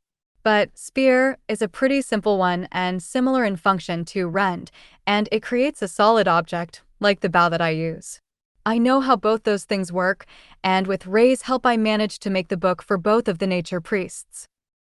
Morgana smiled. You know how to use chain lightning, correct? What do you think that the chance is that you could make that into a book that lightning magic users could use? Lightning Bolt is a common book, but Chain Lightning is not.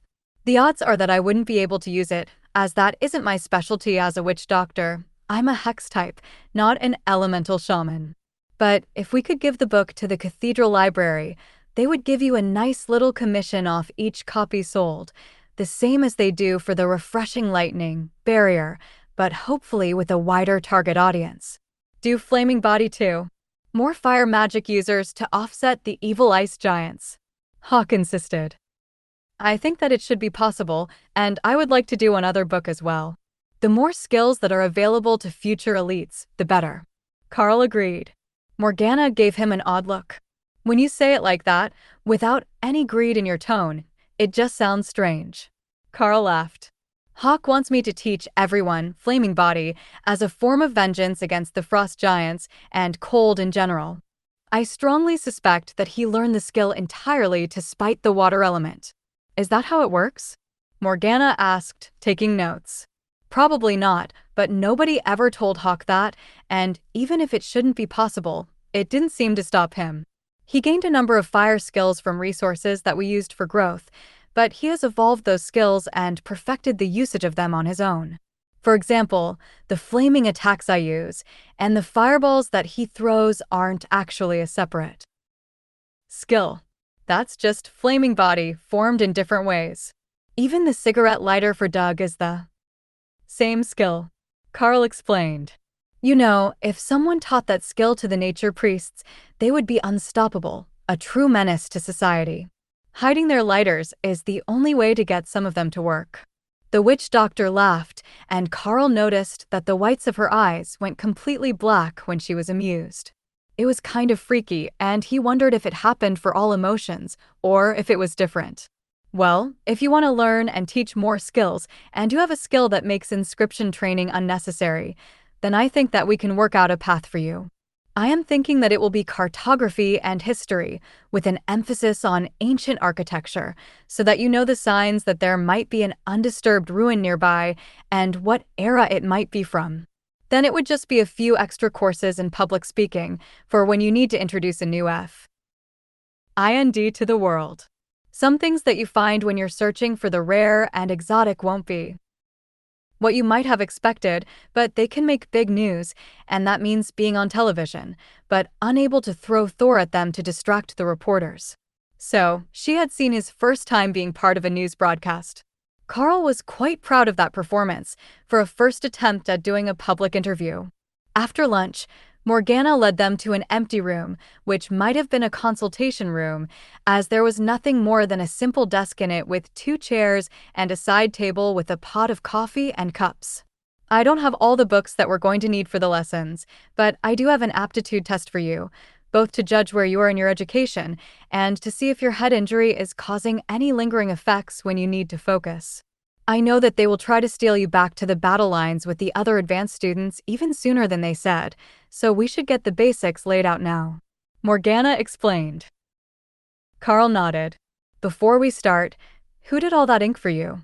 Some of those tattoos are incredibly intricate. Morgana chuckled. I did them all, but they're actually all spells. As a witch doctor, one of my abilities is a blessing or a curse on a target to enhance their abilities. So, the few who of the class all chose to cover themselves in the spells to mimic the abilities of the other classes, with enhanced mental powers and physical skills.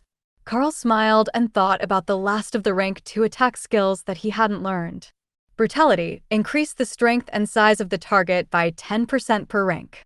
If he had been thinking ahead, he could have used that during the last battle to help even the size difference between him and the Frost Giants, as well as reducing the strength advantage of the Royal Rank Giant. Morgana rapped her knuckles on the desk. You look lost in thought. Care to elaborate? Karl shrugged. Just thinking of what I could have done differently in that last fight. There are a few class abilities that I could have taken advantage of, and the fight might have ended differently. Morgana shook her head. Don't second-guess yourself. That only leads to doubt and hesitation. Neither of those things will help you survive, so just put them out of your mind. Now, here is the aptitude test. Much like your graduation test from middle school before the injections, but more difficult. You have all afternoon to finish it if you need, but it usually only takes an hour or 2. Karl opened the booklet and picked up the pencil, then smiled as he realized that it was a multiple-choice test. Multiple choice was easy. But after the first page of general knowledge, that all changed. It became long answers, more in-depth questions about things he had learned at the academy, things he had no clue about, and complex math questions whose answers he could only guess at. The only sections of the test that he was certain that he had done all right on were the botany and monster-related questions. The math was a lost cause, while he might have done all right on the magical theory, though he suspected that section had no real right or wrong answers, as long as you actually knew how to use magic. Every class did things a little differently, so their understanding of magic wasn't the same, and they would describe the answers very differently. Even the beasts had conflicting answers about how and why some things worked. For example, Thor said that you knew the circle of protection was working because it felt right on the scales. How did you relate that to anyone else? It wasn't the sort a thing that you could explain in words, but Thor's impression told Karl just what it should feel like. On the scales, if Karl had scales. All right, I think that is all the questions. I can see now that there are plenty of things in life that I don't know the answer to, like the volume of a cylinder. But there should be at least a few of them where I did all right. Karl informed Morgana, who was reading the notes of his training as he worked on the test. She flipped through the test and got to a question in the math section where she looked startled. "How did you get the answer to this?" she asked, turning the book back to him. "Oh, that's a force and velocity thing. 1 ton is about what a juvenile lightning arrow weighs, and if he hits a wall with his brute strength at a 40-kilometer-an-hour run, he will exert about that much force." Thor loves smashing things. Poles, barriers, walls. They're all fun. So, I have seen it in action enough times to know the answer. I didn't use some fancy calculation, but I'm pretty certain that's right.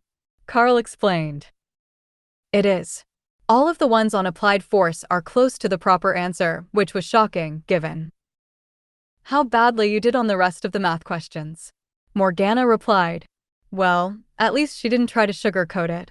Then she went through the rest of the booklet, only smiling when they got to the botany section, where Karl knew all the plants in question, and the monster biology section, where Karl knew the vital points and the likely skills of the common species referenced. It had all been on common threats in the Golden Dragon Nation, so it wasn't hard for him to recall the early lessons that Sergeant Rita had gone through with him when they thought that common rank monsters were going to be the target of his missions for the first year. All right, I understand where you are at now. They went over the survival portions of the training first and left the others until you had settled into your class, which they obviously never got to as you left the academy to play in the woods. That doesn't change much except the starting point for your next bit of training, and I will have the books here by tomorrow so we can get to it. Honestly, it's going to be a fairly simple and enjoyable course load. The first thing you will need to learn for geography is the basics of all the different environments. How to traverse them safely, the creatures you are likely to find, what plants are edible and which are poison, how to hide your scent, and how to blend into your surroundings. She paused at that point, noticing that Karl had been partially distracted by the team's running commentary. I need a real-time translator for you. I get the feeling that I'm missing out on 2/3 of the conversation, and I'm the one speaking.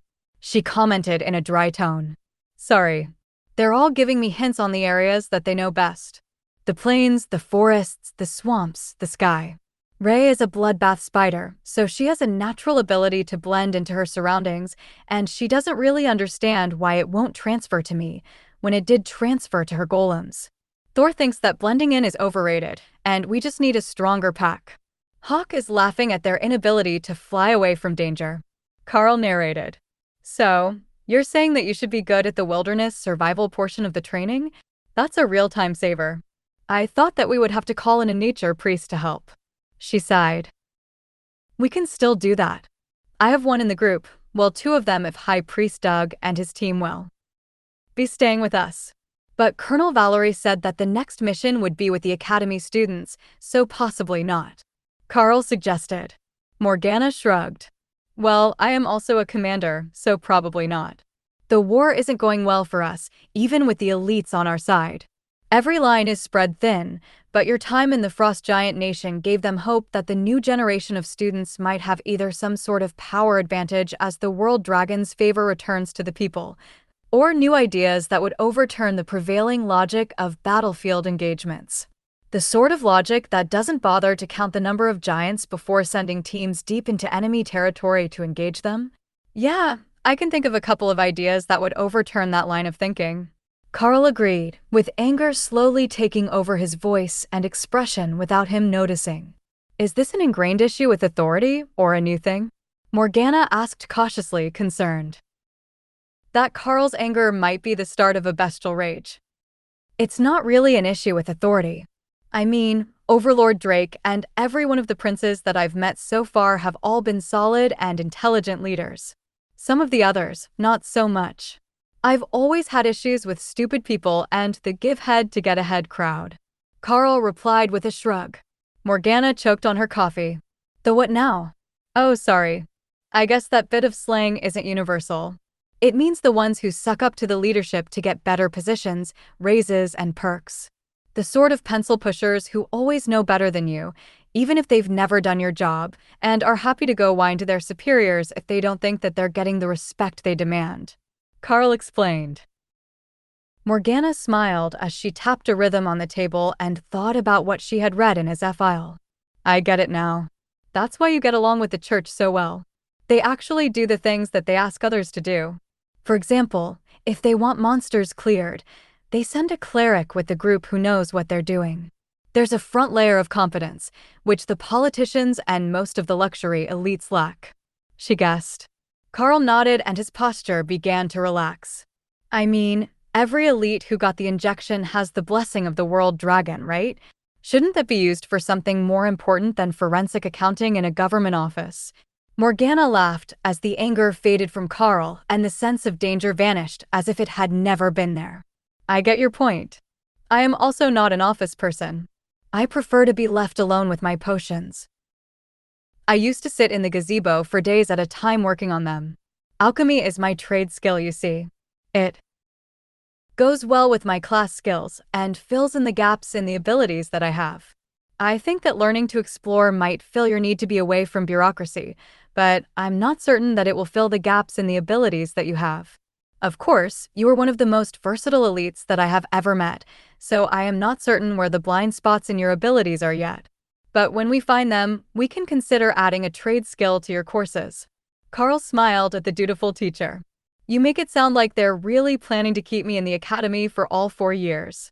I am already a commander, and by this time next year, I will be at the bottleneck and looking for a way into the royal rank, or possibly past that bottleneck already. By the time that I graduate, where will we be? The estimates I have heard are 2 years as a royal, so with a bit of effort I should be pushing for monarch rank as I start senior year, and then what? At that point, I might as well be here in the university because there won't be much for me to learn other than some new combat skills at the academy. The academy not really a place of higher education, more of a survival training camp for those with magical powers. I don't need that much survival training, and the ultimate goal here is to have fun while I push my beasts to the peak of overlord rank, where nothing is a real threat anymore. Where I can make the rules, simply because I'm the one with the power. Morgana looked shocked for a moment. A survival training camp? I suppose that would be how you see it, as you never followed a life plan or career path at the academy. But there is much more to it than just building power. Networking, building connections, a reliable social circle that can help you through the rest of your life. That's what the academy is good for. Karl considered that for a few minutes as he thought about all the people that he had met since he left the academy and started hunting outside. I think that is more true for those who are still awakened and ascended. When you're a commander, the others treat you more as an oddity or a teacher. We're not really one of them anymore, no matter how much we want to be. You graduated right before I started, right? So, less than half a year ago? When did you make commander? Karl asked.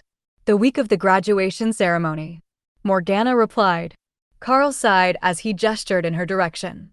And now here you are, as a teacher assigned by the Bureau of Elite Development, no longer a student of the academy. You're not on their level anymore. I made commander before the end of the first term of the first year. Out here, I'm leading elite teams into combat, standing on par with the combat power of generals and regimental commanders twice my age, sent as the rescue force when awakened and ascended teams can't deal with the threats that they have found. I remember that Sergeant Rita said there are about 6 commanders per year in the graduating class out of hundreds of elites. It's like I've skipped the entire progression part of the academy's team building exercise, and I don't really have a place there anymore. No matter how nice the balcony that you left for me is. Morgana smiled softly as Karl explained his point of view. You know, I wonder if this is also related to your class? Beasts grow up fast, ready to take their place in the world. Normally, freshman students keep that cute and naive nature for most of the first year, then they start to form cliques and factions during the second year. You went from that cute naive kid during the first weeks to the jaded child soldier much too fast, and you've already formed your clique. Or should I call it a pack? Thor nodded enthusiastically in Karl's mind. Their herd was a good one. Karl chuckled. Thor prefers herd. A lightning arrow operates as part of the herd. From behind Karl, Doug's amused voice interrupted their talk. Karl hadn't heard him open the door, so the nature priest was being extra sneaky today. Not all hope is lost, there is still some of that hopeless new student left. You should see him with Dana, it's adorable. They're clearly crushing on each other, but too shy to say it outright. The nature priest joked. Morgana smiled as Karl blushed before turning to face the intruder. Brother Doug, have you finished your meetings for the day? He asked. Doug shrugged. Skittles was mad at me for shirking on my paperwork. He says you have to balance work with fun, so I spent the day catching up on reports. But I came to see if you two were coming to dinner. It's about that time already. Morgana checked her watch and frowned. It's not dinner for like 2 hours yet. Doug shrugged. Overlord Drake and Prince Axel wanted to have dinner now, so I've been sent to fetch everyone before they have to go. I think that they have enough information now to give a proper update to whoever they're reporting to. I know you and Jill are reporting back to the Colonel, so someone else wanted them to stay and keep an eye on us until everything was decided. The High Priest had a point. The Bureau already had their agents standing right beside the students they were most worried about, and Ophelia likely had a niece with her, or someone else from the Bureau, since she was with Karl's team, and they were all away from the academy and showing promise.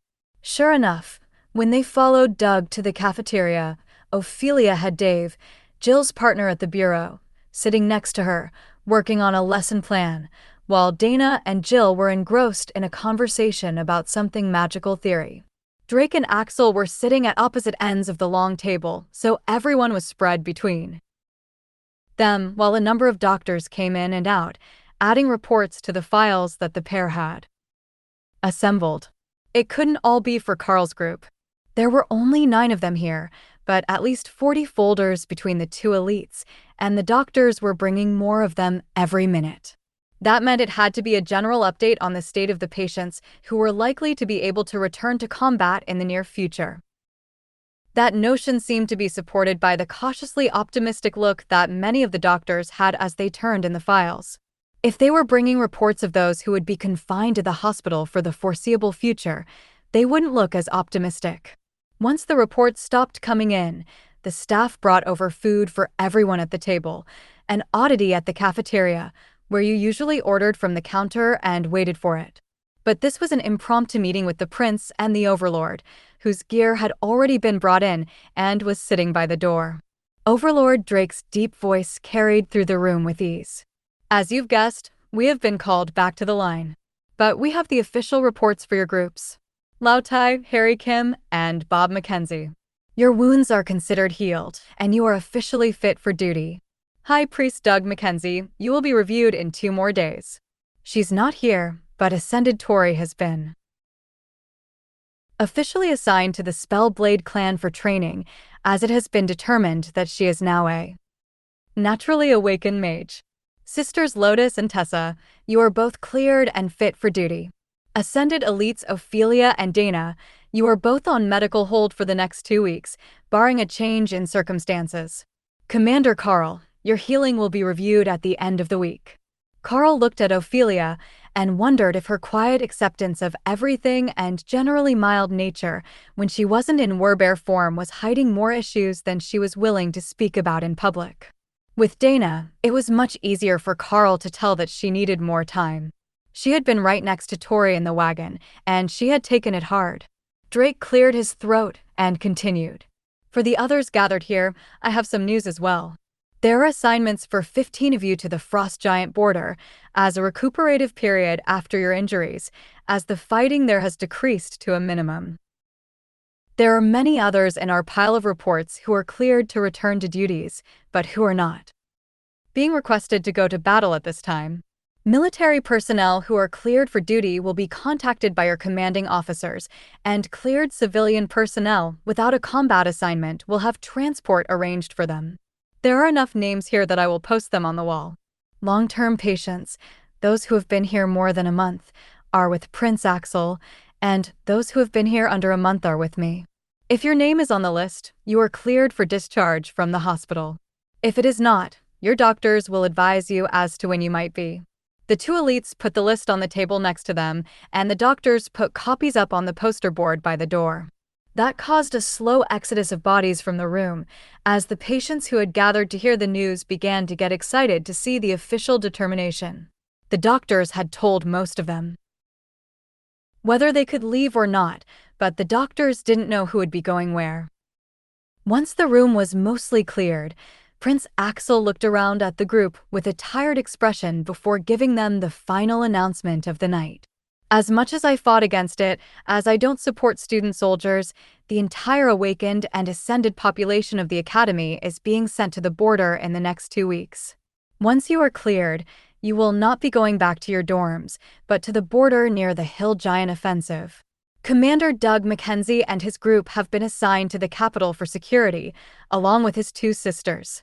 While you are cleared for combat, the Bureau wants you to have some downtime between battles, so you will spend a minimum of 1 month here in the capital.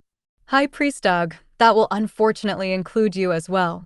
Apparently calling the head of psychiatric medicine Skittles to his face earned you some time doing public relations work for the church. Axel informed them, his stern expression turning to a smirk at the end. Doug just shrugged as he ate his dinner. He is and will always be Skittles. I regret nothing. Prince Axel just shook his head at the nature priest. There was no reasoning with the man, it seemed. Overlord Drake stood from his chair. Now, I wish you all the best of luck, and we will see you at the next inspection of the lines, World Dragon willing. The 2 ranking elites left the room, and Karl's group fell silent for a bit before Tessa finished her juice and sighed. Well, I guess we will meet again soon if half of us are being discharged. Do any of the doctors know if we're just waiting at the cathedral? One of the doctors nodded. Yes. You've both been assigned to wait at the capital cathedral until your team is cleared to leave. Official orders from the Archbishop himself have your entire team together for 1 year. It would take a lot to get him to change his mind on the matter, and it's doubtful that it will even cross his mind again. Tessa nodded. Well, we do have a contract that we won't leave anyone behind, and that we will do one task that pleases the Red Dragon Goddess every 3 months.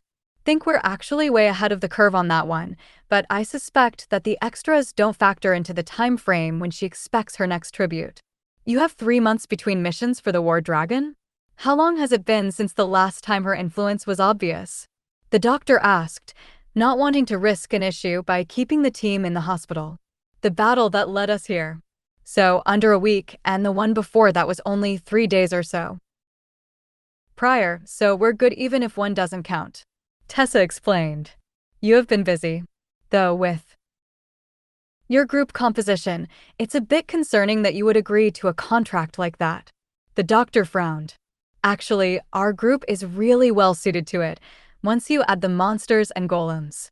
That makes all the difference. It's a lot like having 3 extra commanders with us, all with different skill sets. But I think that the War Dragon is particularly pleased by the fact that we are actually willing to go out and fight, and don't just do the minimum. I might have tested short of the commander rank exam requirements, but not by much. By the time that we get back from the Hill Giant border, I might be the youngest High Priestess of the Red Dragon. Tessa replied. The doctor looked shocked. High Priestesses of the War Dragon only usually came in 2 varieties. Disfigured and angry battle nuns in their early middle years, and matronly sorts who looked after orphans for a living. Becoming a high priestess so young, at least for the dragon god of war, was unthinkable in the minds of many. So, once we clear you, there is a good chance that you're going to throw yourselves back into battle and challenge the hill giants to please the red dragon? The doctor asked. That was clearly a trick question, and designed to be used against the other members when they were doing their evaluations the next day. But the doctor had no shame about his actions, and wasn't trying to hide it. I wouldn't call it throwing ourselves in combat. Thor likes to smash things, and Ray is likely running short on blood by now, so we will take a cautious outing to find some monsters to refill our supplies. Then, whatever happens, happens. Maybe we will find another village full of refugee children. That pleased the Red Dragon a lot. Tessa replied. The doctor nodded, having heard the story already. All right, I won't pry too deeply. I know battle is an essential part of most elites' lives.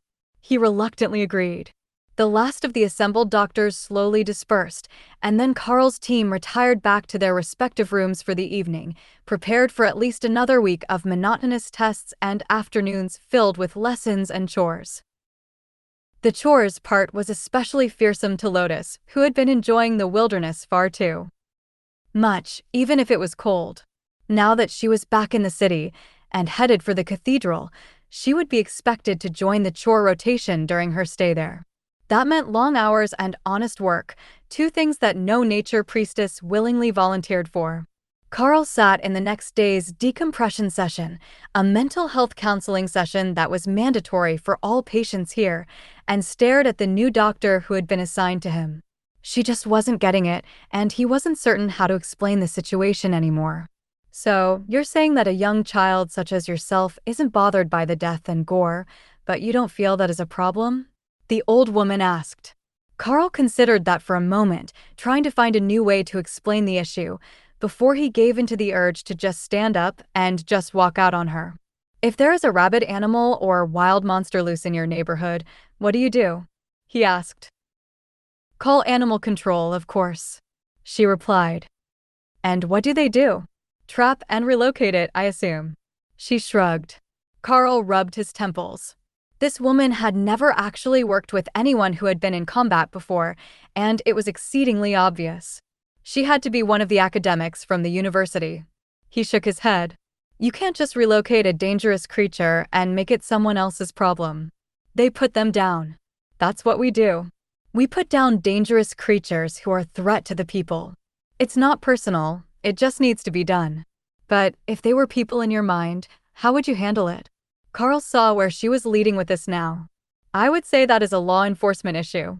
If they were humans, each and every one of them would be a serial killer and mass murderer. Many of them would be cannibals, as they prefer human flesh.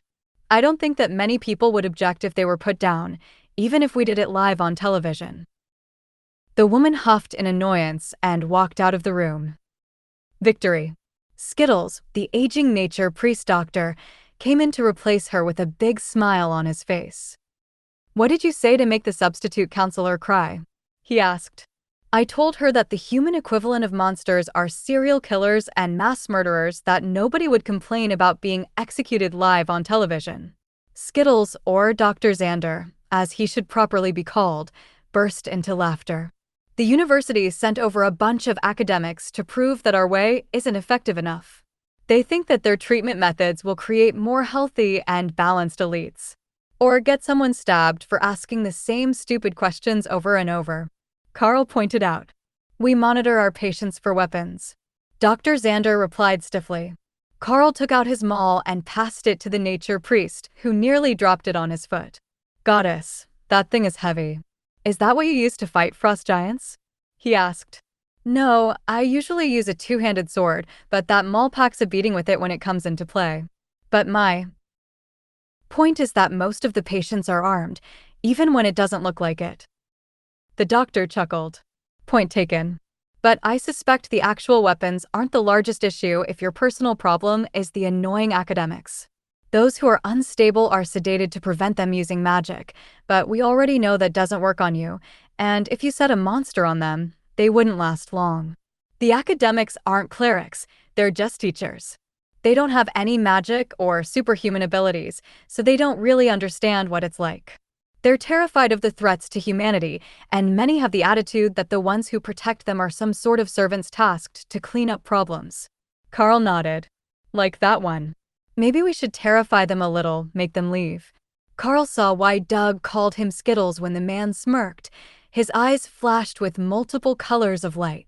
It might be some sort of skill or ability, but the glow did rather look like Skittles in his eyes. What were you thinking just now? Dr. Xander asked.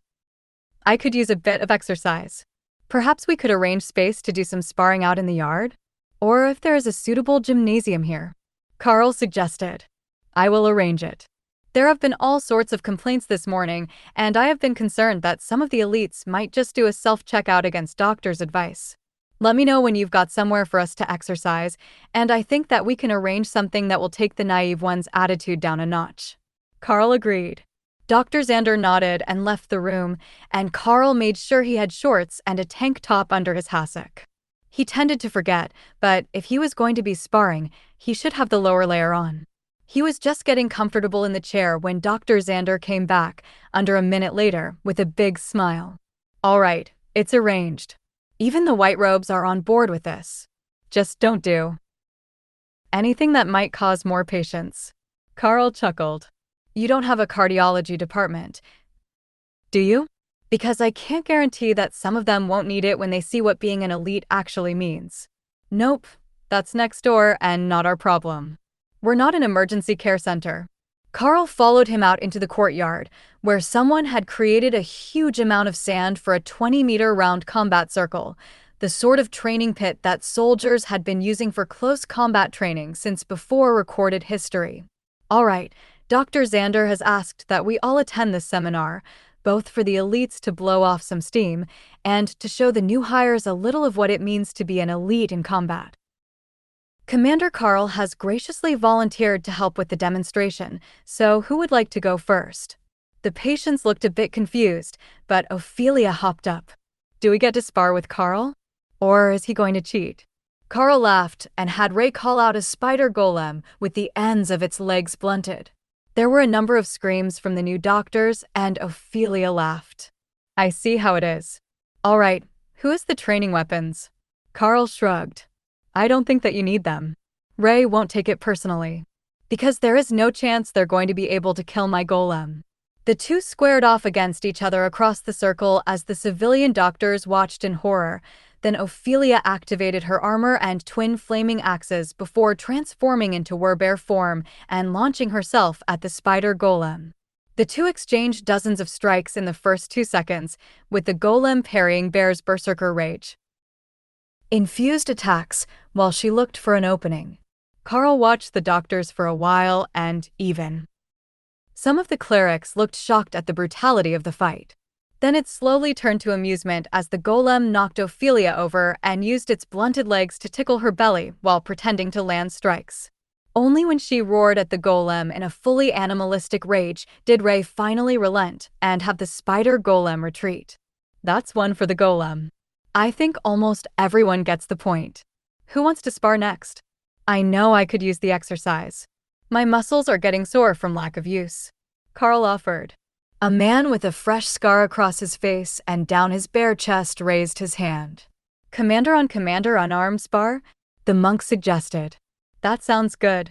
We've got plenty of healers to deal with bruising, or we can do it with a barrier up so we're not actually harmed. Karl offered. Then we would need to use skills, and that might lead to accidents.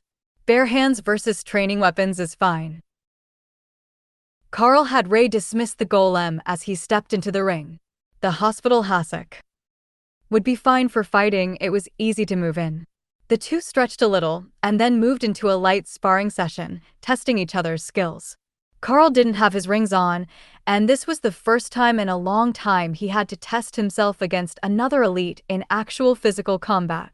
But once they started moving, he realized that his natural state was neither slower nor weaker than the monk. I thought you were a ranger type. The monk questioned as they circled. Beast tamer is an odd type. Our growth direction depends on our beasts. If we were using melee skills, I would get my ass kicked in seconds, but as for the basic body, I'm getting closer to that of a commander rank beast. Karl explained as he tried and failed to grab the shirtless monk.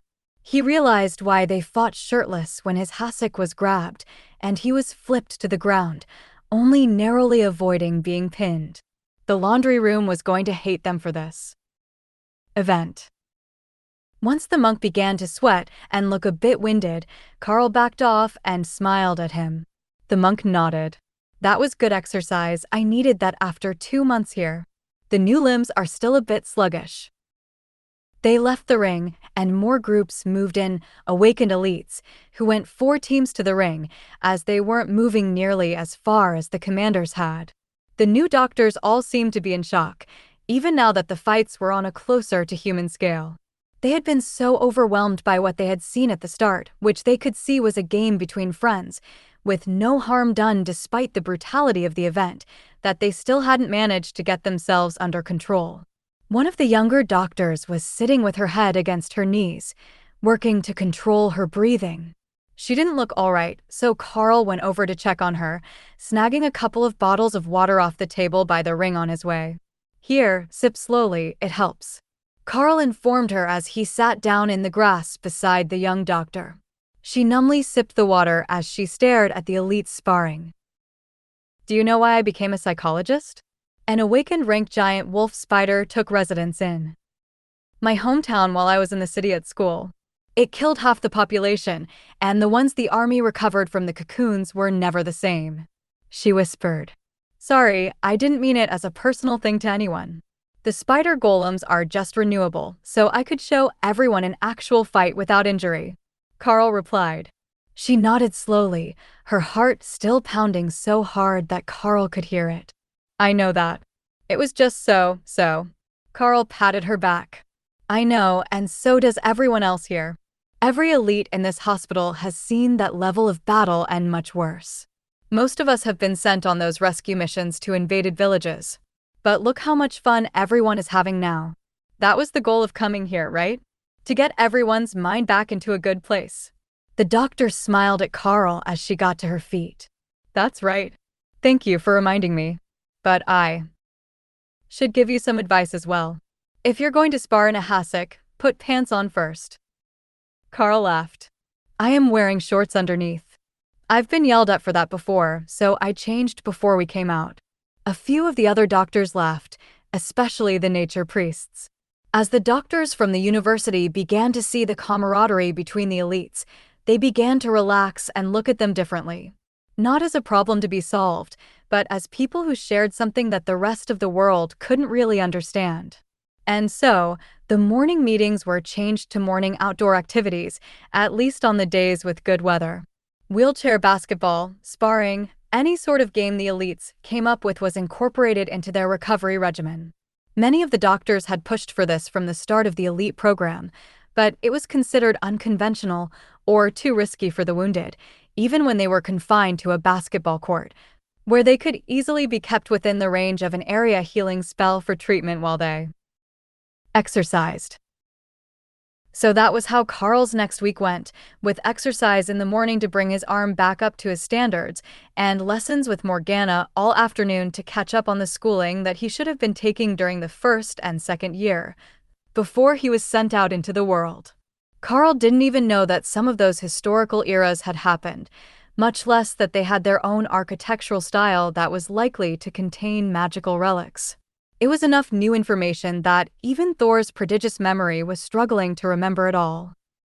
The only easy part was the public speaking lessons, as Karl wasn't bad at that to begin with. The challenge was learning how to turn everything into polite doublespeak so that you could convey your message without antagonizing anyone, even in a hostile crowd.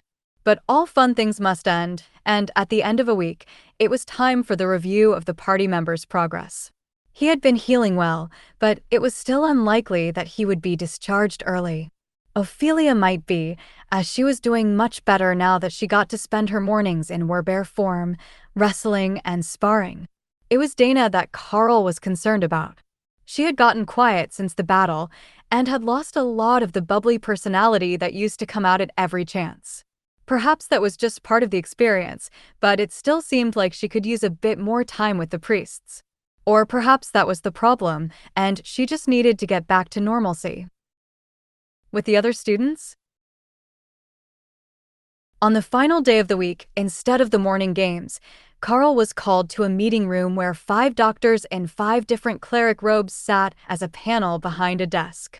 Commander Karl, initial prognosis, nerve damage to the left arm and a severe concussion. We are pleased to inform you that your time with us is now ended. You are cleared to return to duty at any time. The Academy should be contacting you later today to let you know of their deployment plans. Karl smiled. That is excellent news. Have you met with the rest of my team yet? The doctors shook their heads. No, you are the first review of the morning.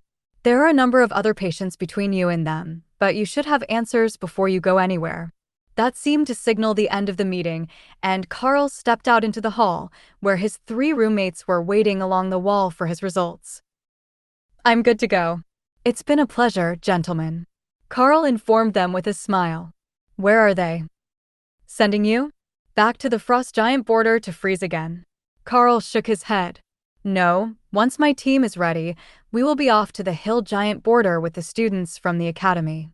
"I haven't graduated yet, after all." The trio laughed. "We heard a curious rumor about you. Is it true that you're still in the first year?" Karl chuckled. "Yeah, halfway through my first year at the academy. I know it doesn't really look like it anymore, with the advancements and their physical improvements, but I was in the last batch of serum injections. Shit, we should try getting on the good side of some monsters. Maybe that's the secret." The blonde man joked. "Ask the nature priests about that one first. They have many stories about the appeals and hazards of trying to cuddle the danger fluff." Behind them, Dr. Xander laughed.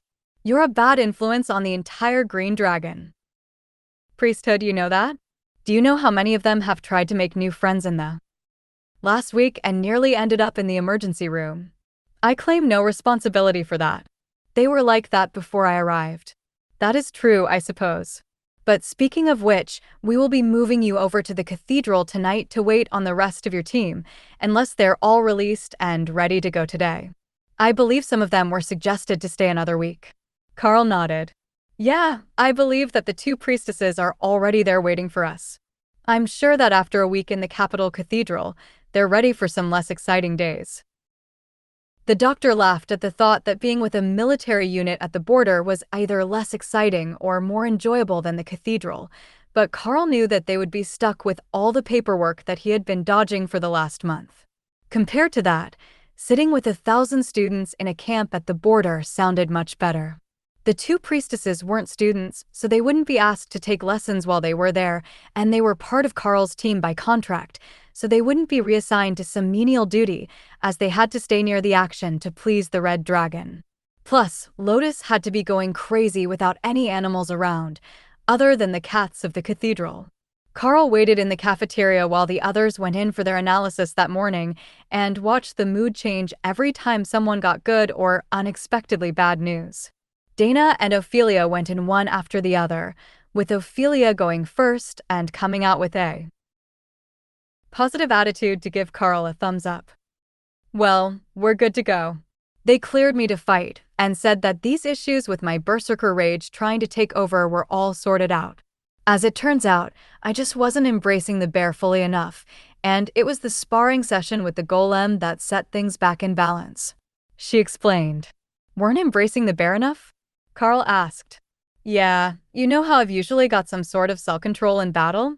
That's not how it is supposed to work. I thought I was better at the berserker rage, but I just wasn't fully activating it. Those partial activations were causing a mental imbalance, as the berserker side and the sane side of my mind were trying to merge, and that's just not possible without going insane." Karl nodded. "That makes sense. The whole point of berserker rage is to let go and just go wild, right? I'm glad that you got it all sorted out. It's not going to mess with your combat too much, is it? Like, you won't have to start training all over." Ophelia shook her head. "Nope. It's all instinctive, so I'm unlikely to attack known teammates. Well, no more likely than an angry bear is to attack her own instead of the enemy. That should be fine in combat, and the way that berserkers train imprints our skills in our subconscious, so we will still use them when we're in a rage." As they were talking, Dana came back out as well, with a more cautiously optimistic smile on her face. "Well, I'm cleared to leave, but they want me to avoid intense battles for a while. I know that's not really possible, but that's what it is," she informed them. Karl pulled her in for a hug. "Of course, we can avoid the more intense battles. Only small scout group eliminations with supervisors and reinforcements until it's time to go find more refugees or something to keep Tessa from getting in trouble with her goddess." Dana laughed. "If you're going to make up a lie, at least make it a good one. I don't think that any of us would be happy just slacking off. But seeing what happened to Tori, I wasn't ready for that." The mood turned somber at the end, but they understood. "It's fine. I will get them to transfer us away from the main lines, where we're more likely to see allies die. Karl assured her, but Dana shook her head. I think that we should join the main group. It might help if we can thwart a few direct attacks, you know? Save some lives where we can actually see them. Ophelia nodded. That sounds good. We can socialize and build up some of that reputation that we're supposed to have with our peers. I mean, I didn't socialize much because everyone but the Berserkers is afraid of the only female berserker. But you two were barely at the academy at all, and now you're powerful, so you might as well go get them to put some respect on your names. From Karl's left, one of the other patients laughed. That's right, they'd better put some respect on the Monster Man's name. Who else here could use half their class skills to defend their group while taking on a solo duel against a royal rank frost giant? Karl smiled at the man, whose hand was halfway regrown and held in a brace, so he didn't damage the forming portions. Don't forget, that idea got me here with you. I don't recommend it. While they were chatting, Morgana, Jill, and Dave all arrived in the cafeteria. We got the good news from the doctors when they finished the morning assessments. You might as well get something to eat, and then we will head over to the cathedral for the night. They want to test everyone before you head out again, just in case. We will be leaving for the border tomorrow morning, but no more hospital nights for you. I should go change after lunch, I guess. Finally, the hospital can get their stylish short-sleeved outfit back. Karl joked. The kitchen staff laughed at that.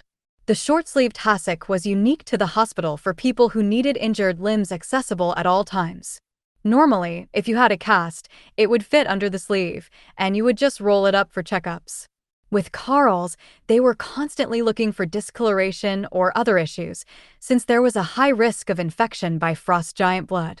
None had appeared, much to their surprise, as there was very little chance that Lotus had even tried, much less managed, to get all the giant blood off the severed limb. The two species were about as far from compatible blood donors as it was possible to be, so the body would normally treat it as a toxin and go into overdrive trying to expel the blood. When Karl returned to his room to get his gear, there were fresh robes waiting for him, the standard ones from the cathedral, with the cathedral's property tag on the inside, so he didn't have to change when he got there. That was convenient. His roommates were still out, but Morgana came in a few seconds after Karl had the new robes on.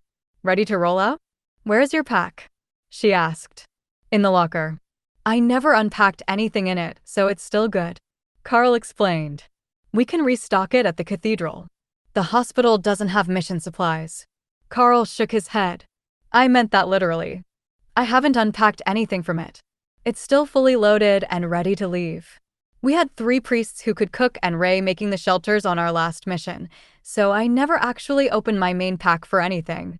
The witch doctor shook her head as she grabbed the pack out of the locker. Karl was a bit startled that she could heft it around with one hand like that. His pack was quite heavy, as the weight didn't mean much to him, but she was a magic user and they usually couldn't use strength items. All right, take that and let's go. They've got a surprise for you at the cathedral. Morgana informed him with a wink. Did Lotus adopt a warbear? Because I wouldn't put it past her. Goddess, I hope not. But that's not the surprise I'm referring to. She muttered, making Karl laugh.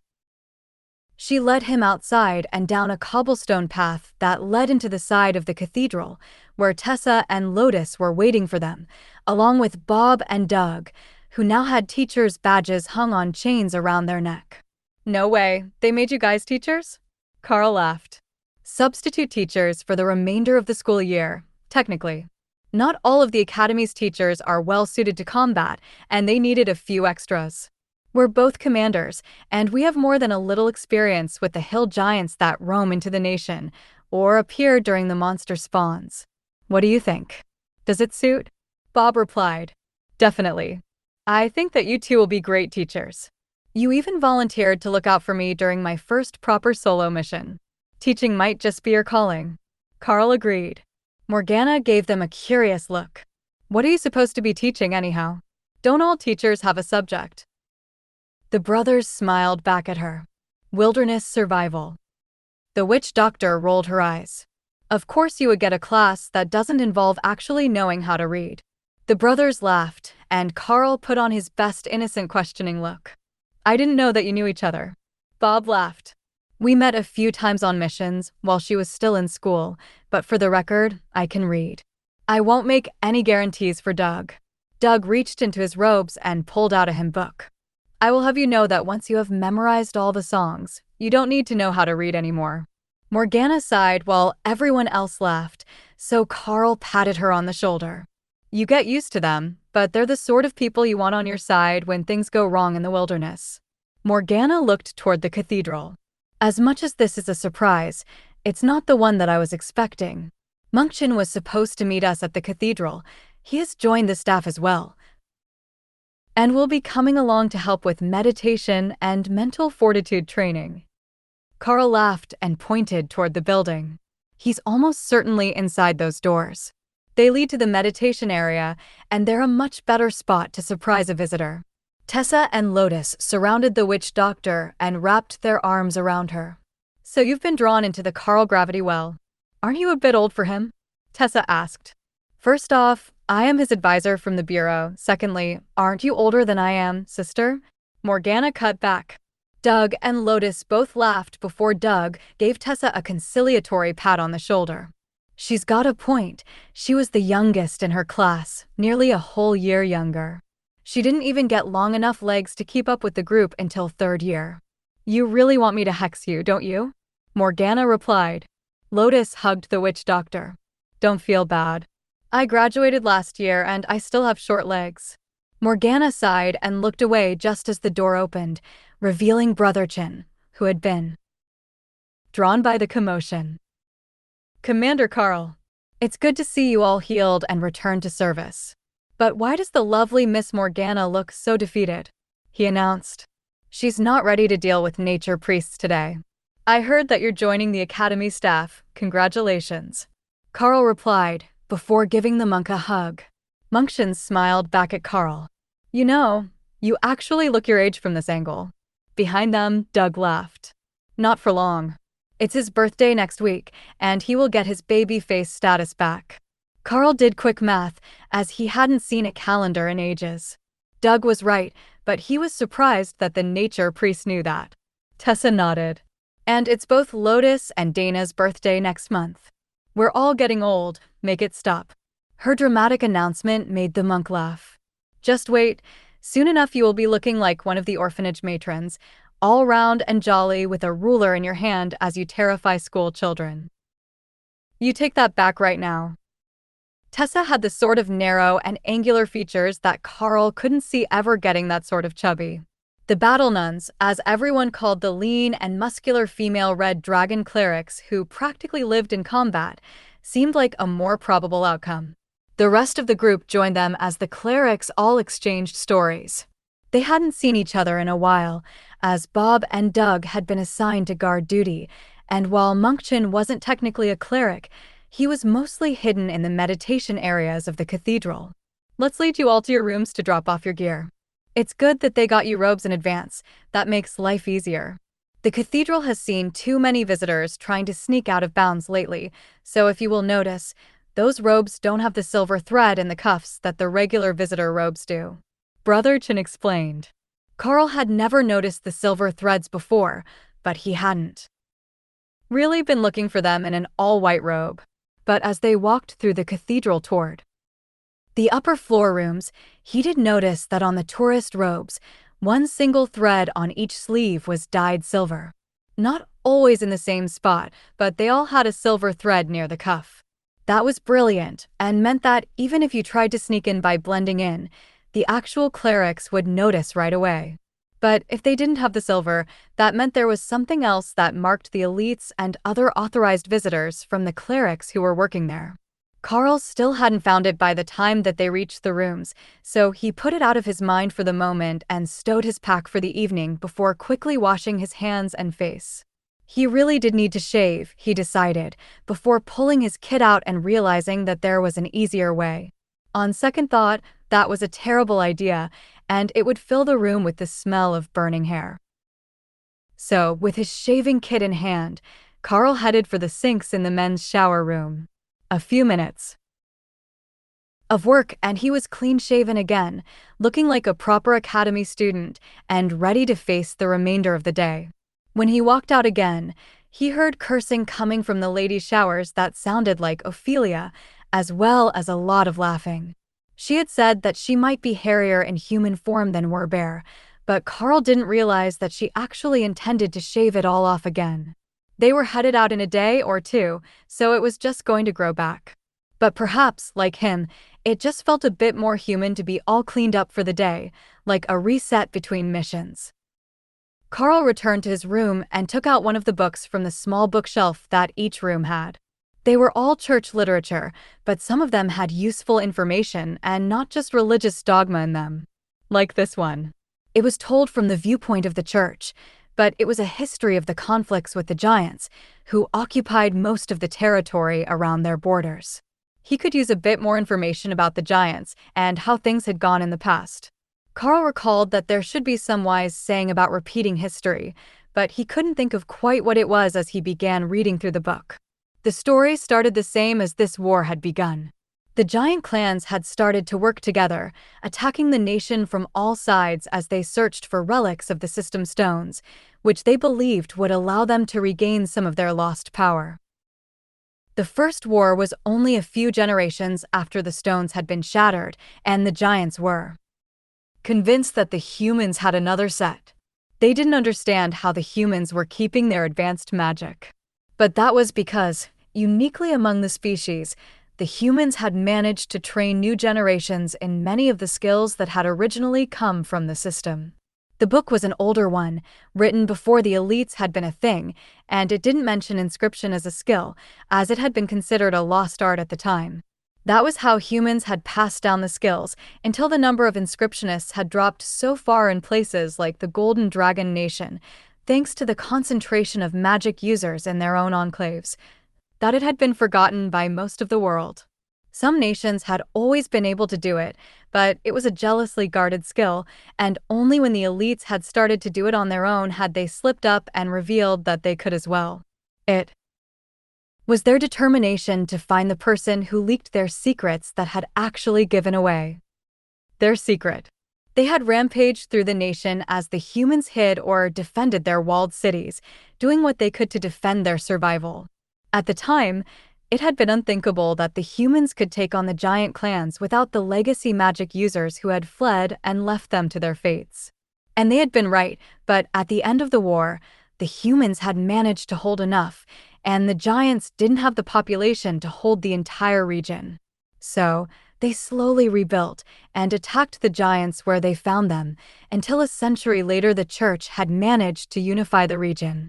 The story was the same nearly every time, with some subtle variations.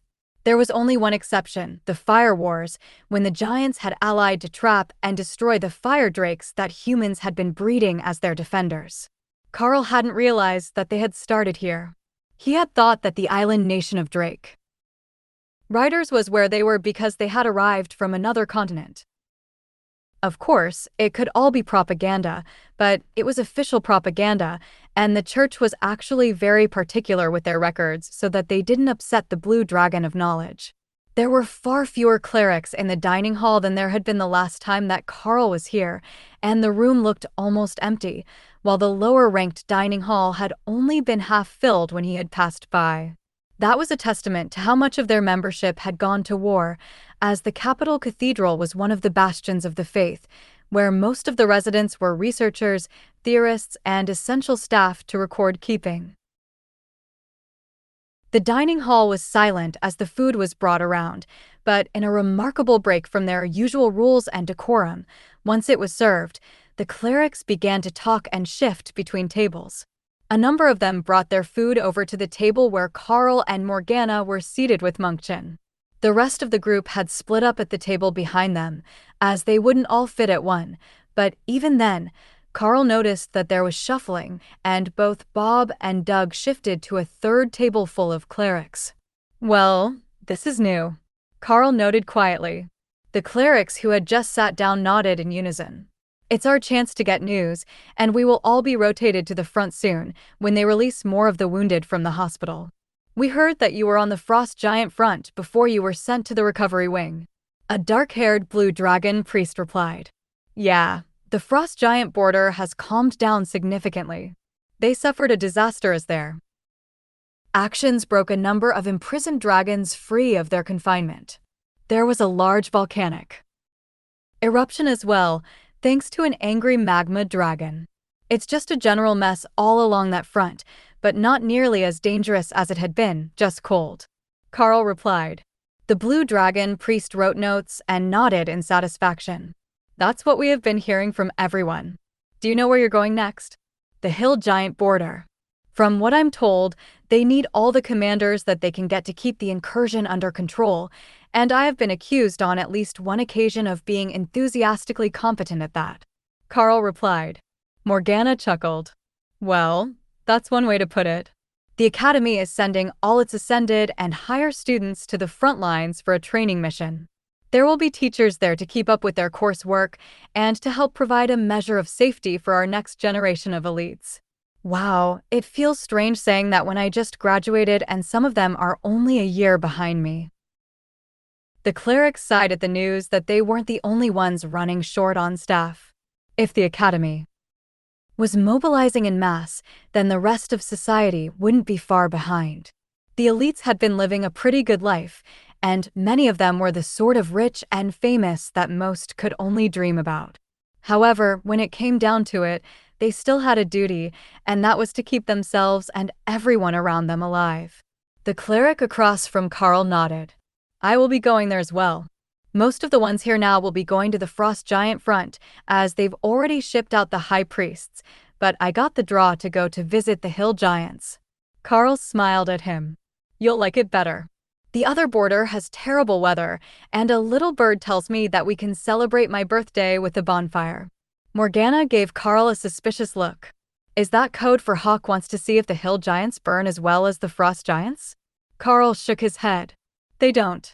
We already tried, and it's better to bury them. But everyone likes a good birthday party, right? Well, if your birthday is next week, we might not even be settled into the lines yet.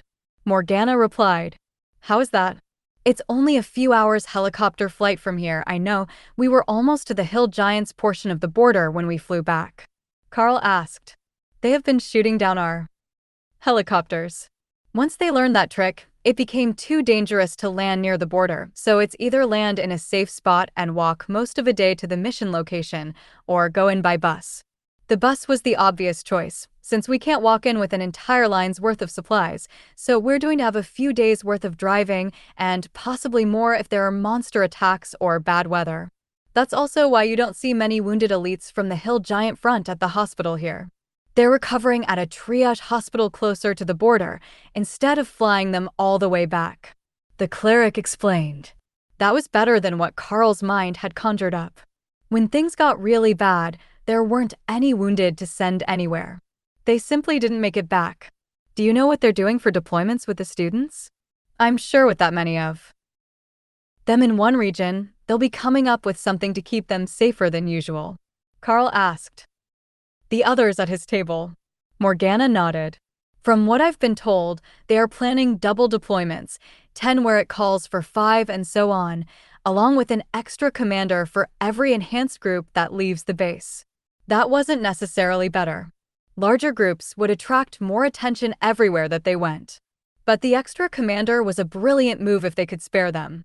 They must have only left the ascended rank teachers at the academy for the common grade and awaken students that had been left behind, which would be an interesting event on its own, but there still weren't all that many commander rank teachers in the academy. They taught large groups of students and had their assistants help out with the individual issues. There was far from enough to send one with every 10 students. Or perhaps they weren't planning to send all that many of them out to begin with? If they were only going to allow 3 or 4 groups out of the camp at a time, then it would be feasible, and the majority of the students would be with whatever army reinforcements or other elites had been sent to their location. Tactically, that made a lot of sense, but to Karl and the others in his group, it sounded horribly dull. If they were going to be stuck in a camp at the border, they might as well be at the academy.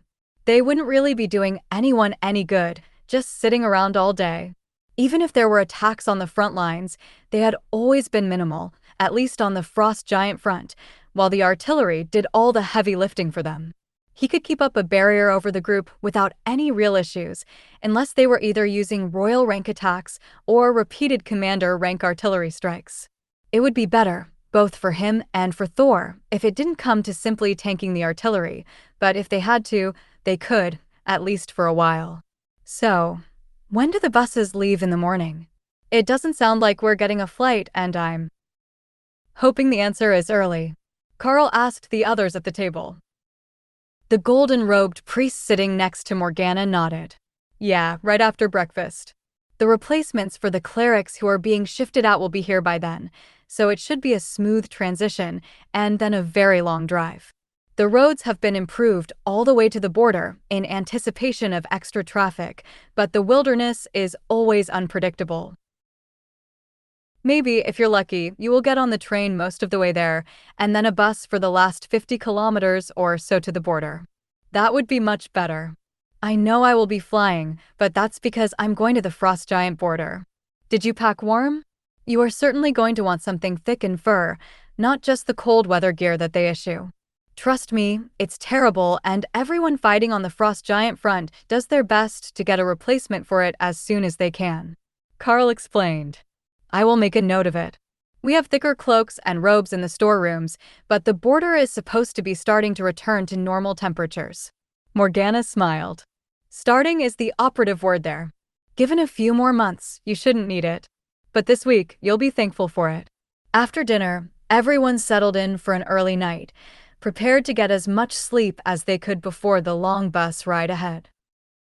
The borders weren't the only dangerous areas, and some of the areas that they had to pass through had recent monster incursions. They were at the common and awaken level, but that didn't really matter if they had damaged the roads or attacked the buses before the passengers could stop them. The plan was for the buses to keep moving constantly until they arrived, and lunches had been packed for everyone, while dinner would be made on the bus, should they still be moving at that time.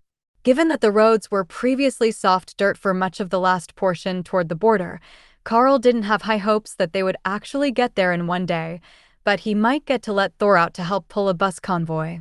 A little extra traction was all that they usually needed, and Thor could provide that for them. The helicopters arrived during breakfast to take the clerics that were going to the frost giant border and to drop off more patients for the rehab facility, as well as elites and clerics who had come off rotation. The buses were waiting and ready to go when Karl and his group loaded themselves in, along with as many of the clerics as they could fit. There were no supply vehicles in this group, only personnel, to get the number down to just 2 buses for the 60 people going, with the hope that it would reduce the risks of them being attacked while a vehicle was immobilized. Breakdowns, flat tires, stuck in the mud, or a dozen other reasons could cause them to be delayed, and every delay increased the danger to their healers. Are we ready? The bus driver asked as Karl took a spot at the front of the bus, putting him closest to the door in case there was a threat. Karl and Morgana were the only commanders on the bus, as Bob and Doug were in the second vehicle, so that put him first in line to respond to any incidents. They didn't have the usual security guards in the small convoy today, as they couldn't be spared for escort duty when there were already elites in the bus who could do the job, but Karl didn't really mind, and Bob knew that the beasts would step in to help deal with most issues, as Karl was in the lead vehicle. Yeah, we're good. The head count is correct. Everyone has verified that they didn't forget their gear, and they've all been to the potty before our field trip. Karl replied. The bus full of clerics laughed, but Karl wasn't joking. The last thing that they had been advised was to use the facilities before they left, as the bus had a limited capacity. Not that anyone wanted to use the tiny bus bathroom any more than they wanted to be seated next to it after someone used it.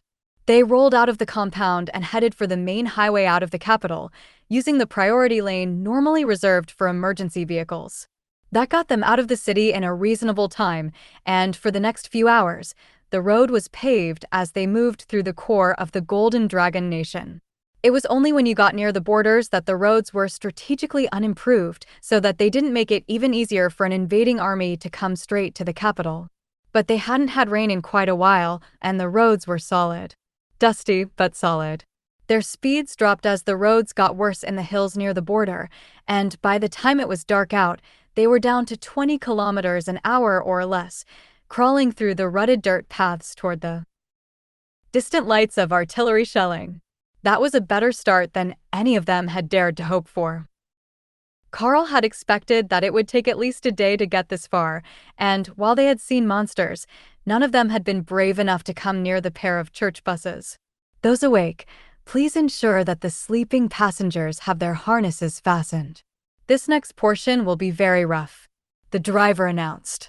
Karl looked out the window and saw that the road was deeply rutted in the valley from the last rainfall, and now that it had dried, that clay dirt would be as hard as pavement, with only a few routes that could be safely navigated without getting the bottom of the bus hung up on the ridges. Slow a little more, and I will send Thor out. His earthquake should be able to level the ground a little, or he can smash down some of the biggest ruts with his tail. Karl offered. All right. I will let the other bus know that we're stopping while he works. Karl had said the magic words, and Thor was already running past the bus, looking for the best path to smash so that he could let them through.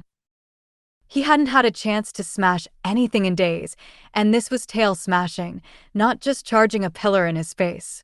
The Sero equivalent of a full-body workout. Or perhaps the equivalent of leg day, Karl thought.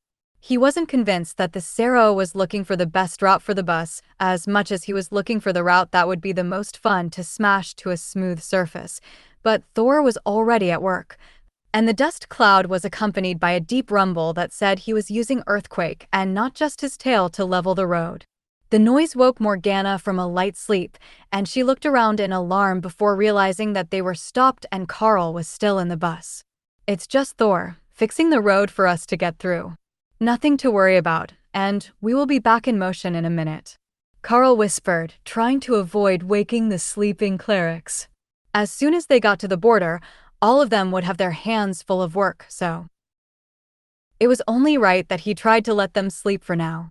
Thor made it to the other end of the valley, where the road was smoother again, but he didn't stop his work and smashed out the ruts on the way up the hill as well, resurfacing the dirt as well as could be hoped for until the next heavy downpour. All right, it's clear to go through. Thor says it's bone dry all the way down, so you can take whatever route you like. The right side of the road is fairly soft, though, as it had the worst ruts and he didn't compact it after he leveled it. The noise had scared away even the smaller creatures, and for half an hour after Thor returned to his space, they didn't see a single living thing. Then, they came across a few farms which were still inhabited, with a single red light illuminated to inform the elites and others passing by that they had nothing left to spare. The lights would draw the aid convoys from the clerics to them, and they would help them restock, so the farms had enough for themselves, as well as a bit more to spare for the next group that came along. But at the moment, they were in too much of a hurry to stop. Plus, farmers with animals to feed in the morning would likely not appreciate visitors at 2 in the morning. The flashing lights of the artillery were slowly joined by the sound of rolling thunder as the dawn crept up on them, and Karl began to become concerned for the state of the border. That was an intense bombardment, and it had been going on all night long. If it wasn't enough to repel whatever attack was coming at the lines, then they were in for even more chaos than they had expected once their journey was completed. They only had a few more hours to the border, and even if his group got out and ran, with the casters on the beasts, they would be there in the same amount of time or less. So, there wasn't much they could do but wait, and hope that any changes in the rate of fire were good news. The radio communications from the front line crushed their hopes within seconds. Incoming giant charge. All hands to the lines, prepare to repel. They were ordering. That meant that not only had they made it past the artillery, they had made it past the first line of defenders, and the camp itself was on defense. Estimated arrival 10 minutes. The voice announced. Karl looked at the passengers on his bus. Morgana, can you look after things here with the others? I need to go see a guy about a thing. He asked, casually, knowing only those in the front few rows would have heard the radio broadcast if they were awake. Seriously? Morgana asked. I can make it there in 10 minutes. The bus cannot. Karl replied. Do you think that one commander will be the difference? Morgana asked. For someone it will. Morgana sighed and made a shooing gesture. Karl grabbed his pack, then opened the door and jumped out of the moving bus. From the bus behind him, Ophelia and Bob Mackenzie jumped out as well, with Ophelia already transformed into werbear form before she hit the ground running. Nobody else on either bus was likely to be able to keep up with them, not even Thor, who was quick but not fast enough for this mad rush down the road. Like the other beasts, he would join them when they reached the battle. As they topped the next hill, Karl gave directions to the team. Thor, stay in behind our frontline offensive. You're watching our backs until the clerics get to us. Ray will put the golems on our flanks. I can see the giants from here, and we're off to the side of the main line. The bus will come in on our left by about 1 kilometer. We will hit the side of the hill giant lines and push inward as they crash into the defenders. Make it fast and keep moving. There are enough fighters on both sides that wounding and crippling is as effective as outright killing. Someone will get to them. We just need to lighten the blow on the students. Bob frowned. Are they hitting the students' portion of the line? Karl nodded. From what I can tell, yes. They're aimed right at them, and it looks like they've focused their forces to avoid whoever is covering the sections further away. They were all breathing heavily as they ran past the shocked front lines of the academy students, who had prepared a pike wall to block the giants while the mages were beginning to rain spells on them. Remy, let's see how the hill giants like a good blizzard. Karl shouted, so the others would know that it was on their team. Blinding snow filled the air, and Karl turned the group into the end of the hill giant lines as he called the beasts out. The hill giants were stronger than the frost giants, and over half the group in front of him was either a strong ascended or a low commander rank monster. But Karl had been thinking about his past mistakes, and he knew what he needed to do now. 10 points spent. Brutality increases the size and strength of the target beast by 10% per. Rank 40% for commander. 20 points spent. Shatter. Physical strikes cause vibrations through the opponent's body that damage organs and may break bones. 20 points spent. Crushing blows. Blunt impact skills increase in damage by 10% per rank. Effective on damage caused by shatter. 40% at commander. 1 point remaining. Tier 4 attack skills unlocked. 40% larger. Thor was a true monster among Sero, standing chest-high to a hill giant, and the increased size of the spider golems made them look much more intimidating. But more interestingly, brutality had affected Ophelia in werbear form. It seemed to be judging by height and not total mass, as she had gone from just over 2 meters tall to a solid 3 meters, and her axes looked tiny in her hands for a moment before they adjusted, as bonded weapons naturally matched their wielder. The first strikes of the spider golem's forelegs sent ripples across their targets' bodies, and the pair of ascended rank hill giants spat blood as their ribcage seemed to collapse. That must be the effect of shatter, Karl decided. That was verified when his maul hit his commander rank target, and the giant folded like laundry in the wind, slammed to the ground by the strike. The giants had no time to respond. They were still being attacked from the front, and their momentum was carrying them toward the line as they tried to turn to face the surprise attack. A rain of hill giant spears and magical stones slammed into the refreshing lightning, barriers through the snow, while dozens more missed them to dig into the soft soil, creating a tripping hazard for anyone moving across this area. But Karl was already pushing forward with the others at his shoulders, and the spider golems were rampaging through the hill giants, while Ray darted in and out of their formation, targeting giants who tried to get around to come at them from the back. With Thor focusing on defense and Remy's blizzard and chain lightning slowing their opponents, who were already under assault by the defending mages, they were making quick progress across the back lines of the hill giant assault. For a moment, it looked like an easy clear, and then Karl saw a target much larger than the others, the leader of the assault, and most likely a royal rank target. "Don't do it." He heard Bob shouting, but Karl was already moving. With the whole herd on his side, this battle would end differently than the last one. He was certain of it. The hill giant waved his hand, and the ground seemed to explode under Karl as he leapt into the air to avoid the attack. He closed his eyes, keeping the dirt out and giving him a clear vision of the moment that the hill giant turned and fled, leaving a bodyguard squad of commander-rank giants in front of Karl and the others. "Bloody coward," Karl muttered as he parried an overhand chop by the closest of the bodyguards. The group's progress had been brought to a halt by the concerted efforts of the hill giants, who were turning around to join the fight, making it obvious that they were preventing the human assassins from going after their retreating leader. From the line, a shrill bugle sounded, sounding so much like Thor that for a moment, Karl thought they had a Sero there as well. But it was a brass bugle, and the signal to advance, now that the charge had been halted by the ranged elites. The hill giants turned and ran, disengaging to avoid needless casualties, and Karl stopped his advance when Bob put a hand on his shoulder. "It's over, you did good," the warrior reminded him. That brought both Karl and Ophelia out of their battle fog, and the berserker shrunk down to normal size as she let go of her rage, though she didn't transform back. "Oh, that's neat. She only gets affected when she's raging. She isn't beast enough when she's not," Hawk noted from above them. Ray and Hawk returned to their spaces as the other elites from the academy approached, and Karl let Thor shrink back to normal. He was too big to have his head properly patted at his enhanced size.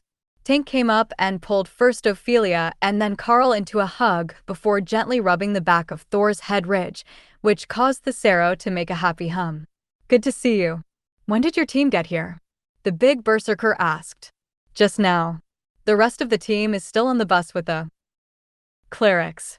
We were the only ones who could run fast enough to make it to the battle on time."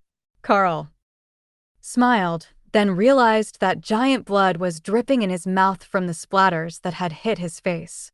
Flaming body burned him clean again as Tank looked around in satisfaction. "Well, it was good timing. I can't believe the attack leader took off like that. They're normally as single-minded as a berserker." Karl nodded. "I was surprised as well. But if they gave up this easily, they've likely got another attack lined up, and they just wanted to know our strength, as this group is unfamiliar to them."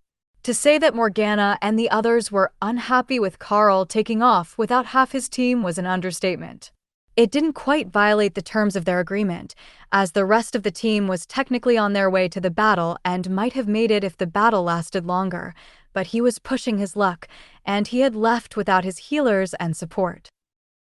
The fact that Karl came back into camp covered in ash and reeking of burnt giants, while his companions were soaked with blood, was not lost on anyone, students or otherwise.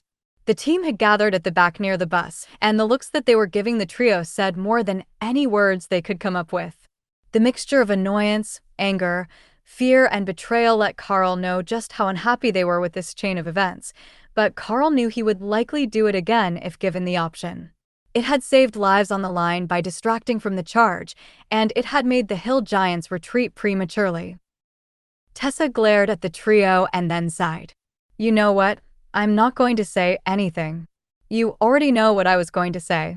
Now, go shower, you stink." Ophelia giggled, looking quite innocent now that she was out of bear form, even if she was now even more soaked in hill giant blood. "Yes, Mom." The showers were fairly empty, as most of the line was still recovering and waiting to make certain that the giants didn't change their minds. Tank was there in the men's shower, and in a much better mood than Tessa. "That was quite the showing. Did you take any injuries? I can call over a high priest," he suggested. Karl shook his head. "There are 2 healers in the group.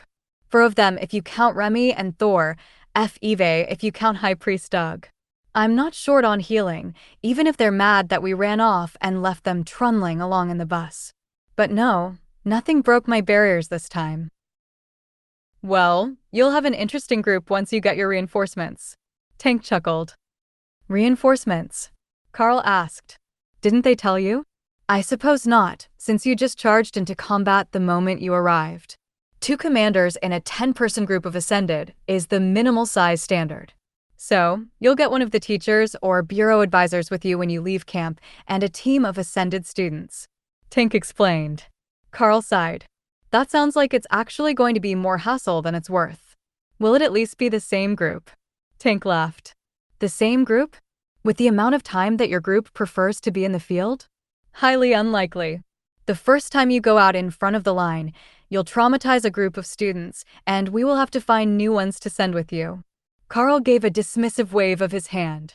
Normally, it isn't that bad, and when we've got a whole group rolling through, we can handle most things without drama. Tank smirked. I hear that you want to become a treasure hunter, so you should get used to working with random groups of opportunistic elites who are just there for the payday. That's simply how the industry is. But why did you want to do that anyhow? You don't strike me as the sort of elite that is desperate for cash. Karl chuckled. I've already got more money than I know what to do with. More than I would have earned in a lifetime in the mines.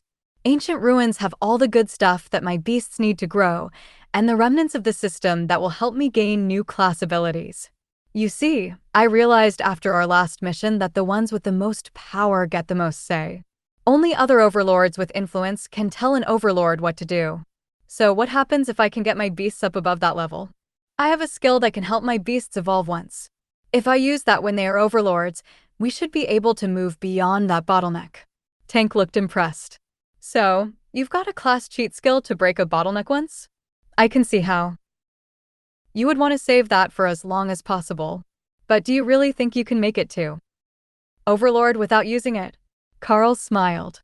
Just try to tell Ray that she's not the most deadly creature in the area, and she will soon prove you wrong. I have no doubt that they will find a way to make it that far. Ray and Remy can make at least Commander without any outside help, and Hawk has already shown that the class can help them go well beyond their limits. Ray doesn't think that the royal rank bottleneck will be an issue for her, so that means that it will be growing her from a royal rank princess to a monarch. Rank queen where things get tough. However, I might be able to get another teammate to help with that. Plus, there is Remy. Spirit snakes seem to be unpredictable, but powerful. The stronger one of the beasts gets, the stronger the other beasts get, and I'm dragged along with them. It's a symbiotic system. The berserker nodded. It's messing with your mind, though. I'm not certain if you've noticed, but you're not thinking like you used to. Karl frowned. That naturally changes with experience, I think. Tank shrugged his shoulders, not pushing the point. Now that it was in his head, Karl would notice soon enough that his thinking was being influenced. It was already evident to everyone else, and he walked like a predator stalking prey, with that same sharp look as if everything around him was a potential target. Or a potential snack. The only time that Tank noticed him acting more human was when he was surrounded by his long-term team members. Karl patted Dana on the head as he came out of the showers, and she resisted the urge to punch him, as he was still wearing armor. Lotus poked him on the cheek, drawing Karl's attention. We've got new people to meet. Are you ready now, or should we run away and play in the trees for a bit at first? She asked. As tempting as it sounds to go make a tree fort right now, we should meet the people first. There is a chance that the giants will be back tonight, and we don't want to have to arrange things at the last second because we procrastinated. Karl suggested. Tessa whistled, and with a gesture, for young men who all looked like they should be in the senior year, still wearing their academy uniforms with the silver Ascended badges, came running over. Gentlemen, let me introduce you to the rest of the group. First we have Dana, a golem mage, Ophelia, a bear totem berserker, Lotus, a nature priestess, and finally Commander Karl, a beast master. Everyone, meet the second half of our mission team. The hairless one is Mick, a sand golem mage, who is good with traps. The short black hair is Ollie, a defensive warrior. The blonde is Jimmy, also a defensive warrior, but with a specialty in evasion instead of shields. Then finally we have Seamus, our new bard. Karl looked over Seamus, whose long auburn hair was pulled back in a braid. He had a small guitar slung over his shoulder, either a mandolin or a lute. Karl couldn't tell from this angle, and he looked utterly terrified to be here. "How are your combat buffs, Seamus?" Karl asked. "Good, good. I mean, when I can focus enough to play. Until this week, I was preparing to go on tour with a folk music band. I'm not really a fighter, but I can use the essential bard combat spells well enough. Inspiration, to increase attack speed and luck, courage, in case someone other than myself is terrified of being here, and mesmerizing chant, to distract the enemy. They have a considerable area of effect, so I'm better on the battle line, where I can just play inspiration in the background. I am also superb with a dagger, but I will tell you right now, if you try to make me stab a giant with a dagger, I might wet myself." Karl laughed and patted him on the shoulder. "No, I don't think that will be necessary. Just keeping a battle hymn active will be enough. I believe that you all met Tessa first, and she has the favor of the war dragon, so a little inspiration type battle chant should be just the thing to get everyone around us motivated. The only other question I have is Mick. You have sand golems, right? Are they upgraded, and is there one or two?" Mick shook his head. "I have 6 small ones, goblin-sized and easy to disperse. I don't know how much use they will be against the giants, but they will deal ascended rank damage from the knees down. That could be fun. They might actually be as much use when combined with your trap skills to trip, entangle, and slow the hill giants as they are for damage. But don't underestimate how much a well-placed slice to the back of the knee can cripple an opponent, and they're small enough to run around between targets," Karl replied. Karl considered the new group's strengths and wondered who they were going to get as their second commander. Presumably Morgana, as she was his advisor from the bureau and didn't have classes to teach, but in this camp it appeared to be the headmaster running the show, and he didn't know her as anything other than a student. "Why don't we sit and get to know each other before we have to work together in battle?" Karl suggested. Mick, the bald golem mage, laughed. "Well, more like you get to know us.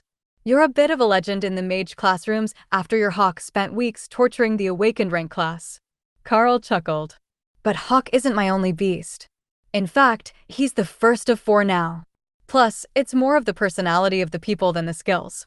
I can find that in your deployment orders, or at least the basics of your skill set, so what I need to know is how everyone will react. Have Jimmy and Ollie faced the giants before? Will Seamus really wet himself when a spear flies past his head? You know, the little life details that determine how you react." Seamus sighed. "You joke, but the bard classes normally do morale work in camp when we're assigned to combat duties. It's more like an idol show.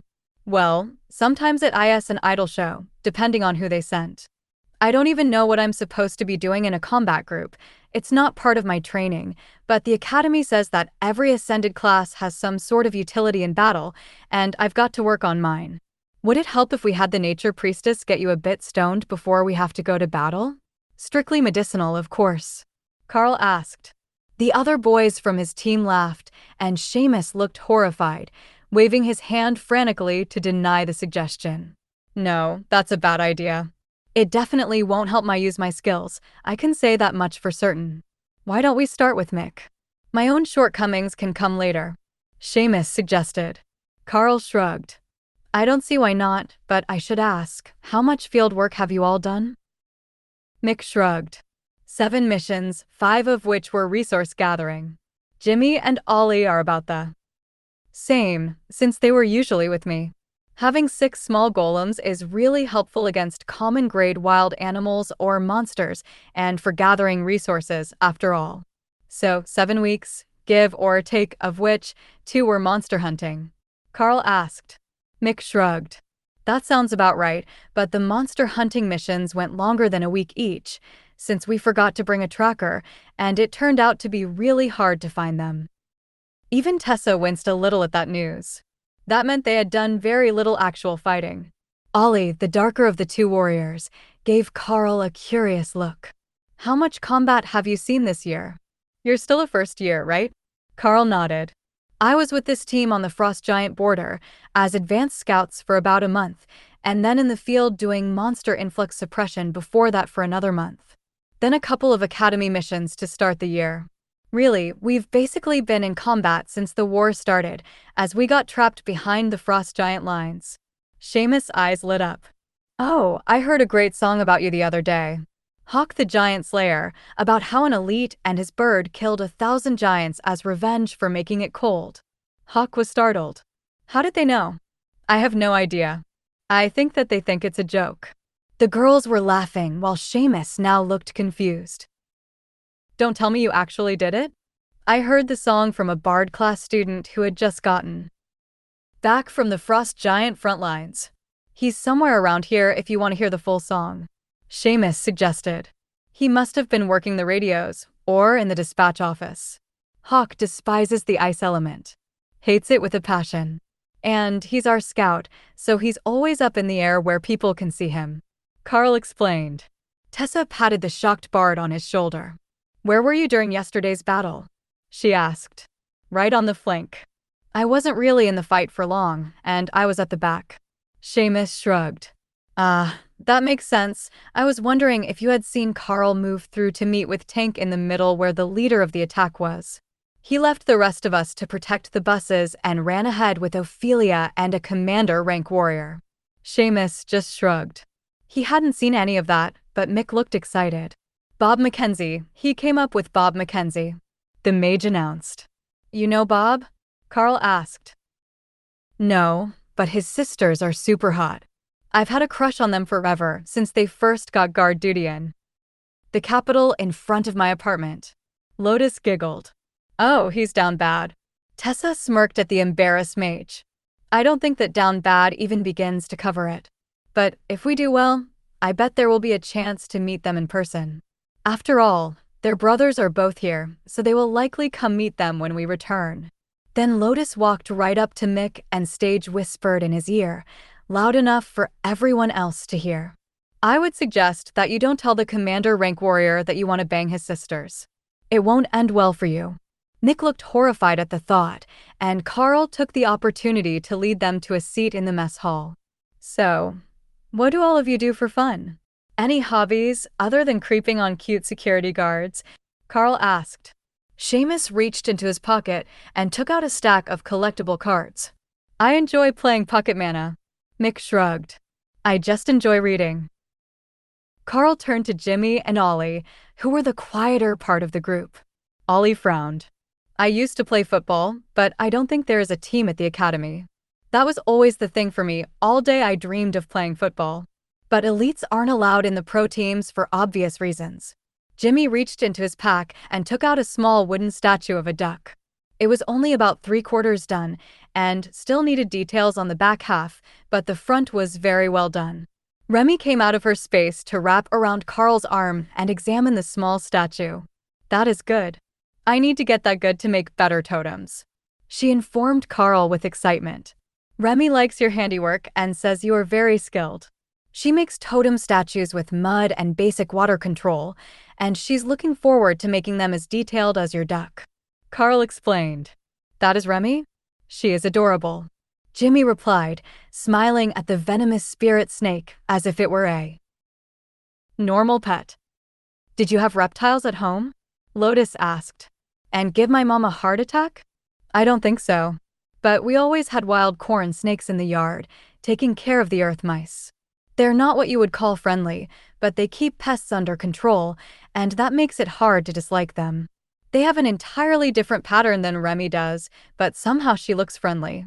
Jimmy explained, running a hand through his tousled blonde hair, which kept falling across his eyes when he didn't have his helmet on. Ollie tipped his chin towards Karl. What do you do for fun when you're not out making bards sing songs about your vengeance against the frost giants? Karl shrugged. Honestly, I don't have many hobbies.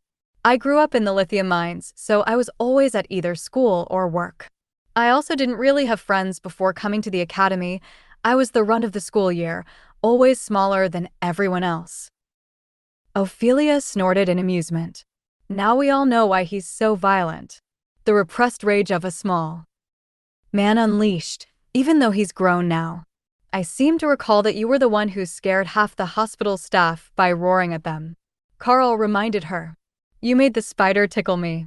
She replied, her voice taking on a rather ursine growl.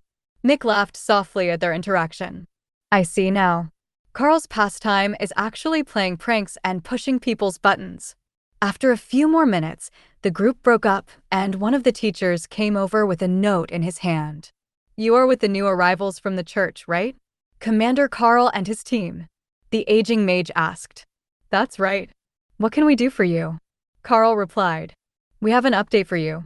The second commander for your team has been selected, and a bunk has been prepared for you in the male dorm tents," he explained. "Is it acceptable to set up my own outside the camp? I sleep better that way, and I'll be close enough to hear mission orders." Karl asked. "That is fine. If you prefer an individual tent, they are set up behind the line. You can pick a spot and set up. But the commander who is assigned to the second half of your mission team has just arrived, and he seems somewhat perturbed, so perhaps you could help set his mind at ease." "Of course. Where might he be?" Karl replied. The teacher gestured for Karl to follow him, and they walked through the camp to the bus parking area, where a familiar-looking mage in his mid-20s was having a smoke. He wore an officer's uniform with a colonel's bird-shaped badge on it, but Karl didn't recall meeting many colonels in his time, other than Valerie. They were one of those ranks who got stuck either in an office or leading a very large group of soldiers, so they would be in a backline command station, not anywhere near Karl. He looked up and gave them a rueful smile, which seemed odd to Karl. He didn't recall this man having anything to be apologetic for. But then, he realized who he was. That was the silent general from the meeting that sent them to take on the royal rank frost giant. If Karl recalled right, the man was a fairly accomplished mage, which would be useful in the team to keep Jimmy and Ollie off primary defensive duties. The teacher introduced them. "Commander Karl, this is Colonel Wilkes. Colonel Wilkes, this is Commander Karl and his team. The 4 ascended members you will be partnered with will be here shortly. Your teams will be working together for the next few missions." Karl walked over and shook the man's hand. "It seems we have some catching up to do, General." Wilkes nodded and took a drag off his cigarette, the smell startling Karl, who had gotten used to Doug's being distinctly not tobacco. "Indeed we do. Is there somewhere private?" "Just over here behind the bus parking is as good as it gets, I'm afraid. But I'll take the abridged version if it's necessary," Karl suggested. They walked away from the last of the crowd, and Colonel Wilkes took a seat on a crate of food supplies. "Where do I start?" "The obvious, I suppose. I have been relieved of my command and demoted to colonel, then sent to the front lines. The same is true for General Jormunson, the warrior. General Orland is under arrest, but they likely won't demote him, just hold him until the trial." The colonel began. "Wait, back up. They arrested General Orland for sending us on a fool's mission?" Karl asked.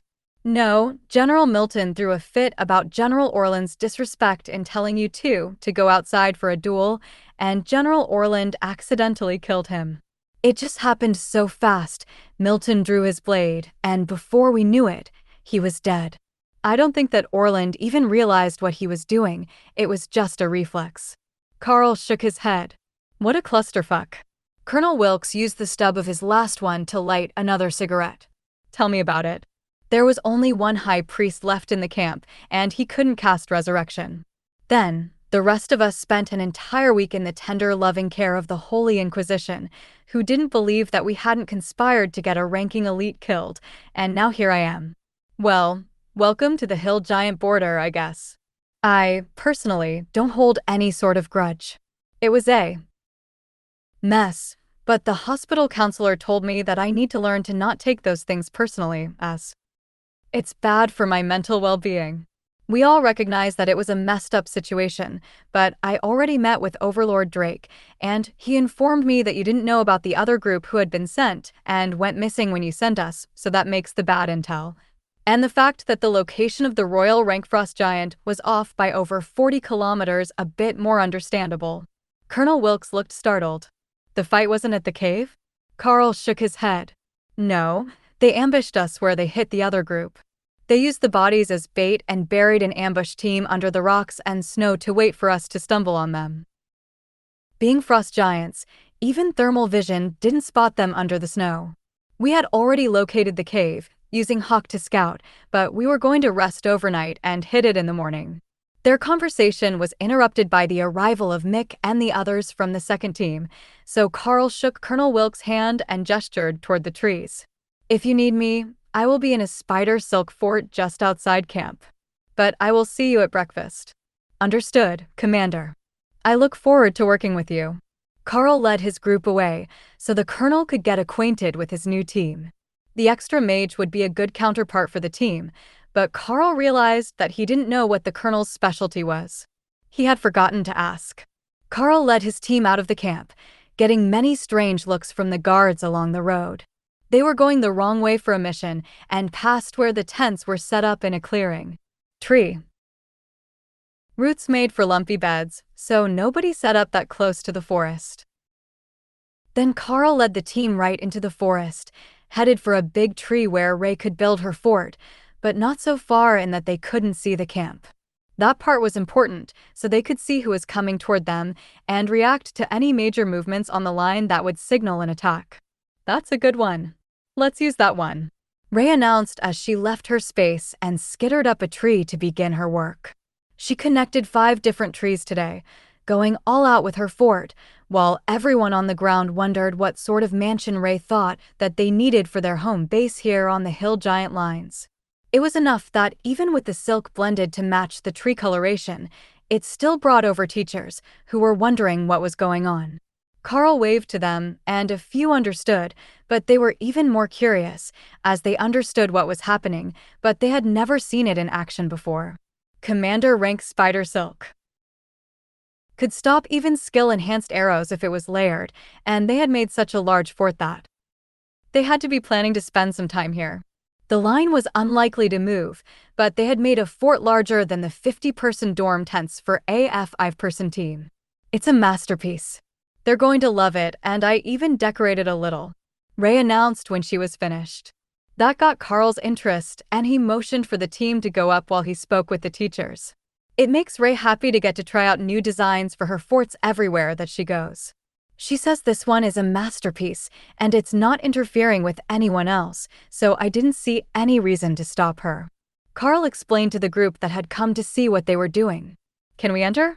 Or is it a personal thing to her?" one of the warrior instructors asked. "That should be fine. She likes it when people praise her hard work." Karl agreed. The teachers went up next, and Karl laughed as he heard the gasps and laughter of them, discovering what Ray meant by a masterpiece. He climbed up the ladder and looked around what appeared to be their new sitting room, as Ray had made a half-dozen hanging chairs to swing in, and found that she had decorated the tree with necklaces of gems and bits of bone stolen from the dead frost giants. It had a very shamanistic vibe to it, and the magical gems glittered in the twilight under the tree branches. That led into a kitchen area, where Lotus was already hard at work building counter space with plant growth, and then open bedrooms with curtains between hammocks, and one more large open room, which Karl assumed was for guests. "It's a whole house, built in the trees in what? 5 minutes?" one of the teachers asked. "With all new beds and swinging chairs." "Those are new, we didn't have those last time," Lotus added. "Is this how you live on the front lines?" the warrior instructor asked. "It is now." Karl didn't miss the envious glances that the other students were casting at his fort when he came down with the others for dinner, or the gossip about the features that they had added inside, which sounded much more grand than the actual interior of the silk fort. It was more of a suspended tent than the palace that they made it out to be, but compared to their rooms at the academy, the canvas tents with 50 students packed inside were no luxury hotel. The fort was much less crowded, and they actually had room to spread out when they were getting ready in the morning. The tents were so packed that you had to either take turns or equip your armor while lying in bed if you had a bonded set. Many of the others didn't have a bonded armor set, as it was prohibitively expensive for the average student, and not well worth the resources that they could have bought instead. Their growth rate was normally the priority for all of the Golden Divine Academy students. Karl was just an exception to the rule, and from what the others could tell, his group was either enjoying the benefits or they had all gained significant opportunities in the recent past. "Do you think that they will be back tomorrow?" One of the students asked as Karl and the others were taking a seat at the table next to him with their trays. I guess. They're still close enough that the artillery is firing at them, so they must come back pretty often. The other student at his table replied. Oh, we can ask this teacher. Commander, do you think the hill giants will charge again tomorrow? The boy asked. It took Karl a moment to realize that they were talking about him. His back was turned, and he was in armor, so they hadn't realized he was a student. Karl turned around with a smile. Well, you got the rank right. But I'm no teacher. However, I can say that the chances are they will launch at least a small attack every day, even if it's just to test our lines. The giants are relatively smart. Smart enough to know that if we start to slack off, we will leave vulnerable spots in the defenses that they can use to get to us. So, something like today will happen every day? The boy asked. I take it you got here very recently? This was a smaller attack. It only lasted 10 or 15 minutes, and the enemy retreated with most of their force intact. That's just a probe to see how we're doing. With our defenses, I attacked forward into the lines to throw them off balance so they didn't think that we were too predictable, and that was all it took to make them back off. Karl explained. Tessa wagged a finger at him. It's not nice to lie to people. You attacked into the lines because you thought it would be fun. Maybe a little because it was fun. Karl agreed. The other students sitting around them chuckled, and a few of them discussed what they had seen when Karl and the warriors had charged into the lines. That was drawing even more students into the discussion, those who had been on Karl's side of the line during the attack and had managed to see something through the blizzard, attack that Remy had been using to reduce visibility. I tell you, it was like a whole army rolled into the giants, man. They just marched through the attack, cutting down everything like it didn't matter there were commander rank giants there. One of them was telling his team, there is half the academy here, how much difference could 3 more make? One of the other students asked. Yeah, that's what I thought, and then suddenly there was a 3-meter-tall werbear and a bunch of giant spiders, and that maul tossing around hill giants like they were dolls. I tell you man, Commander covers a huge range of power compared to Ascended. One of the others insisted. That was actually true. Commander rank went for a much wider range of power than Ascended. Because the bottleneck wasn't just a number, but a qualitative change.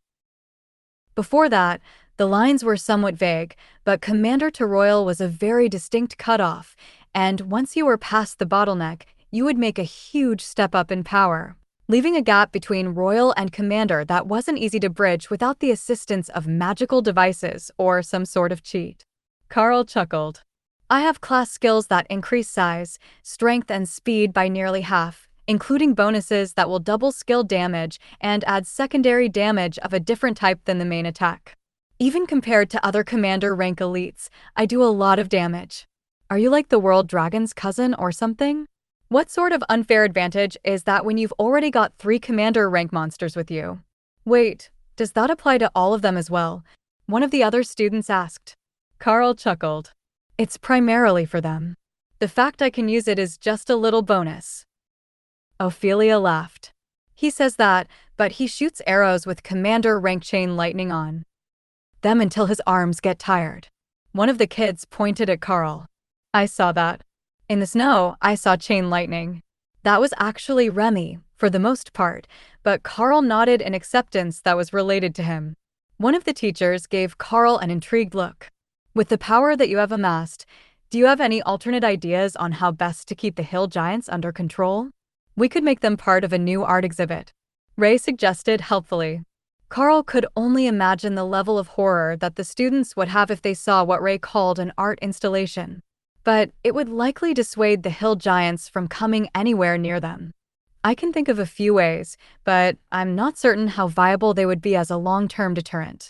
We could try to terrorize the hill giants into backing away from the border, but eventually, they would likely come back with even larger numbers, and that would be a real mess. We could try thinning their numbers as well, and I saw the numbers from the Frost Giant front, where they were summoning more giant clones to fight. If the hill giants aren't cloning themselves with magic, they might not win a war of attrition.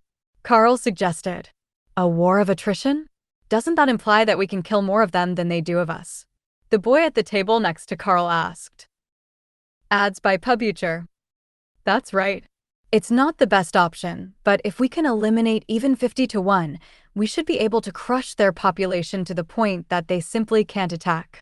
The other students looked at him like he had just said the dumbest thing they'd ever heard, and Karl felt the need to defend his idea. We were only on the frost giant border for 1 month, and my team killed well over 1,000. Given even 3 months, I don't see why the lot of us couldn't do it, he explained. The teacher sighed. When you put it that way, it sounds so reasonable. But that's simply impossible for most of us. Unless you're going to single-handedly wipe out an entire town, that math doesn't work out for those of us who are at less exaggerated power levels. From the far side of the room, Morgana laughed. You're not going to get to play that much on this front. You've got classes to take, rotations along the line, and even rest days in your future. The witch doctor informed him, but with the intent to encompass his whole group. Rotations on the line? Seriously? Karl asked. Most of the defensive tactics aren't a pike wall, that's just for slowing the charges. You will get used to fighting in a larger group soon enough. Besides, you're with Colonel Wilkes, and he summons fire elementals. I think that him and Hawk might become good friends after a few fights together. Morgana replied with a smirk. Fire elementals? Like magma elementals, but all fire? That sounds neat. Hawk agreed. All right, we aren't quite feral yet. We can play well with others. Karl reluctantly caved under Morgana's demanding stare. I'll believe that when I see it. Don't forget, I've met your nature priestess. Lotus laughed and waved, knowing that Morgana couldn't see her sitting behind Ophelia. Oh, there she is. Good evening, Lotus. As if speaking of him had summoned the man, Colonel Wilkes walked in with his team and gave a friendly wave to Karl's team as they loaded their plates and sat down. But no sooner did they get seated than the attack alarm went off, and everyone began to rise from their seats. Where's our spot on the line? Karl asked Morgana as they prepared to head out. Last one on the right flank, where you entered yesterday. Karl nodded, then turned to the other group, who were getting ready to leave. Acceptable response time is 3 minutes. Shovel food in your mouth fast and then jog over. You've got the time and you'll need the energy. He instructed, then led his team out the door. It was strange to be going to battle without his backpack, which was safely stowed in the fort, along with everyone else's. But that didn't change their arrangement, and the 2 clerics hopped on Thor, while Ray strapped Dana to her back and Hawk took to the sky. Morgana was running alongside them, doing her best to keep up, and nearly succeeding.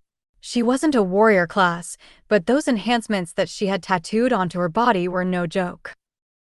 They took the end of the line, behind the final few pikes, and waited as the hill giants came into view. Where does the Remy usually stay for the battle? Morgana asked. Either in her space or in my pocket.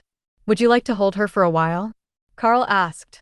The 2 seemed like they could be good friends, with Morgana's puppets and Remy's totems. Morgana held out her hand, and Remy slithered up her arm to loop around her neck and put her face right beside Morgana's, so they were looking at the same things. Lotus giggled as the snake nuzzled against the witch doctor's cheek, and Thor's, refreshing lightning, barrier stretched out to encompass her as well. Well, it looks like you're one of us now. The barrier only works on the ones that Thor considers friends. Karl informed her with a smile, while Morgana gave the lightning Sero a shy smile. It seemed to evaporate the aura of professionalism and made it obvious that Morgana was no older than Lotus or Tessa, who had also graduated from their academy last year. The second team wasn't far behind, though they were running at a mage's speed, so they stayed together, and they were carrying slices of egg-battered toast with them, eating on the way. Chances are, when everyone cleared out of the mess hall, they had been too embarrassed to stay, but if the fight didn't last long, their meals would still be there when they returned. It wasn't like the academy had kept someone back to clean up the mess while they were fighting. Everyone in the camp was an awakened rank or higher elite, including the staff, and many of the awakened rank students had been left behind with the common rank students at the academy for their own safety.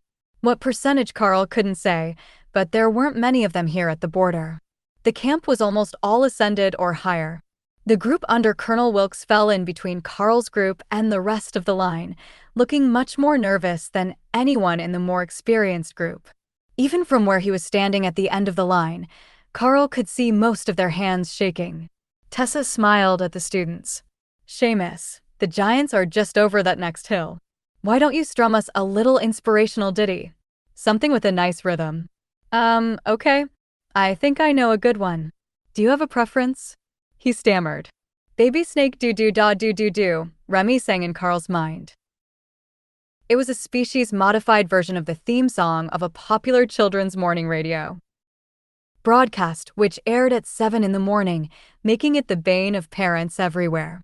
But how Remy had ever heard it was a mystery. Karl ignored the happy snake and made his own suggestion. "Why don't we go for something fun? Do you know any drinking songs?" "A drinking song now?" Seamus asked. "Definitely. See how nervous everyone is? A nice upbeat drinking song to take their minds off the battle is just what they need." Karl agreed. Seamus strummed the intro to a popular pop song, then adjusted his lute and slid a metal tube onto his finger. When he strummed again, the tone was entirely different, and the nearby students began to laugh as he played. They were still laughing as the giants came over the hill and into attack range. All of the nervous hesitation was gone, and when the order was given to raise the pikes, the entire row went up in unison, as if they had actually trained the maneuvers. From the hill, giant ranks, thousands of rocks, from baseball to boulder size, were magically hurled at the human defenders, crashing into shields as the ever-present artillery fell silent, protected by the mages from the wrath of the giants' earth magic. The larger boulders exploded on impact with the shields, sending shrapnel everywhere and forcing the mages to work to keep up the barriers over the defense lines. Thankfully, their fort was far enough back that it wouldn't be in danger from the secondary damage. "Just hold until the order is given," Karl reminded his beasts. Lotus climbed down from Thor's back, and Dana got down from Ray, preparing to cast her golem spell. "Golems forward, break the charge." The radio announced when the hill giants were 30 meters away and already under attack by the mages. The spider golems only took 3 steps before launching themselves into the air, crossing the gap in a dull green streak of motion. But right beside them were 2 floating balls of fire, the fire elementals summoned by Colonel Wilkes. Karl began to fire his bow, sending chain lightning through the attackers, who stumbled under the onslaught. Haste, terrorize, and brutality all came online, increasing the size, speed, strength, and damage done by himself and the golems. That was enough that the chain lightning was actually stunning the ascended hill giants, who died in a spray of blood as the spider golems raced between them. Then the 6 small sand golems created by Mick, the bald mage student in the second group, reached the battle with Dana's stone golems, and the hill giants began to flail about at the ground, trying to hit the annoying things slicing at their legs. The tactic was brutally effective, as it left them vulnerable to the attacks of the other golems, as well as Karl's arrows and the attacks of the mages in their section of the line. Most of the charge was continuing, but their end of the line had completely faltered under the weight of the attacks. Then Mick turned the soft soil to soft sand, and the giants began to sink and stumble, turning the rout into a massacre where they couldn't even retreat. Reinforcements from the back lines of the assault were on their way in Karl's direction, but they wouldn't last long, as Hawk was bombarding them with fireballs. Mick was panting with exertion as he remade his golems again and tried to keep the sand trap active against the efforts of the hill giants to turn it back to stone, but Colonel Wilkes stopped him. "That's what the pikes are for, son. Save your energy for later in the fight," the colonel reminded him. "Pikes forward," the radio ordered, sending a wave of warriors forwards into the hill giants with long spears in front of them, so they were out of the reach of the attackers. The mages were getting tired, but the warriors hadn't done anything yet, so it was their turn to take over while the mages slowed and regained their energy. "That's our signal. Forwards on me," Karl ordered Ray and Thor. Behind them, he saw Remy create a totem in both of Morgana's hands for the witch doctor to hold up so they could fire over the crowd. Morgana was laughing, as holding the totems prevented her from using most of her spells, but Remy thought it was a brilliant idea, and she could just make more when they expired, since she was attached to the witch doctor anyhow. "Seamus, we need a party song," Karl shouted as he raced forward with the beasts. This time the bard had a bit more confidence, and his song took on the notes of a hard rock guitar as he began to sing along, strengthening the inspiration bonus as he followed the warriors forward. The rhythm of the bow in time with the music was a comfort to Karl as he ran forward, firing arrows twice a second and spreading chain lightning everywhere. Tessa speared a commander-rank giant, tilting his body back, right before Thor gored him and tossed the body back behind the lines. That made a small gap, and Ray recalled her spider golems to join her ahead of Thor, establishing a breach in the lines and leaving the outermost 20 hill giants cut off from their comrades as they were surrounded and eliminated. Again, as they had yesterday, the hill giants created barriers of earth magic as they retreated, and left the human defenders to be tended to by the clerics. The actual losses on the human side were very low, though the number of wounded was straining the abilities of the healers assigned to some of the sections of the line. On Karl's end, it was light, but just beside them, there had been a few hill giants who managed to break the pike line and get into the mages before they were taken out. They were doing their best to take down the shields over the line, as without that, the boulder artillery would devastate the students, but the line had managed to prevent enough of them from getting through to accomplish their goal. It would surely be the topic of their next few lessons, as that was the worst possible outcome for the defenders, but the students near Karl were in high spirits, still buoyed by the lingering effect of inspiration. "Good work, Seamus. That's what we need out of our bard. Now, we just need to work on your song." Selections, so you don't have to pick one at random at the last second. Like the bedroom, the battlefield benefits from a bit of mood music, and if I left it up to the beasts, Remy would be singing Baby Snake. Karl joked. Seamus choked on his laughter and played the first few notes, which made everyone else laugh as well, as they realized what Karl was referring to. "World Dragon, NO. Not that song," one of the older clerics shouted. "Oh, I take it you're up at 7 in the morning more than you would like?" Karl called back. The man turned around, and Karl noticed the red robes, which made him laugh. "Oh, you're from the orphanages? That makes sense. I bet that any of the orphanage supervisors view the creator of that show as their personal nemesis by now," he added. The red dragon priest nodded. "Exactly. That song is evil, and it gets stuck in your head." Tessa and Lotus had already run off to help heal, and Doug was with a group of older clerics near a stack of bodies under blood-stained white sheets. Karl was certain that they had at least one healing specialist who could resurrect the fallen instead of reincarnating them, so it took him a few seconds to realize what they were doing. They had 2 clerics who could resurrect, and the other high priests were granting them mana and energy so that they could get to as many casualties as possible before they were exhausted. If it worked out perfectly, everyone would be back on their feet by that time, and if not, they would do the reincarnation ritual and notify the church to watch out for more returned elites. With a number of recent incidents of them returning with skills, it was obvious that they needed to be cautious, as some of them would reincarnate in a daze and think that they were still under attack. If it worked out perfectly, everyone would be back on their feet by that time, and if not, they would do the reincarnation ritual and notify the church to watch out for more returned elites.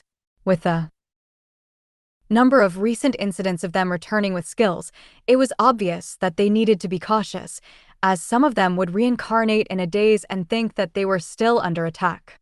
Karl watched the hills in the distance, getting updates from Hawk, who had gone up into the clouds to avoid attracting the attention of flying stones, and waited for news. Or the stand-down order that the hill giants had retreated far enough that those not on duty could return to their days. "Shit, shit, shit. Angry birds inbound." Hawk screeched, then dive-bombed Karl and vanished into his spot. Karl was confused for a second, then he saw a group of giant winged forms incoming from the clouds. "Everyone, heads up. We have incoming. Bring the barriers up," he shouted. The mages who could hear him did just that, and the radio operators spread the order down the line. For a moment, they had no idea what Karl had alerted them about, and they were beginning to relax, prepared to call it a false alarm, when the rocks and fireballs began to rain down on them from above. Karl focused on the incoming giant birds and let loose an arrow, using chain lightning to lend speed and distance to the attack. The rocks naturally dodged the long-distance projectile, but what they didn't realize was that simply not being hit wasn't enough, and the lightning arced to them anyhow as the arrow passed by. It didn't seem to do much to the enormous feathered monsters. Karl had heard that dragons were the greatest threat among all monsters, but from what he could see, they might not be the largest.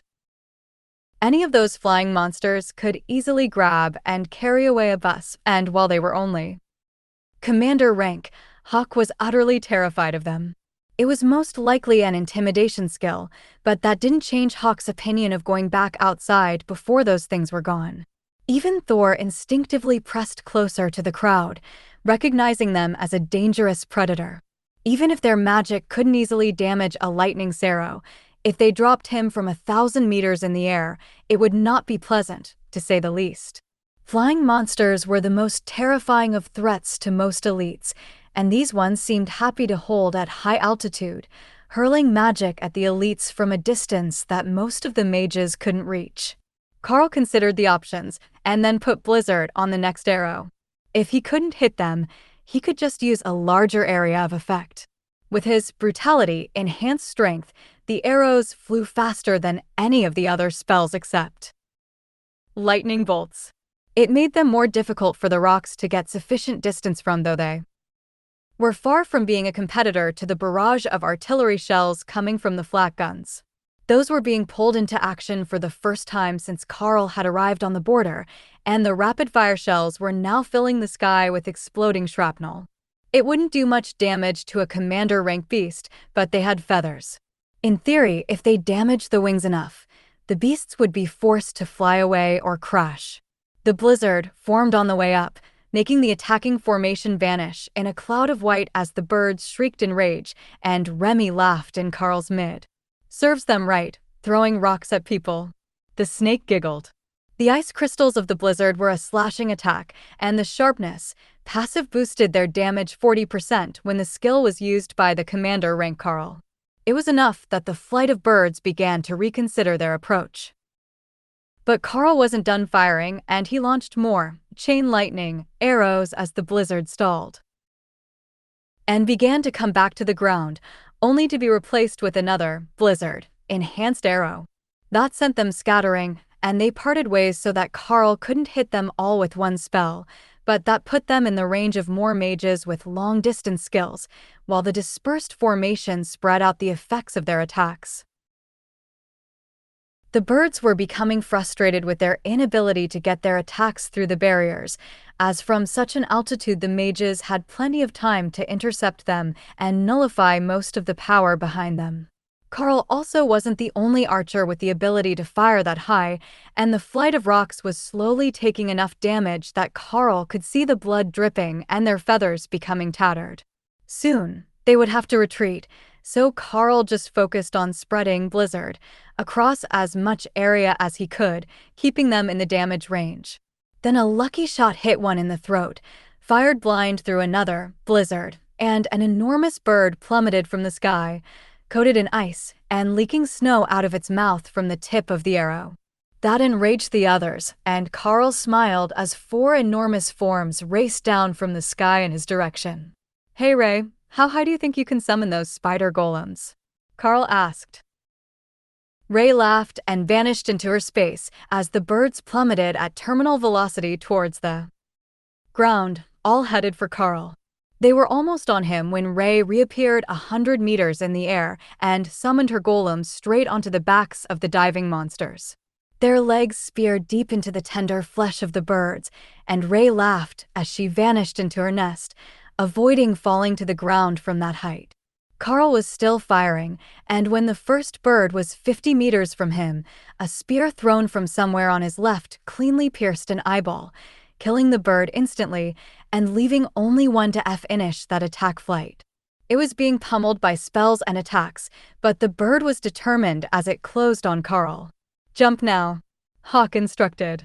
Karl leapt into the air, twisting to keep the rock in his vision, and the bird passed between him and the other elites. "Neck," Hawk instructed. Rent slammed into the back of the bird's neck, shattering it, and the last rock skidded to a stop, carving a deep furrow in the soft dirt. "Good work, buddy," Karl congratulated him. "I know all the ways not to get eaten, but those things are scary," Hawk replied happily. Karl couldn't fault Hawk for that one. Bird to bird, they were 100 times his size, and they likely had a number of nasty tricks for dealing with other flying predators that they hadn't used against the humans.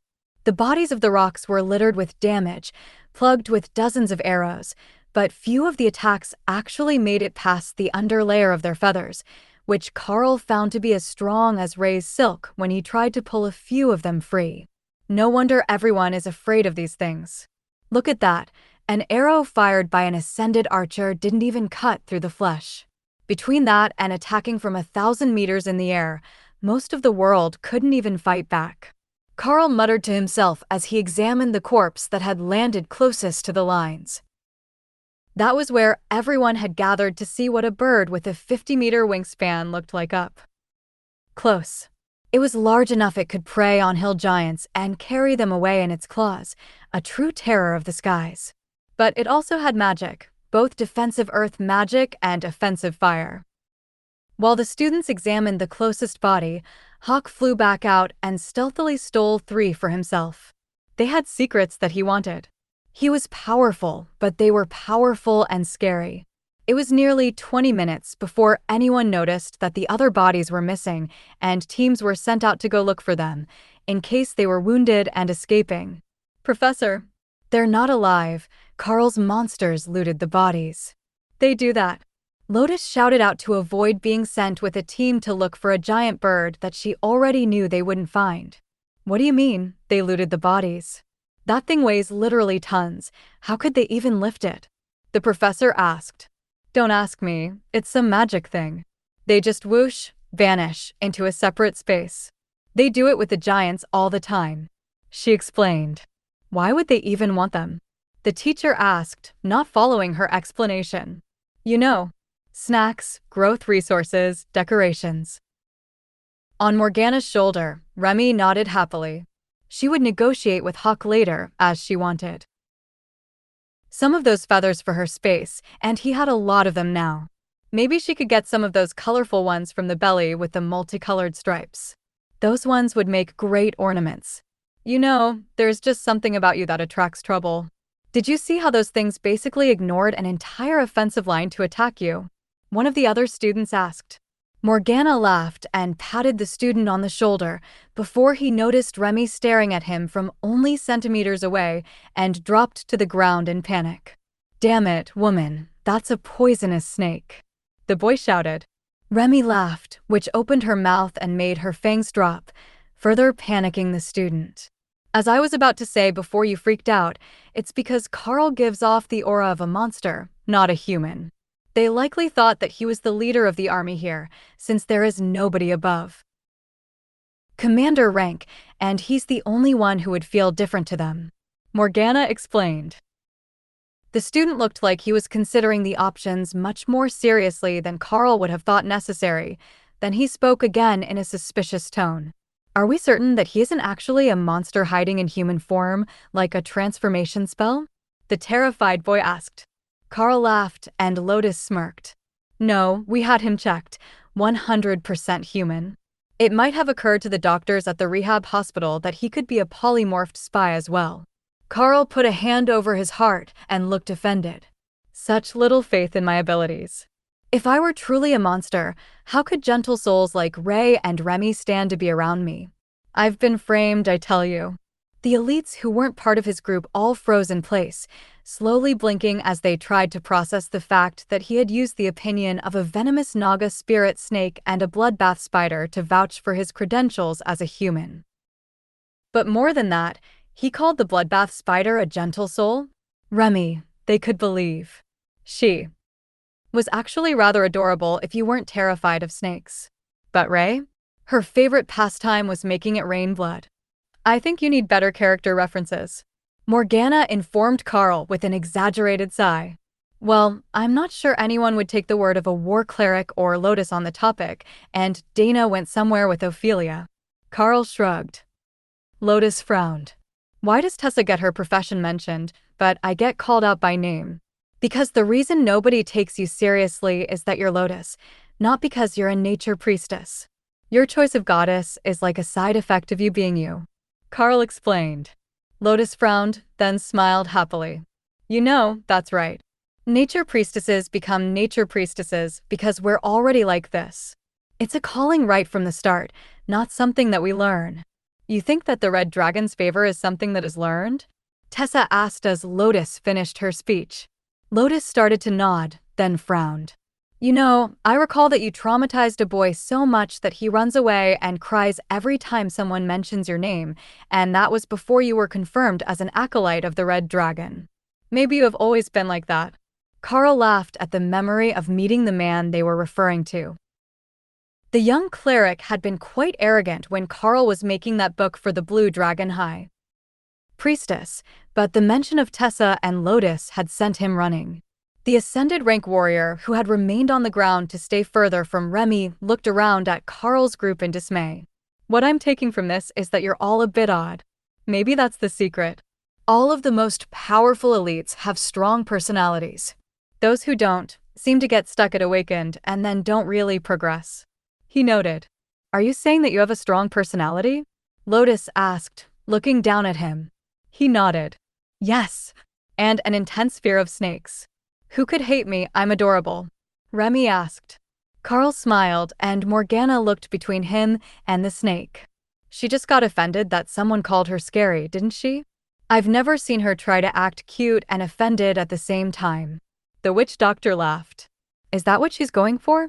She just looks offended, like she slithered in something foul. One of the nearby mages joked. Remy tilted her head, wondering what she was doing wrong that they weren't getting the message. See, that is adorable. The other just looks offended. The mage added. Does everyone suddenly speak snake? The snake-phobic warrior asked, backing away as he rose to his feet so that there were two other people between him and Remy. She's really good at it. Out of all the beasts I've ever met, I think only my pet dog and Thor are better at conveying emotion, but Thor only knows happy and playful. Nick joked, with a gesture toward Thor, who was playing kickball with some of the students. Off-duty students may now return to your regular schedule. The radio announcement sent everyone walking toward camp, leaving only about a tenth of their total number along the front lines. All right, Karl is with me, and I think the rest of you already have your assignments. Oh, Mick is with us as well. I'm doing the ancient history lessons today. Morgana informed them.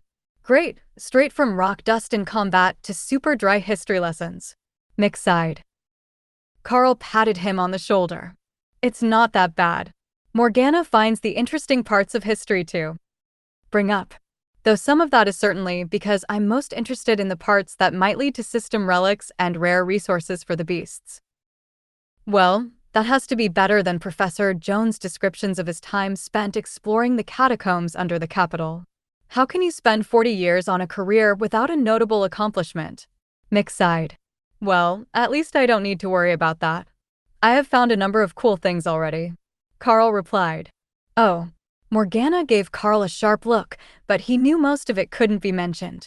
The dungeon in the hills near the frost giant border wasn't classified, though. There was a mission, not long before the war started, where I went to investigate an anomaly, and it turned out to be a combination of Yeti magic and a dungeon instance that had appeared beneath a cavern complex. There was a whole trial challenge series, and a village of dark elves, plus the dungeon instance itself. That's where I found Remy as an egg. Karl explained. If they were already enthralled in the story, they would remember more of the lesson.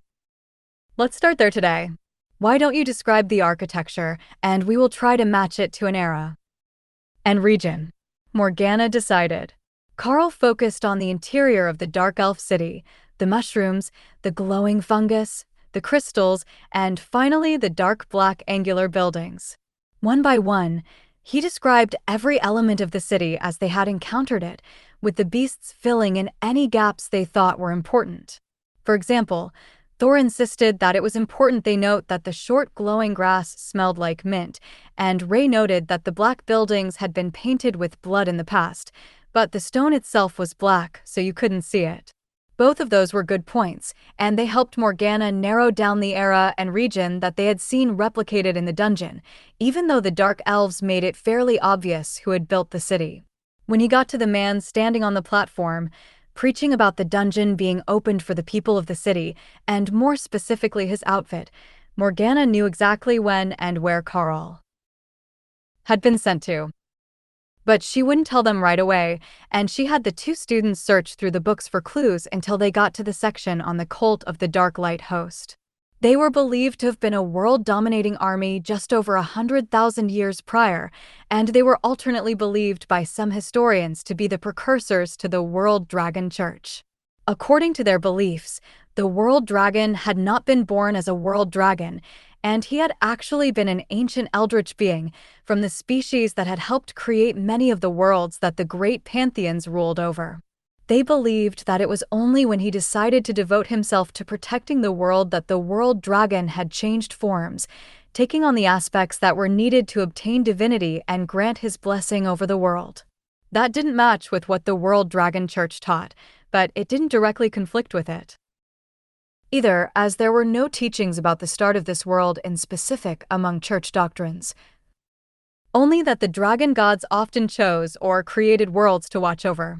According to the textbook, many of the ancient civilizations believed that the Dark Light Host had come to this world and slowly conquered the entire planet, bringing with them the power of the system and the ancient training grounds, now more commonly known as the magical dungeons. So, it's basically a fairy tale of the origin of the world? Nick asked. More or less. It might be true, but there isn't any solid evidence. The fact that Karl actually saw one of them interacting with the ancient dark elves and opening a dungeon portal for them is the closest thing to proof of their existence that I've ever heard of. Everything else about them is told as a legend, an oral history or religious belief passed down through the ages, and those aren't always historically accurate after 100,000 years.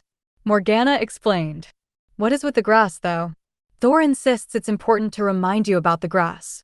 Karl insisted, then took a blade out, as Thor had kept some for himself.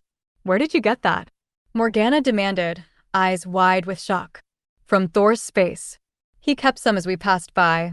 My skills say it's not a growth resource for any of my beasts, so it's just growing there, looking pretty. Karl explained. It does smell like mint. Mick agreed, as he examined the faintly glowing blade of grass. Do you have any idea what that is worth? Morgana demanded, her voice rising through the octaves. I don't even know what it is. I couldn't find it in any of the books. Karl replied evenly, not sure why she was getting hysterical. It was an awakened rank magical resource, not even a great food source for a commander rank lightning Sarrow. Morgana put on a pair of latex gloves and gently took the blade of grass from Karl's hands to put it in a sealed jar. She looked so relieved that it was safe that Remy couldn't resist, and picked one from her swamp, which she had planted from the ones in Thor's field, and came out to give Morgana another one. There are more of them? Thank you, Remy, but I can't take your treasure. Morgana informed the snake. Remy just put it in her hands, then smiled and returned to her space. It is literally growing in her swamp. She planted it near her altar because the glow makes for a pretty backlight at night. Karl explained. So this will grow back? Morgana asked. Yeah, fairly quickly, if I recall correctly. It's one of the plants that Thor needs to prune so it doesn't spread out of its allocated space. Karl explained. Well, this should prove that you were really in the Underdark. This is black elf grass. It only grows deep underground, and it is considered to be very nearly extinct. There are dozens of disguise and anti-aging potions that can't be made without it. You've likely never heard of the deep light face creams, but a jar goes for more than the average house, and this is the primary ingredient. Morgana explained. Karl winked at the witch doctor. Aren't you a bit young to be worrying about anti-aging products? Mick chuckled with his hand covering his mouth. Indeed, Morgana still looked her age, and she would be under 19 if she had just graduated. Even among the elites, who were all of the younger generation, she was among the youngest. Morgana smiled. I don't care about face creams, but I am a witch doctor. One of my abilities allows me to make a transformation potion with that grass. I have been looking for it for ages, and now I have not just one but two whole blades. My magic can fully transform someone for one full moon cycle. Not just their face's appearance, their entire appearance. Mick gave a low whistle of appreciation and Karl smiled. Just think. Lotus could be not short for an entire moon cycle. Karl noted. Why not just say tall? Mick asked. It's magic, not a miracle. Morgana laughed. It's a commander rank potion. It could have you and Lotus swap appearances for the duration if you both used it. Karl considered that for a moment. She would go insane with jealousy, seeing her own body get to pet all the monsters whenever I wanted. Morgana couldn't help but laugh at the mental image of Karl transformed into Lotus, taunting her by playing with monsters all day long while she was stuck as him with no monsters. That's evil in a whole new way that I hadn't even considered. Only a nature priestess could be tortured that way. The witch doctor replied, shaking her head in dismay. Mick nodded. I don't see the issue, though the guy who freaked out about Remy could be tortured that way, I'm certain. It would be like watching a live-action nightmare. Or the Bimbo Brigade, they're all terrified of spiders. Morgana gave him a concerned look. Sorry, they're a group of girls from the senior class who are extra bitchy to us nerdy sorts. They've all got high, paying corporate careers lined up from their ultra-wealthy families, and I'm a favorite target, since I went bald long before I shaved my head. Mick explained. Karl patted him on the shoulder. I should introduce you to a good friend of mine, Skittles. He specializes in helping people work through internalized issues. If you ask High Priest Doug Mackenzie, he should be able to hook you up with a good referral after all this on the border is finished. Mick smiled. His name is Skittles? Karl shook his head. No, it's just a nickname that the High Priest gave him, but it stuck, and it's better than his actual name. He's also a nature priest and very relaxed about any sort of issue you want to work through. Very easy to talk to. I will talk to the High Priest later, I know who you mean. He's here as a teacher now, right? Wilderness survival, if I recall. Karl and Morgana both nodded, while the witch doctor worked to keep her thoughts on Doug. Mackenzie as a person to herself. Karl seemed to recall that there was something between Mick or his group and Doug's sisters, but he let that thought fade. If it were important, it would come back to him later. All right, let's get back to the lesson. Now, we have found the basics about the Dark Light host, so what we need to get into are the building styles of that era, where many of the world's dungeons, instances, and magical trials were founded. Morgana diverted them back on topic. After an afternoon of lessons, Karl was ready for a good meal and a full night's sleep. His group wasn't on defense detail today, so they had all night to themselves unless there was an attack that made it past the artillery and the roaming scouts that the army had in front of them. It was a strange feeling not having a battle to go to in the morning or other immediate obligations. Karl and the other students only had classes in the afternoon, while the clerics helped out all day at the treatment facility or the kitchens, depending on their preference. So, when the sun was already well above the horizon, Karl finally dragged himself out of bed and found a vigilant new group headed to the line, prepared for whatever the hill giants threw at them. They were all well aware that the situation could change in seconds, and the first barrage of an attack was often the most deadly, as the defenders could be caught off guard and the bombardment might make it through their spells. It was standard to relax the defensive barriers when they weren't under attack, so the mages had more mana available when they actually needed it. But that came with the risk that they wouldn't increase them enough to block the first incoming spells when the attack did come. First up was breakfast, then a bit of physical conditioning training with the other students, with everyone making sure that while they did get their necessary workout, they weren't too tired to answer if the call came that an attack was imminent. Mostly it was maintenance, weightlifting, stretches, calisthenics, and so on. That kept all the muscles in peak form without burning so much energy that they would lose combat effectiveness. Then, after lunch, it was back to history and geography lessons with Morgana, but this time accompanied by a dozen other mages, who were also taking the geography class. Are history and geography not a normal warrior class education path? Like, do they just show up in places and add them to their mental knowledge when they arrive? Karl asked as he looked around at all the other students in the group. One of the mages laughed. Actually, you might be onto something. If the warriors need to know something about an area, they learn when they arrive, or it's in the mission briefing. These classes are usually for the ones who have no intentions of going there themselves, or the ones who are the most interested in what they will find there. So, we have a couple of other treasure seekers, mostly after legendary magical items, and you, who is here for what? Monster food? Perhaps signs of a legendary divine beast's nest for your next companion? If you can, I recommend looking for the nest of the rocks that attacked the other day. They're like a transport and aerial attack force combined, and they're seriously powerful. Karl considered that idea. A huge flying transport would actually be quite convenient. However, the rocks were commander rank beasts, just like Ray, and if he was going to use the beast's growth to push everyone to the next level, he would need something that was guaranteed to have a higher potential than that. Remy might. There was no telling what power level her parents were at, as she was created inside a dungeon, and the magic of those places was unpredictable. She might be royal rank, or she might peak right where she was at as ascended. But the fact that she was born ascended rank did suggest that she had a lot of potential, even if she was slower to grow to adulthood than the others. Honestly, Karl was in no hurry to add anyone more to their team.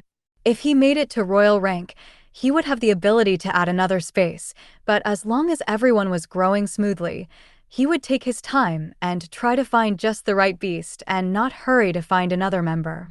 Or perhaps fate would do it for him. Likely in egg form, if past experience was anything to go by.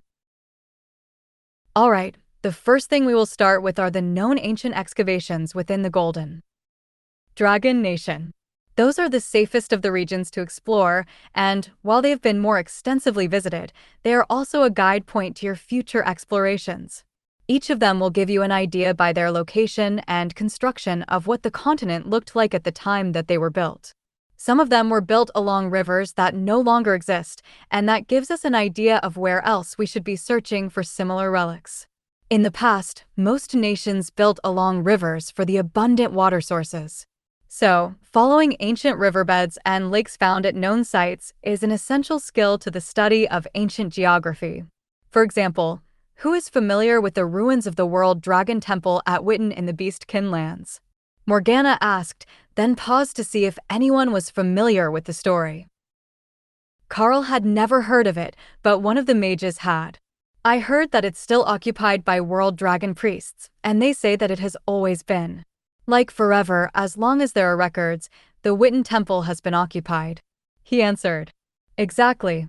According to the World Dragon clerics, it is one of the original World Dragon temples, and while it has been destroyed during attacks a number of times, rebuilt and renovated, every map ever produced shows it in the same spot. Morgana explained.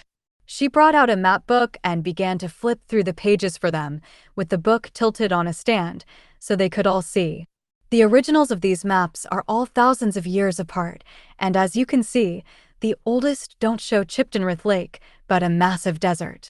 But here in the middle, some of them show a much larger inland sea. The students looked confused. But isn't the lake hundreds of meters deep? Like, so deep that no light reaches the bottom of the deepest parts. Morgana nodded. That is correct, but apparently, that was not always the case.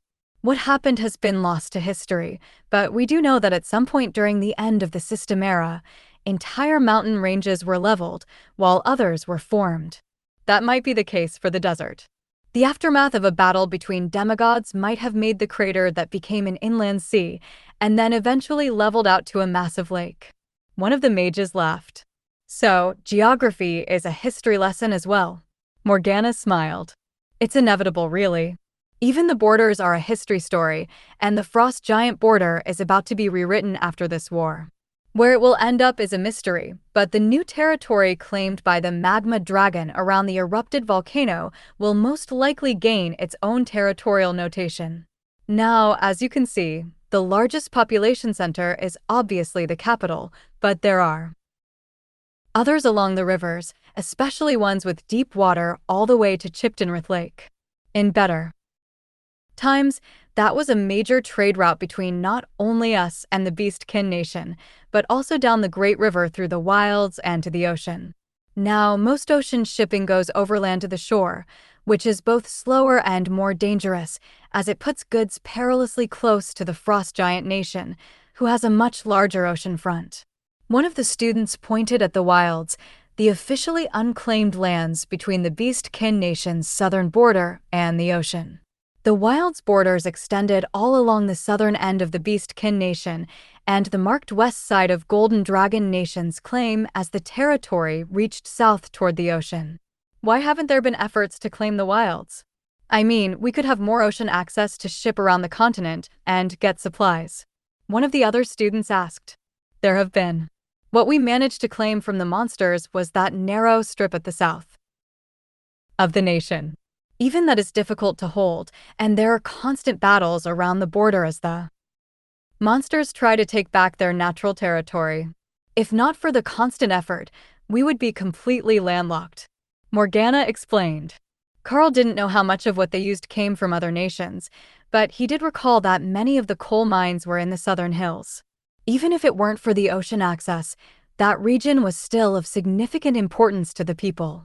The next morning, there was no attack on their section of the line, but the hill giants tested other sections further west down the border.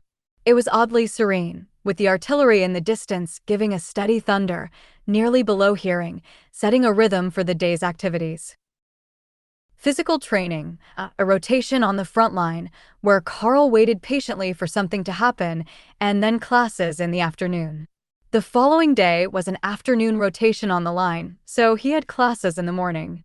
The third day he was off the line again, so he had the morning free to train and work on his meditation to build the strength of his beasts. By the sixth day, without an attack on the line, it was becoming a smooth routine, but Karl was becoming nervous. They hadn't hit the hill giants that hard, so they weren't retreating because of the casualties. No, they were up to something, and their earth magic kept the Golden Dragon army from sending scout planes far enough inland to find out where they were massing troops. Every tiny village had at least one elder who had been taught the trick to anti-aircraft fire, and it didn't take much to shoot down the scout planes. You look twitchy, Tessa noted as they finished dinner in the fort. They hadn't eaten dinner in the mess hall since the first day, only breakfast and lunch, so that they would be able to keep up with the news and orders more easily. The food was mostly canned everything. Even the bread came from cans. The idea was that it would lessen the strain on the clerics, so they could just heal and not worry about dealing with the food supply, but the quality of the long-duration preserved foods wasn't always all that great. Some things were. The preserved eggs cooked as well as any, and the barbecue beans were just as good as they were fresh out of the pot. The canned potatoes were fine, but the green beans were atrocious, and everyone avoided them like the plague unless they had been heavily spiced or drenched in a sauce. In comparison, the dinner that Tessa and Lotus came up with was always fresh, including the meat that Karl donated to the process. Some of the meat sources hadn't been as good as others, but there were still quite a few of the giant pigs, and those were outstanding. Karl had considered sharing one with the line, but Hawk was resistant to the idea, and they had eventually come to a compromise. It was Karl's birthday in 2 more days, and Hawk had agreed to donate a pig to the meal, so the line could throw a proper party. Nobody in the mines could really afford birthday parties that were more extravagant than a cake with friends, so that was their tradition. But with a whole academy full of elites, they could throw a full-on barbecue and trick the students into eating up one of the rocks, which Hawk found entirely too stringy for his tastes. They tasted vaguely like chicken and weren't unpleasant, but if you didn't marinate and deep fry them, their natural state was almost a jerky. That meant Hawk, who liked his food raw, was out of luck. The frying was an essential step to making them edible. So, on the 7th day after their arrival, the day before his birthday, Karl went to talk to the mess hall's leader, the professor from the culinary arts department. Professor Palm, could you spare me a moment? I would like to make a request and a donation for tomorrow's lunch. Karl greeted the aging chef. She smiled at him, but the look on her face was full of suspicion, and she was ready to tell him to get the hell out of her kitchen at any moment. Tomorrow is my birthday, and I have saved one of the giant pigs from the frost giants, as well as the body of one of the rocks. I would like to have the rock brined and deep fried, and the pig slaughtered and smoked for a barbecue feast at lunch. I know that we have plenty of beans and salad to go with it, and everyone loves a good barbecue. Karl explained, before she could yell at him for wasting her time. Put the pig on the table and let's see it. We've got 1,000 mouths to feed here, she insisted. Karl looked at the prep table and shook his head. It is a giant pig from the frost giant nation. It's larger than Thor, and it certainly won't fit on the table. Then the floor over there. That tarp has been sanitized, she offered. Karl brought out the pig, and the chef gasped in delight, before realizing that they didn't have nearly enough smokers to accomplish the task. They could make some of them easily enough, as they had hundreds of raw metal barrels that were used to transport ammunition and supplies for the artillery units. Or, they could wrap it and pit smoke it. That seemed like it would be the easier option. I will get the workers on the smoke pit right away. Did you say that you still had one of the bodies of a rock? We've gone through the one that was brought back to me after the battle already. Karl nodded. It's not plucked or anything, but it has been in the equivalent of stasis, so it's still fresh. The cook nodded slowly, lost in meal planning.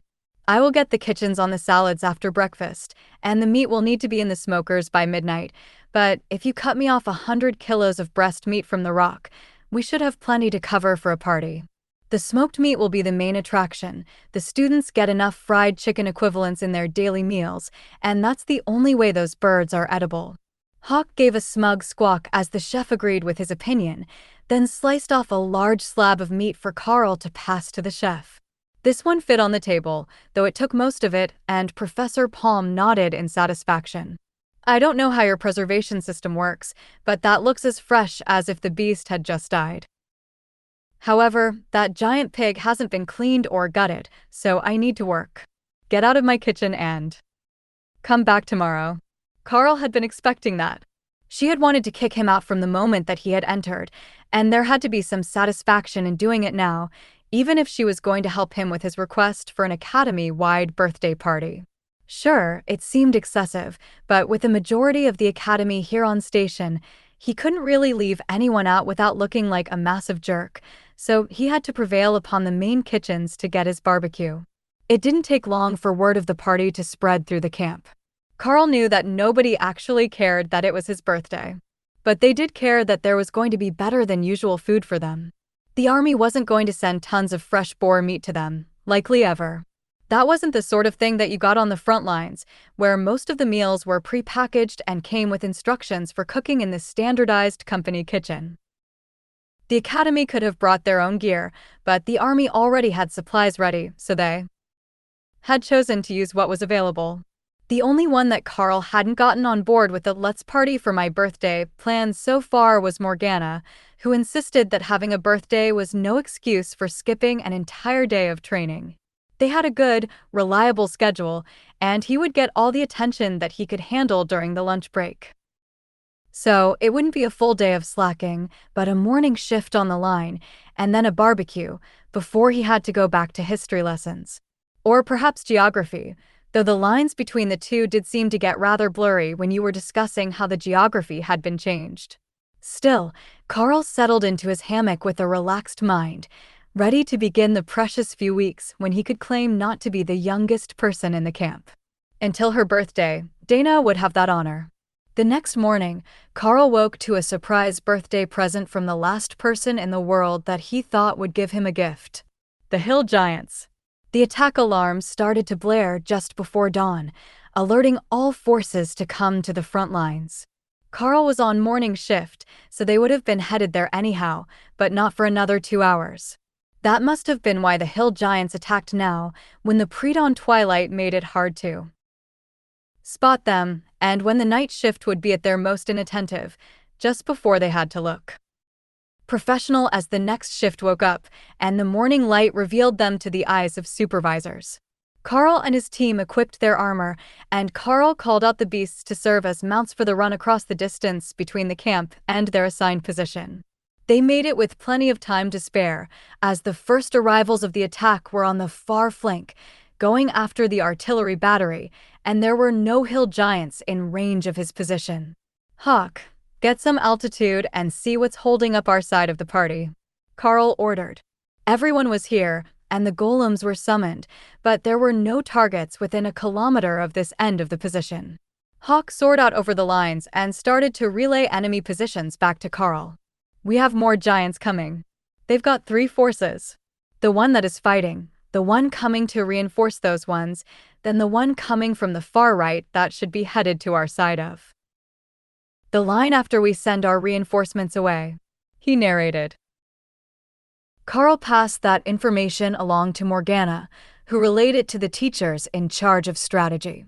The best that was likely to happen was that a few extra troops would be left at this end of the line, as the reinforcement of the side which was actively under attack would take priority.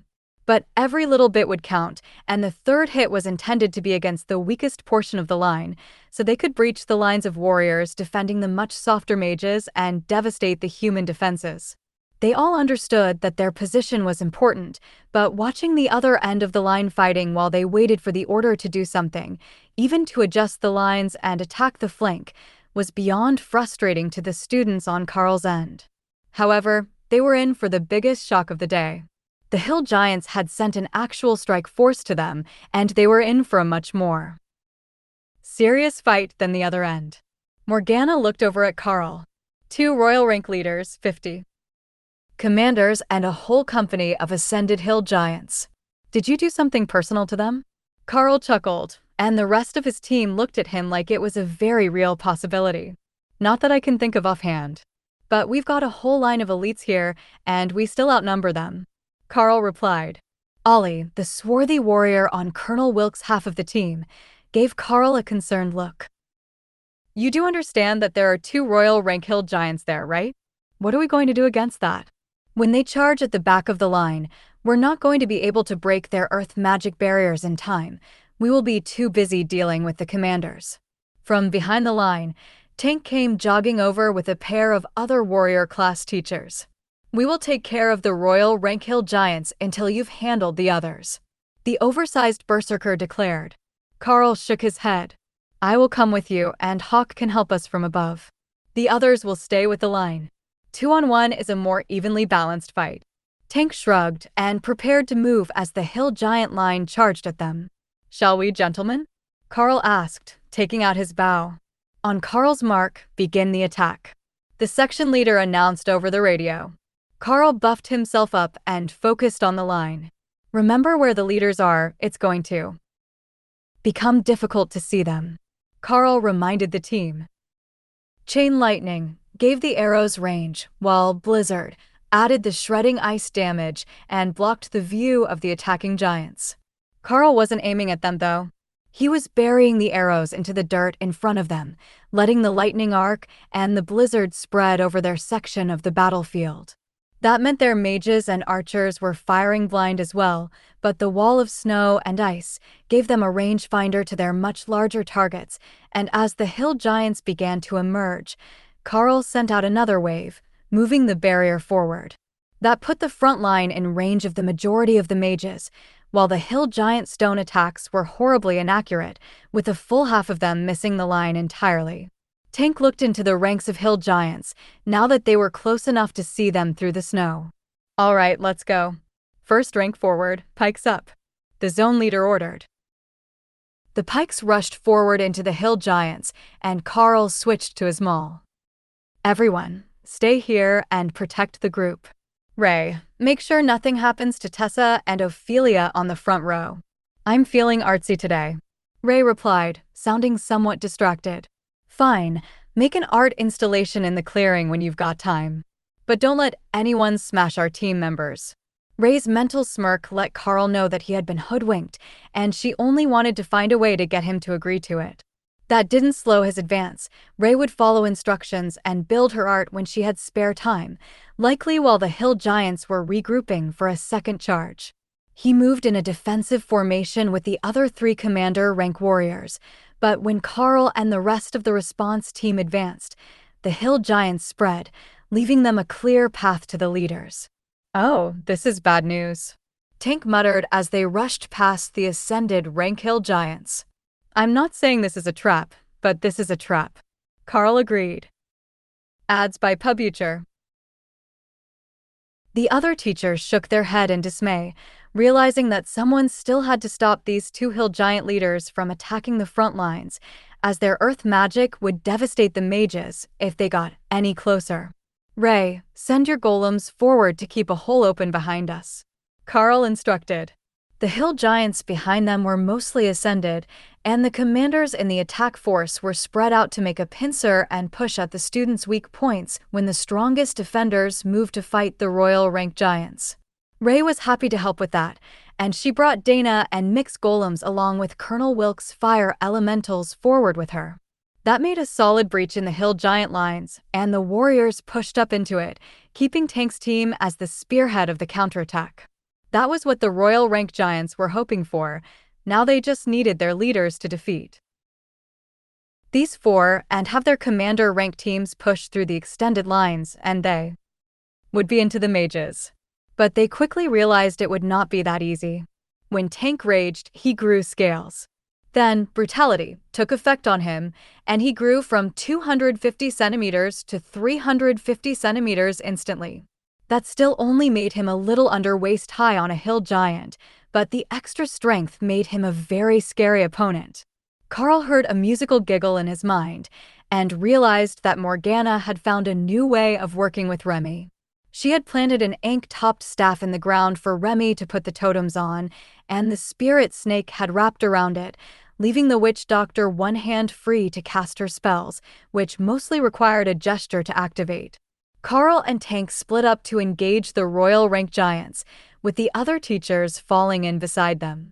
Karl would pair with a double-blade-wielding warrior, who dressed like an agility type in light armor, while Tank got the defensive warrior.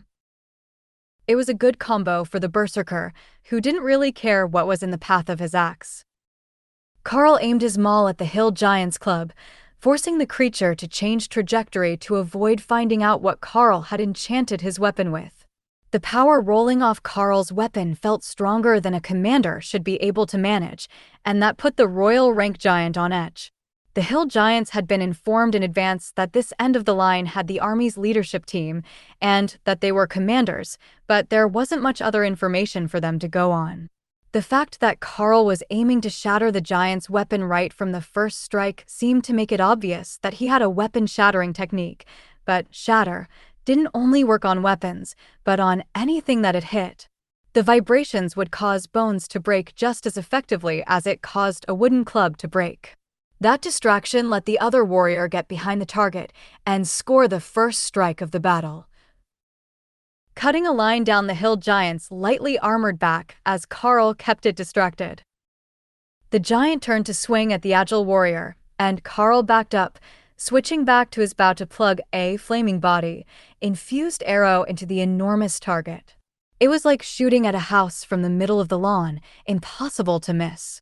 The giant stepped forward to keep both targets in sight, and Karl backed up again, drawing the giant behind the lines where it could receive no reinforcements, before he was forced to switch back to his two-handed blade to deflect a flurry of attacks that he wasn't fast enough with the maul to handle.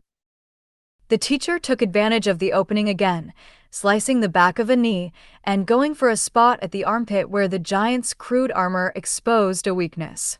The giant moved too quickly for that strike to land, and the warrior went rolling as he was clipped by a swing of the club. Ray, golems now, Karl ordered as he aimed a strike for the giant's left knee. His blade and the giant's club met a shower of sparks from flaming body, leaving the two of them deadlocked for a split second before the pair of spider golems landed on the hill giant's shoulders and began to shred his face and back. He reared back and flailed viciously at the attackers, throwing the first one deep into the hill giant lines, but his movement left him vulnerable, and Karl struck upwards, hitting him at the gap between his hanging waist armor and his chest plate. The flaming blade buried in the hill giant to the hilt, and Karl used it as a conduit to cast first chain lightning, then blizzard from the inside. The giant made a gurgling noise for a moment before his movement slowed, and the spider golem deprived him of his head. Then Ray was on the scene, prepared to begin her art exhibition. She had prepared a dozen commander rank hill giant bodies on pikes, which she slammed into the ground, standing them up as grotesque mannequins before she used her silk to tie the leader up by his arms between two of the commanders, leaving the body spread eagle and standing upright, but headless. "What the hell are you doing?" Karl heard Morgana shouting from behind him as every hill giant in the area turned to him with rage in their eyes. He just made a come-and-get-it gesture and then charged forward, firing arrows into the closest few commander rank hill giants, who no longer cared about tactics and only wanted vengeance. The bow was quickly replaced with the maul, shattering a knee and then crushing a ribcage before the falling hill giant had even reached the ground. Then Karl retreated, forcing the attackers to come at him one at a time through the small gap around Tank and his partner, who were still dealing with their enraged royal rank opponent. It was more intent on getting to Karl than on fighting them, and they were hacking it apart, but it didn't seem to care. Tessa glowed with the red light of the war dragon's favor, and Thor's defensive blessing increased in size, granting everyone near the macabre display the benefits of Circle of Protection. The lightning Sero charged straight for the second royal rank giant, who never even saw him coming before it was flung from its feet and set upon by two massive front feet and an enraged berserker. But this time, the hill giant lines didn't break and retreat.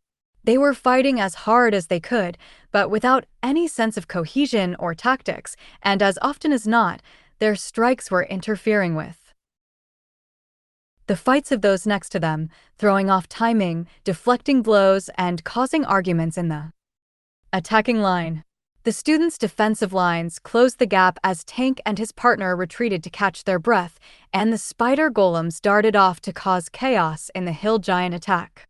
Well, that's one way to get them worked up. They're not going to forget this, the defensive warrior with Tank noted. I hope not. The point of an object lesson is for them to remember it. They lost 2 royal rank giants today, and we didn't lose a command squad member. The hill giants that survive will spread the word that we're taunting them, and the next waves will hesitate as they attack, allowing us more time to hit them from a distance. 9 out of 10 storytelling. If you can't blind them with brilliance, baffle them with bullshit. Tessa called from her spot on Thor's back. Hey, who is telling the story here? Me or you? Karl shouted back. Thor laughed and stomped around, motivating the warriors nearby, while Seamus started on a new song for inspiration.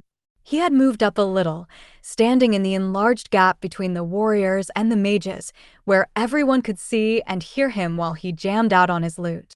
Thor brayed happily, and Tessa let out a very draconic roar while holding her spear high. Karl had continued to fire his arrows now that nothing was getting through to his position in front of Ray's art installation, and even Morgana had come up to join them, though she looked less than impressed with their antics. The clerics along their portion of the line were advancing as well, far enough that they could work together to cast an area heal over the whole spearhead of the line, while Lotus worked to keep her area, refresh, spell active. Dana led a group of mages forwards, putting them in range of more giants with their area attack spells. That thinned the front row of attackers, giving the warriors a moment's rest, while the hill giants further down the line began to panic at the pair of royal rank spider golems who were going berserk among the ascended rank fighters. They weren't even trying to fight the commanders, they were just maiming and crippling as many as possible, then running away to do it again when anything challenged them.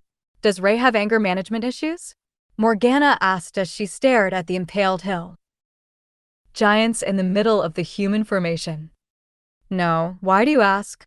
She gave a meaningful look at the display, and Karl began to laugh. That's her latest art exhibition. Pretty, isn't it? Remy looked at the row of corpses for a second, and placed her next round of totems on the second to last giant's head on both sides, then nodded with satisfaction. That was much prettier. Visually balanced and spitting fireballs for the true interactive experience. Hawk laughed at her idea before dipping into a space as a massive barrage of rocks from the back lines converged on him, and then reappeared to continue hurling fireballs at them from the other side of the formation. This is a fun game. We should make them mad more often, he suggested. I think we're going to be in enough trouble for this time. But look on the bright side, all those reinforcements from the other end of the line are coming this way. Well, at least the ones that can still walk. The spider golems have been busy, Karl informed the happy bird. They also weren't dead yet. They were over a kilometer away, by Karl's estimation, and they were still going wild. You're lost in your conversation with the beasts again. The line is signaling the retreat. The hill giants are disengaging. Dana informed Karl as he finished mentally searching for the spider golems. Right, sorry. He had still been shooting, but he had noticed the target selections were getting a bit slim. Ray, move your art installation back indoors. We're done here. Grab the shiny stuff. It's still on the bodies, but it will drop when I take them, she replied. Karl wasn't certain what she meant, but a club and dagger, plus a necklace, dropped to the ground when the royal rank giant disappeared. Karl scooped them up, and the necklace immediately bonded to him, while his sword rejected the other weapons to the point that he almost dropped them. Tessa, do you mind holding these for me? They're causing a repulsion reaction from my bonded blade. Tessa tossed the weapons into the pouches that were built into the harness Thor was wearing, left over from their last battle and equipped by him when he left his space, so his knight would have a saddle. Then the group retreated to their original positions after Hawk grabbed the last royal rank hill giant into a space for safekeeping. He didn't really want it, they tasted awful, but the warriors had already looted it, so there was no point in letting the giants recover the bodies of their leaders. For half an hour, they waited while the survivors of the hill giant attack retreated, taking their wounded and most of their dead with them. That was something that the frost giants didn't do, and Karl wondered if there were hill giant clerics who could resurrect their fallen. He hadn't seen any sign of them in combat, but they might be somewhere in the back, as anything beyond the front lines was their undisputed territory. Once the whistles blew to inform them that they could retreat from the line to their regular morning duties, the students breathed a sigh of relief, and Karl took a comfortable seat on a nearby rock. His team was still on duty this morning, and the battle had lasted long enough for shift change to have occurred, as the sun was now well above the horizon. Tank sat down on the rock next to him and looked up at the sky. Good work out there. That ambush with the spider golems was pure poetry. The berserker congratulated him. I didn't know that you had the chance to see it. It worked just as well as I had hoped. There isn't much on an average battlefield that can stop them, Karl replied with a smile. That wasn't actually why I stayed back.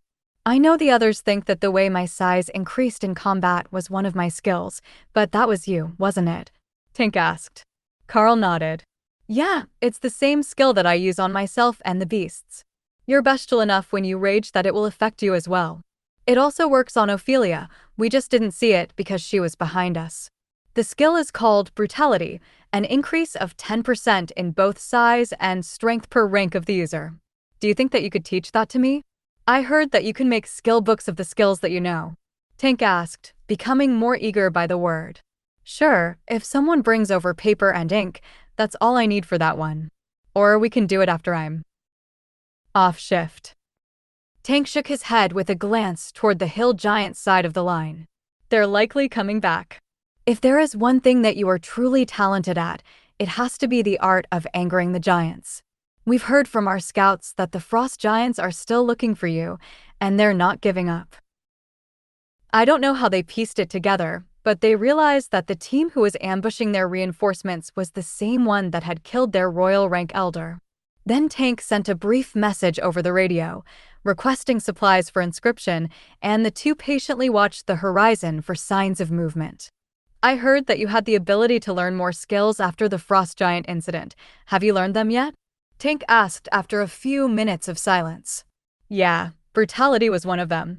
I also learned skills that add impact damage to all my physical hits. It's a bit like earthquake, but internally. Karl explained. That sounds messy. No wonder they were so wary of that mall. What comes next for your skills? Karl shrugged. I have two options. I can learn some basic defensive skills, or I can learn one that gives my pets a chance to evolve their skills up a tier. Like Fireball to Flamestorm or Stun 2. Petrify. It's just a chance when you learn it? Tank asked, confused as to the nature of the skill. Karl shook his head. No, it's an increasing chance every time they use the skill. I don't have the ability to get it yet, but the way that my luck goes, it won't be long.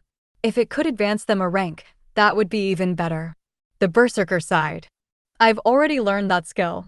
Did you ever wonder why two spider golems can move through ascended rank hill giants like knives through warm butter? It's because that is a royal rank skill. Ray is still a commander rank beast, but that one skill increase is enough that hill giants one rank below her aren't even a challenge for the golems. Karl explained. And you didn't think to mention that to anyone?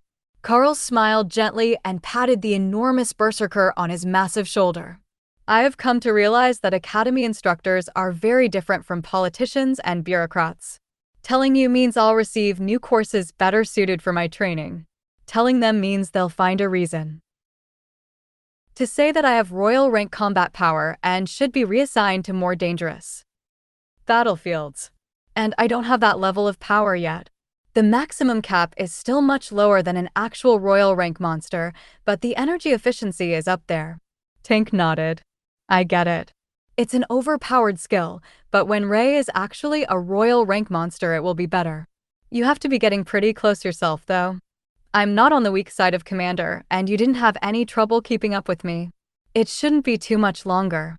I just need to keep building the strength of my mental spaces, so the beasts will advance.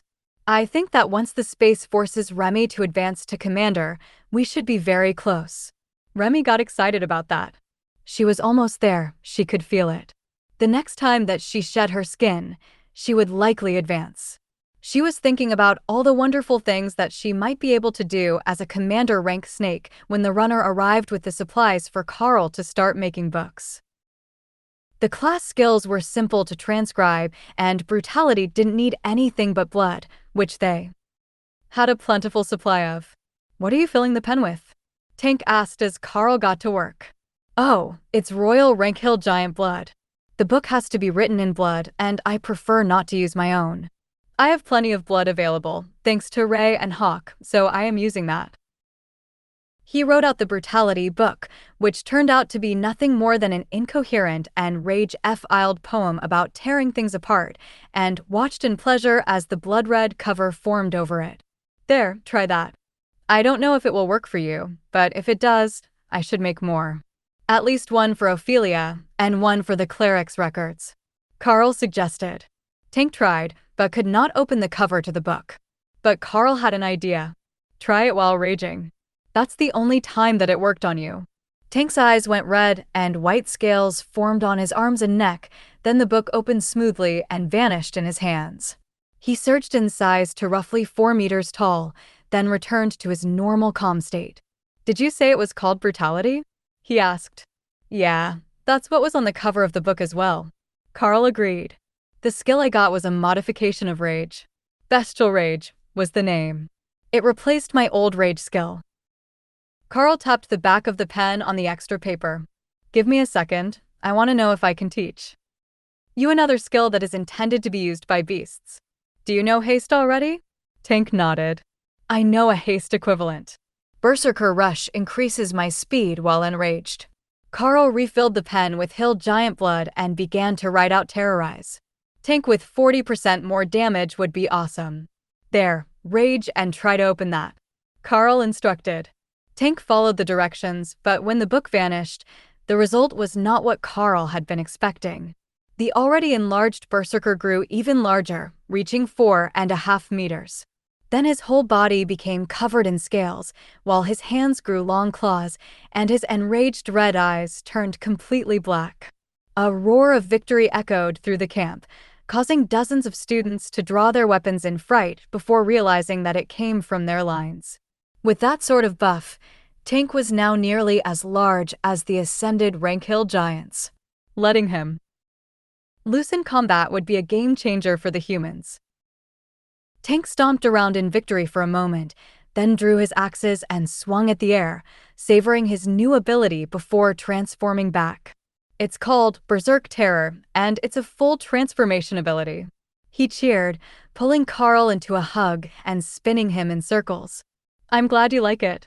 Now that we know it really works, I need to make more of those books, and we have at least 1 or 2 more people to try it on today. Tank laughed. I want to see what happens when you do it to a werbear as well. I'm glad we understand each other.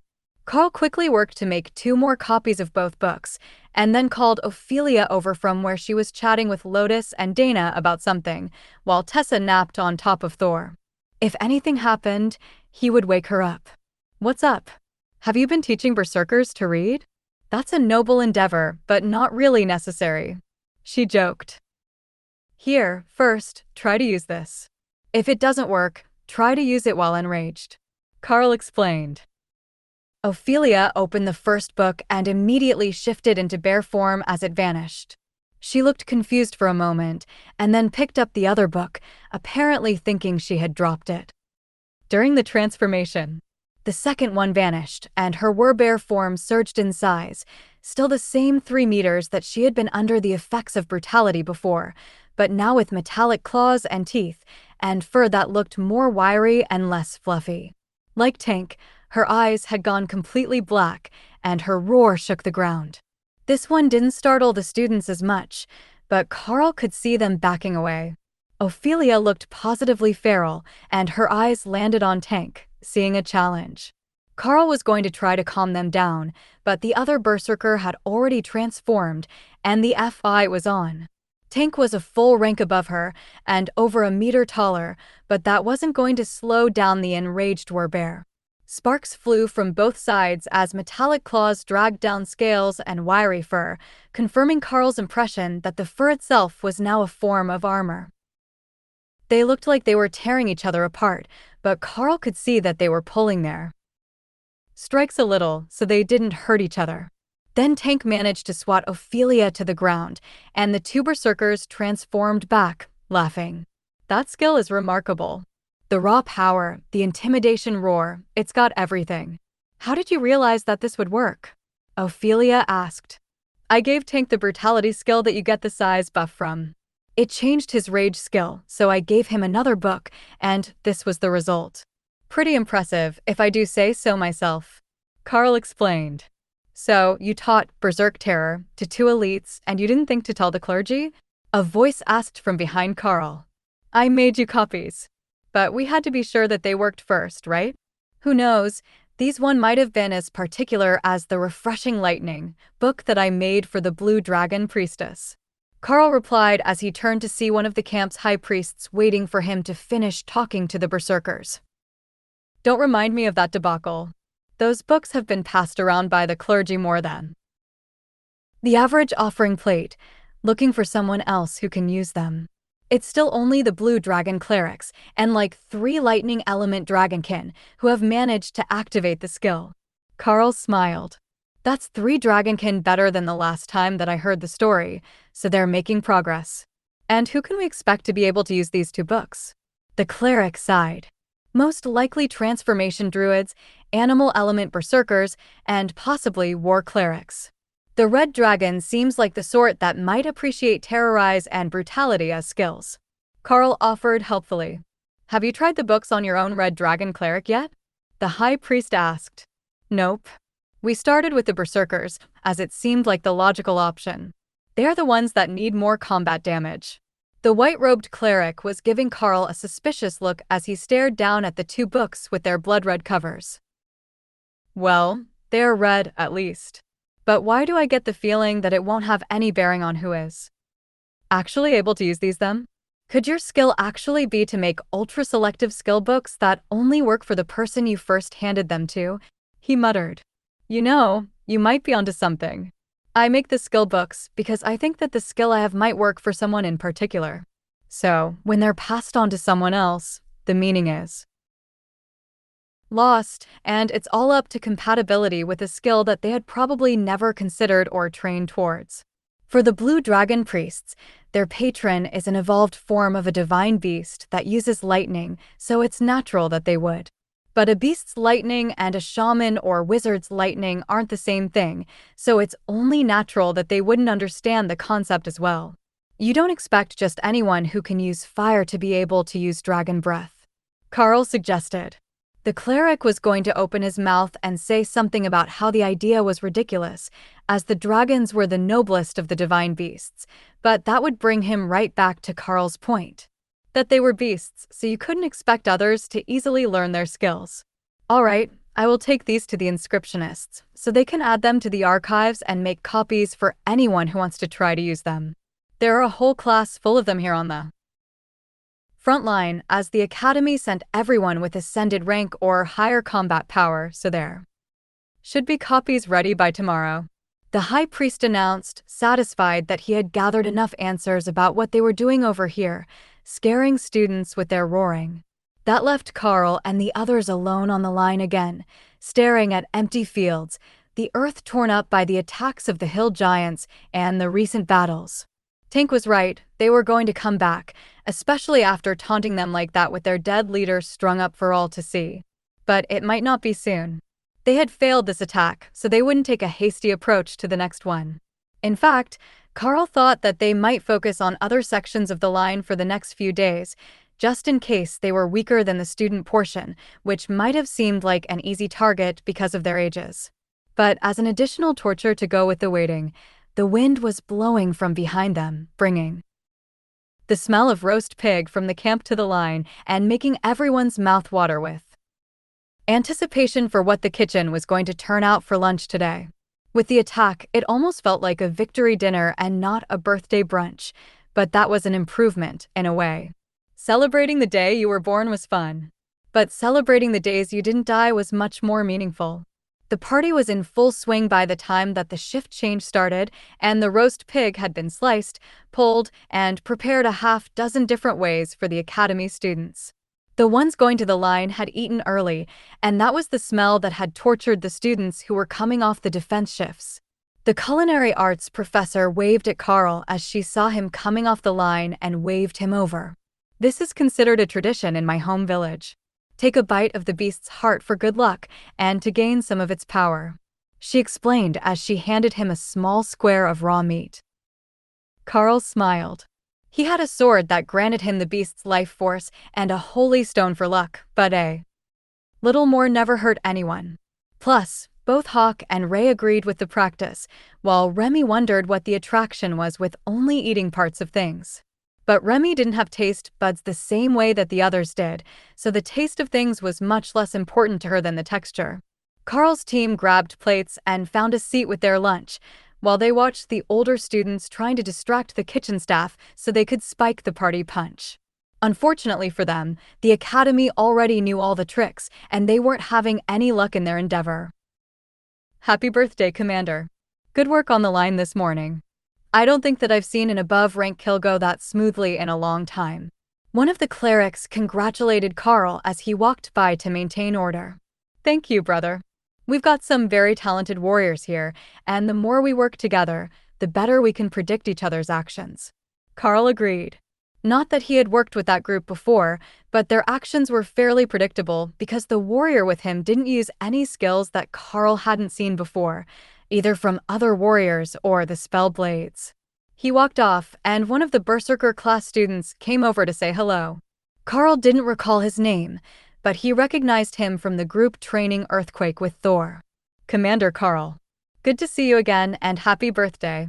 I hear that you've got the inscription class going insane copying books again. Karl chuckled. Have they started trying to teach them to others yet? They will likely only work when you're raging and partially animal transformed. The Berserker sighed. I thought it might be something like that. Professor Tank tried to explain, but you know how he is. Not big on words. That was not Karl's experience with the big berserker at all. Tank actually liked to talk out his ideas from what Karl had seen. While the party punch was being zealously defended by the kitchen staff, the off-duty teachers had found a loophole. Someone, most likely a nature priest, had been passing them flasks of liquor all morning. The principal stepped up onto a small podium near the outdoor dining area, where most of the off-duty students were gathered to eat and laugh, releasing some stress after the morning attacks. Good afternoon, everyone. I already gave this speech to the morning crew, so I know this will be short. We realize that it is unconventional to have so many students out here on the main line so early into their career, and we would like to thank you all for going above and beyond. The right flank had a massive victory today, eliminating 2 Royal Rank Hill Giants, while the left and center managed to hold against the main assault without a single permanent casualty. That is our goal here. 0 casualties. So, I would like to remind you all, if you are injured, back away from the fight and let the healers get to you. I know you're all eager to prove that you're an asset to your team, but you will be a longer-term asset to them if you get prompt healing. We've got quite a few clerics here, as the church has recognized the vital significance of the next generation of elites. But to top off today's celebration, I would like to add one more fact for you. Today, we celebrated the advancement of our 9th student on the lines to reach commander rank. That is a new record for the Academy. Never before have we had 9 current students at the commander rank. It is my belief that this is a sign of the favor of the dragon gods, blessing our students with a more complete system after the serum administration. There are a number of other students who are getting close to advancement as well, and it is the official position of the Academy that we should have over a dozen active students at the commander rank before the end of the year. He paused, and Karl smirked at Dana. Do you think he means you? Because I think that you can do it. Commander by the end of the year. Dana laughed. Well, if everyone else is doing it, I might as well. But we should likely have Tessa tested first, because I'm reasonably certain that she advanced today when she received the Red Dragon's blessing. High Priestess Tessa has a nice ring to it. I think that we should let her decide when to tell people, though. When she does announce it, there will be a whole series of events, and they will want her to go back to the capital cathedral for a while to do the High Priestess orientation and paperwork. We've still got lots of time in our contract, so it's better that we just let her pick on her own. Karl suggested. Dana smirked and looked across the table at where the bemused war cleric was sitting. Why don't we let Lotus advance first? Then they will be in such a panic that they won't even register the presence of a new high priestess of the Red Dragon. You all saw them when Doug advanced, and that was amusing enough. I can only imagine what happens when Lotus becomes a high priestess. They might just change the rules to not automatically give the title to commanders. She joked. Lotus sighed. You know, I can see them doing that. Some big speech about how the world is progressing and the prevalence of powerful elites is demeaning the title of High Priestess, so they'll move it up to royal rank until I advance again. Tessa laughed. I can see it now. Half the high priests would be considered no longer qualified under the new rules, and would have to be grandfathered in just to keep you from being considered a high priestess. Maybe we will have to tame your own monster so you can just stay as a feral priestess forever. Karl laughed. You know, at one point Ray tried to claim Dana by pulling her into her space to bond her. Tessa might be onto something. If we find just the right partner, we might be able to get Lotus a permanent companion beast. Why did she try to claim Dana? Lotus asked, pouting that it wasn't her. Because Hawk had grabbed Remy's egg, and she thought it wasn't fair that she didn't get to pick someone. Karl replied, attempting to hide his laughter at the memory. I remember that day, she vanished like 4 times, trying to take me with her. Dana laughed, while shaking her head in dismay. Ray almost certainly wanted her more as a trophy or accessory than a partner. I wonder how long it will be before one of them makes it to royal rank? Ophelia asked. They already had skills that were advanced beyond that of a commander, so it was just a matter of energy storage and body growth. It shouldn't be long. I think by the end of the year, we should have at least 2 royal rank beasts. Then the burden on me will be to increase their living spaces enough to advance the others." Karl sighed. They had been ignoring the end of the principal's motivational speech and hadn't noticed when the teachers had stopped to listen to their conversation. "So, you think that Commander Karl really can reach royal rank by the end of freshman year?" one of the combat instructors asked. The ladies all nodded, while Karl shrugged. "Honestly, it's a bit of a toss-up when they will advance. But now that Ray has found royal rank targets to optimize herself against, I think that it shouldn't be long." The thought of a royal rank bloodbath spider was honestly terrifying for most of the people in the camp, even most of the nature priests who still had a healthy respect for their own lives. There were just some things in life that you didn't want to mess with, and 200-kilo spiders were among those things. The beasts were mostly happily resting in their spaces while everyone enjoyed their lunch, but Remy was still hanging out with Morgana, watching the world from the witch doctor's shoulder, with her tail wrapped around Morgana's neck for security. She had been around the advisor long enough now that Remy had decided that it was safe to take food from her, and Morgana was patrolling around the camp, free to pass Remy morsels of anything that caught her interest. Remy seems to have found her calling. The venomous snake really completes the creepy witch doctor look. One of the other students chuckled as the pair passed by. Morgana smiled at him. "You have a large cut on your hand there. Would you like to have it healed?" Remy is working on her direct injected healing splash skill. The boy frantically waved his bandaged hand. "No, that's fine, thank you. It will be fine in a day or two."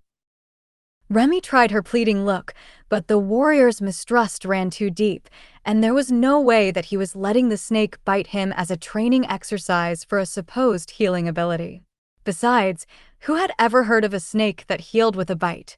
Once the food was done, the bards began to play some lighter dance music, taking the weariness from the students who had just come from the line. "Care to dance?" Karl asked Dana with a wink. "I'd rather sleep, but a dance still sounds good." She agreed, looking tired.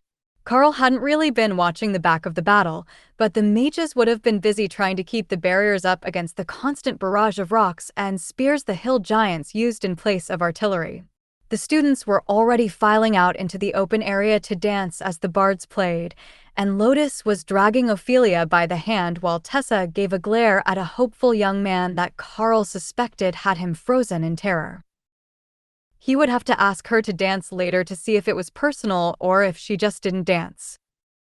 Karl and Dana danced and spun through the first song, as the energy seemed to slowly return to her from the refreshing magic of the bard songs. The same was true all over the improvised dance F lower, and even a few of the teachers had come out to join them. The afternoon classes were on hold, as everyone relaxed a little and forgot for a moment that they were still supposed to be in training and not fighting a border dispute with the hill giants. Dana bowed out of the dancing after one song, but she traded spots with Ophelia, while an unwilling Tessa was dragged into the action by Lotus.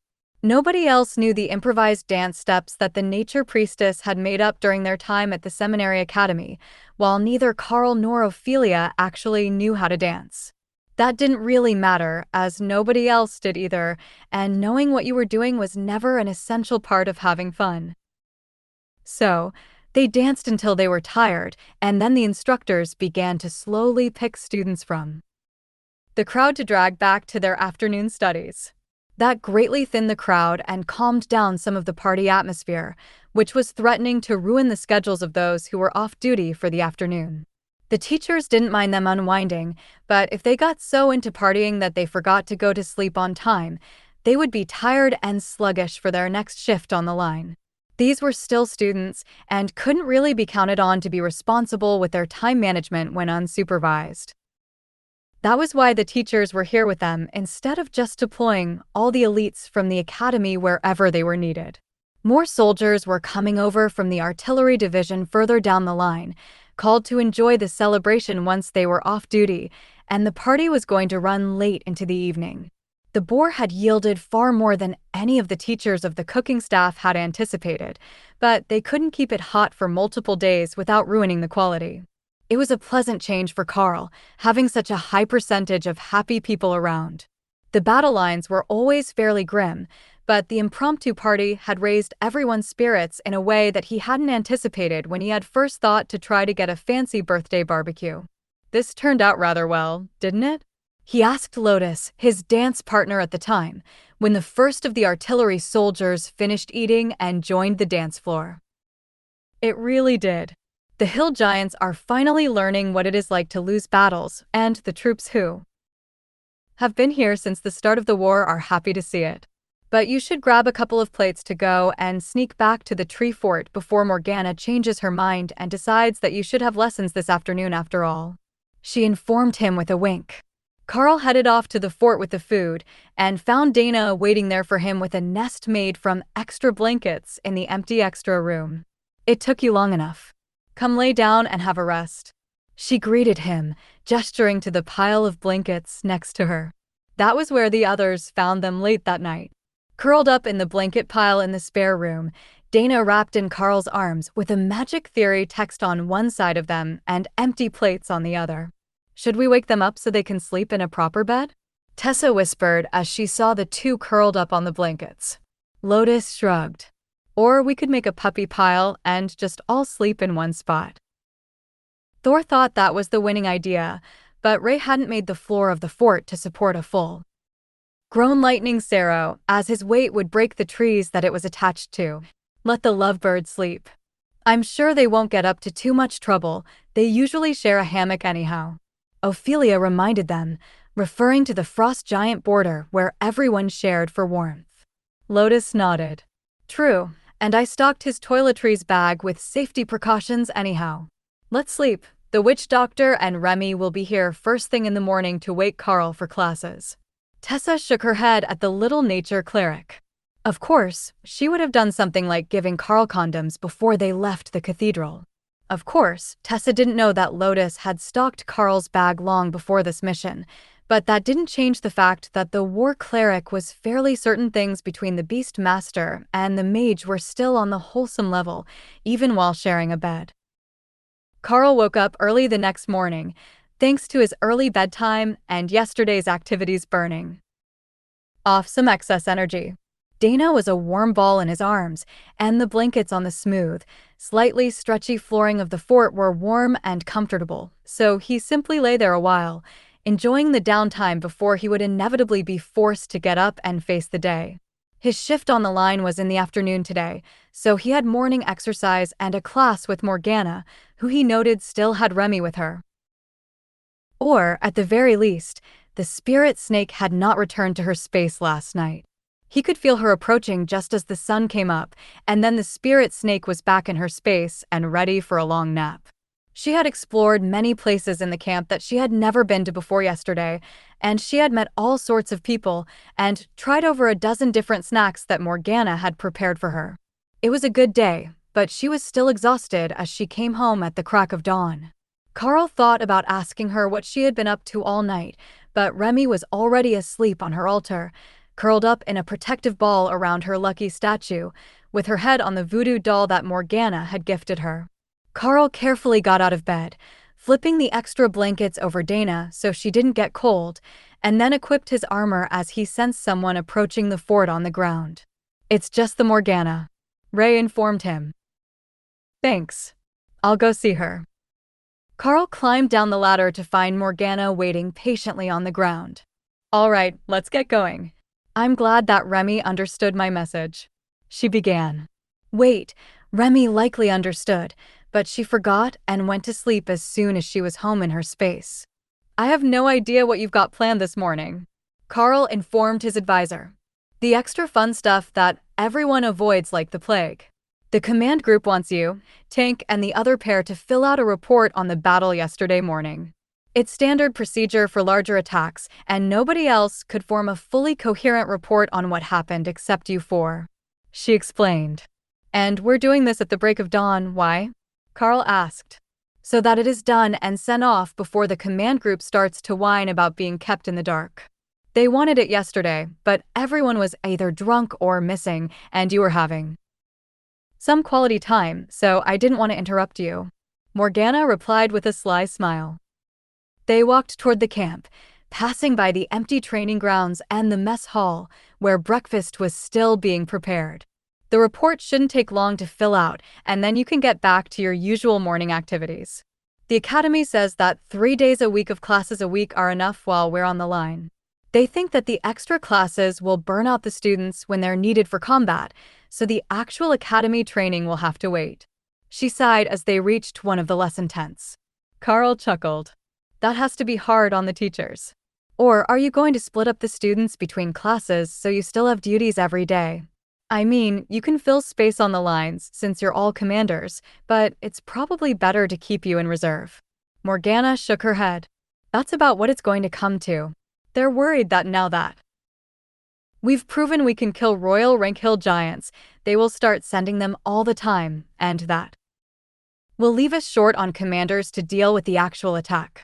So, we're too good at our jobs, and they're worried that being too good at our jobs will get us a promotion and target priority? I suppose that is valid. There must have been other Royal Rank kills along the line, though. Karl noted. Of course. But I seem to recall someone making a spectacle of themselves yesterday. Karl shrugged. As I said before, Ray is an artist. You understand that isn't going to fly in an official report, right? You can't just tell them that you let your pet monster go all Vlad the Impaler on the battlefield in the name of art. Karl considered that for a moment. No, actually, I think that I can, and I will.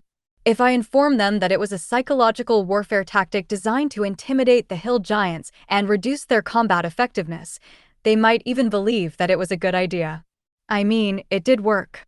We scored an overwhelming victory against the hill giant attack force, and when the forms are all filled out, that is the only part that is really going to matter to them.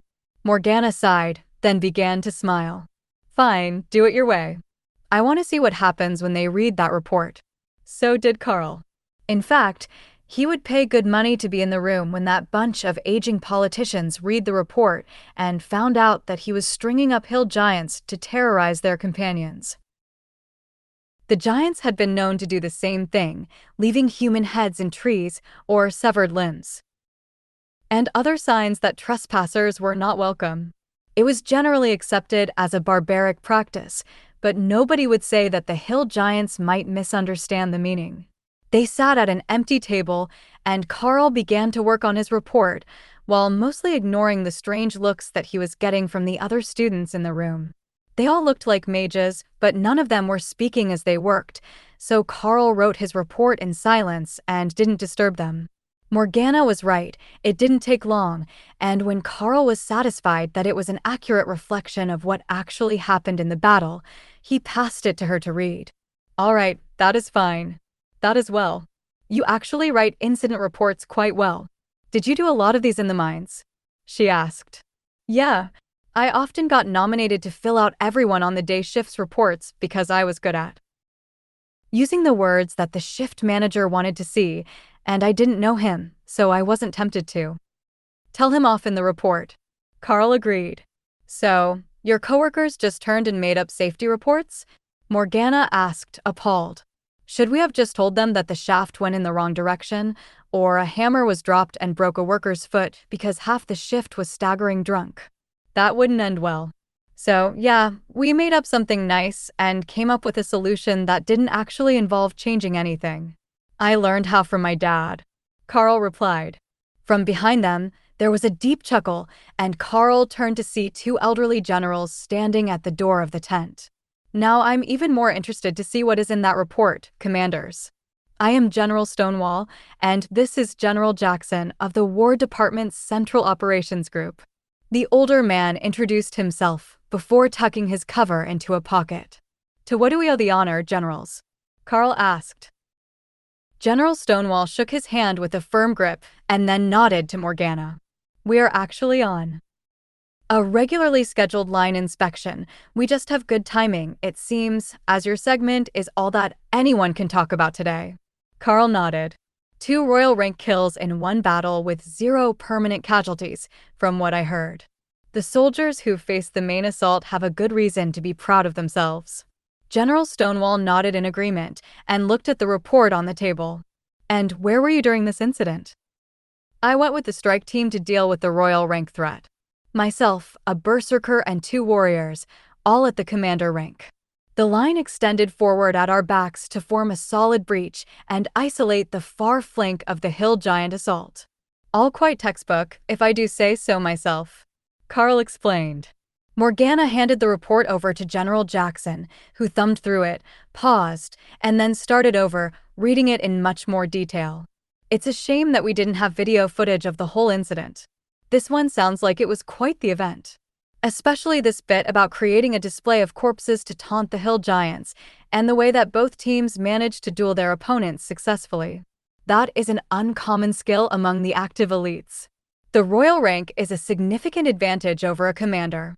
General Jackson noted as he read, his face never losing its stern expression. Karl nodded. Working in large groups does have its advantages, especially in stacked buff abilities. The 2 generals gave each other a silent look and then sat down at the table with Karl and Morgana, making it clear that they were going to be here for a while. What about tactics? It has become painfully obvious to some of us that the way that the elites fight the giants and the way that the church's armies fight the giants is not the same. Too many of us had gotten comfortable in our thinking long before the mass injections, and now that there is a new way of fighting, we're not adapting fast enough. General Jackson announced as the cook brought them coffee. Morgana turned to Karl, as he had the most high-level combat experience in the room at the moment. Karl nodded. Basically, you want 3 things. You want someone with the defensive skills and damage reduction abilities to keep the target occupied. Then you want someone who can slow them or weaken them, and finally, you want burst damage, a skill that can deal a massive amount of damage at once to swing the battle even if it doesn't outright kill the target. If you try to grind them down, you're going to take casualties. So, you need the first 2 to be strong enough that the third one can set up for the kill. In the last battle, we split into pairs, and I started out grabbing the target's attention, while the other commander went for the giant's more vulnerable back, hampering the giant's movement. Then we drew it back away from its reinforcements and traded roles, so I could take out one of its knees while he had the giant's attention. Finally, I called in the spider-shaped golems to attack its back and face so I could land the killing blow. The burst damage to end the fight quickly. General Stonewall sighed. It sounds so easy when you put it that way, but how do we even plan that? We have the skill sets of the various elites, but being able to tell how they'll work together is too unpredictable. For example, look at this one. He put a folder on the table and Karl looked it over. 26-year-old commander rank warrior with a usual cleave, shield slam, guard, and slash skills. He also knew Holy Blade, which gave Karl the idea that he might be part of the Church Guard. Looks like a bog-standard warrior, except for that last skill. I take it that he's a commander of the Church Guard? Karl asked. General Stonewall shook his head. He's the Assistant Attorney General, and he's managed to find loopholes to avoid combat deployment since he left the Academy 8 years ago. He's never swung a blade in anger in his life, and he's currently being detained as a deserter. Karl frowned. Well, I have to say, I didn't see that answer coming, and you've got a damn fine point. If all you have to go on is their rank and skills, it's nearly impossible to effectively plan a combat deployment. For example, Morgana and I are both commanders, but when we go into combat, we would want very different people with us, and a list of skills isn't going to tell us who that is. There's too much that goes into building a solid team to build it from a list of dossiers in an office somewhere in the capital. Both generals nodded. Team building works best on this sort of scale, where we have hundreds of elites in one spot and they can pick their teams on their own. But that's never going to fly for most assignments. Karl frowned. But why couldn't it?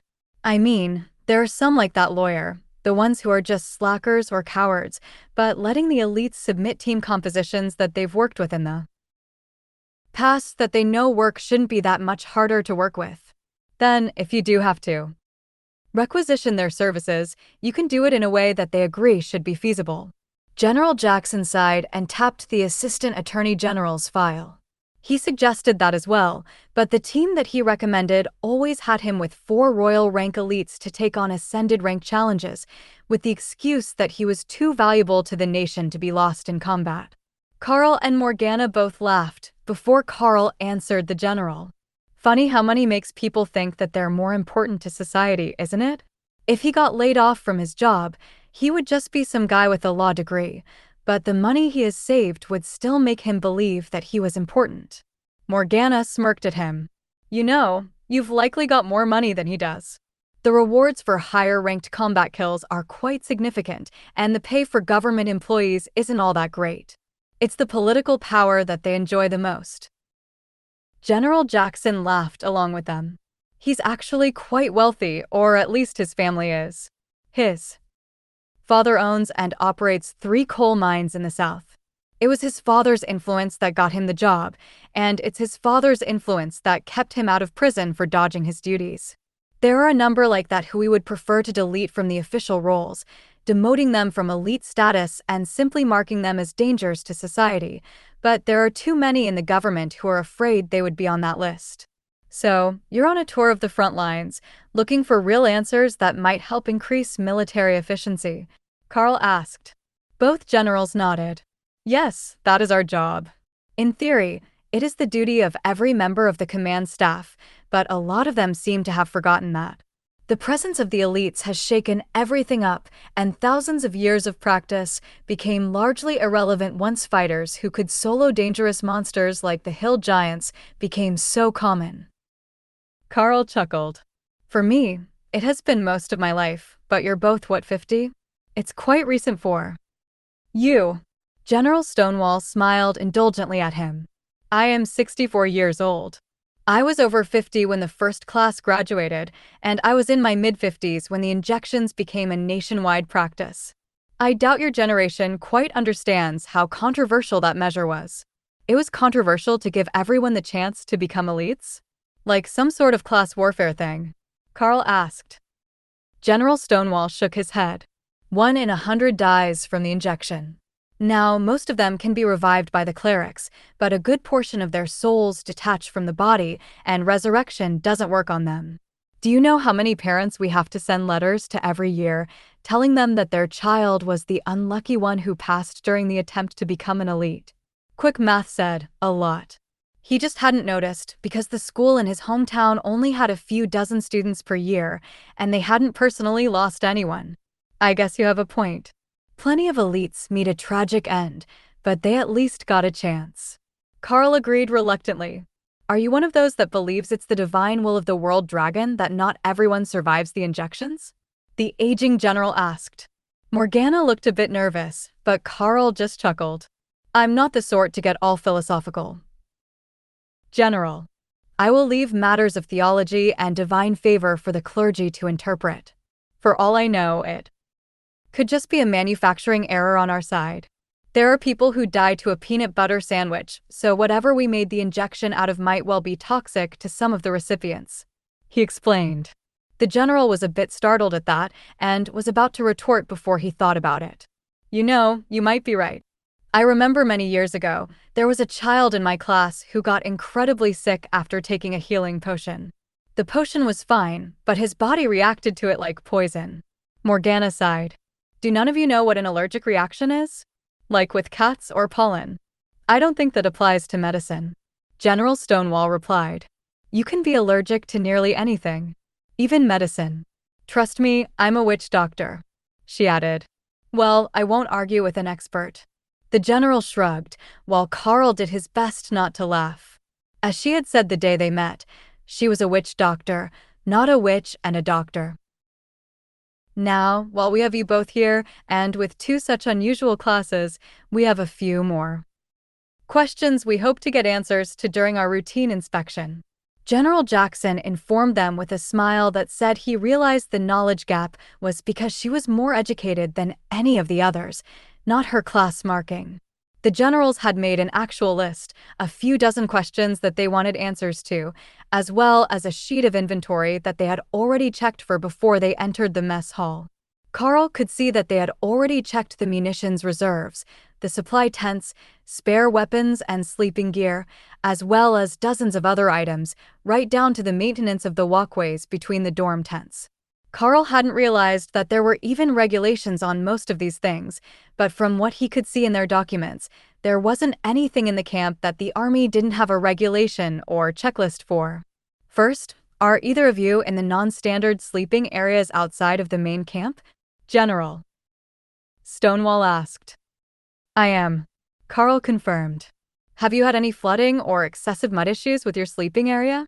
The general asked. Oh, that area. No, I'm in an elevated sleeping situation in the stand of trees just beyond those. If you look out the door and pay close attention, you can see the walls of my sleeping unit about 5 meters off the ground. Karl explained. You sleep in the trees? Is that an innate fondness of your class? I have heard that many elites have particular tendencies due to their advancements. Karl shook his head. Yes, it's because of my class, but not a mental quirk. One of my bonded beasts is a bloodbath spider, and she excels in creating large-scale webs, including silk sheets that can be used to create sleeping quarters. That is where my group is staying now. It is better to be together when an alarm is sounded at night, so we don't have to look for stragglers. The webs are commander rank monster silk, and they serve as a primary defensive device as well, so there is no loss of safety in our arrangement. I take it that this has been approved by prior regional supervisors? The general asked. Regional supervisors, battalion commanders, and even high clergy. Karl agreed. That's good enough for me.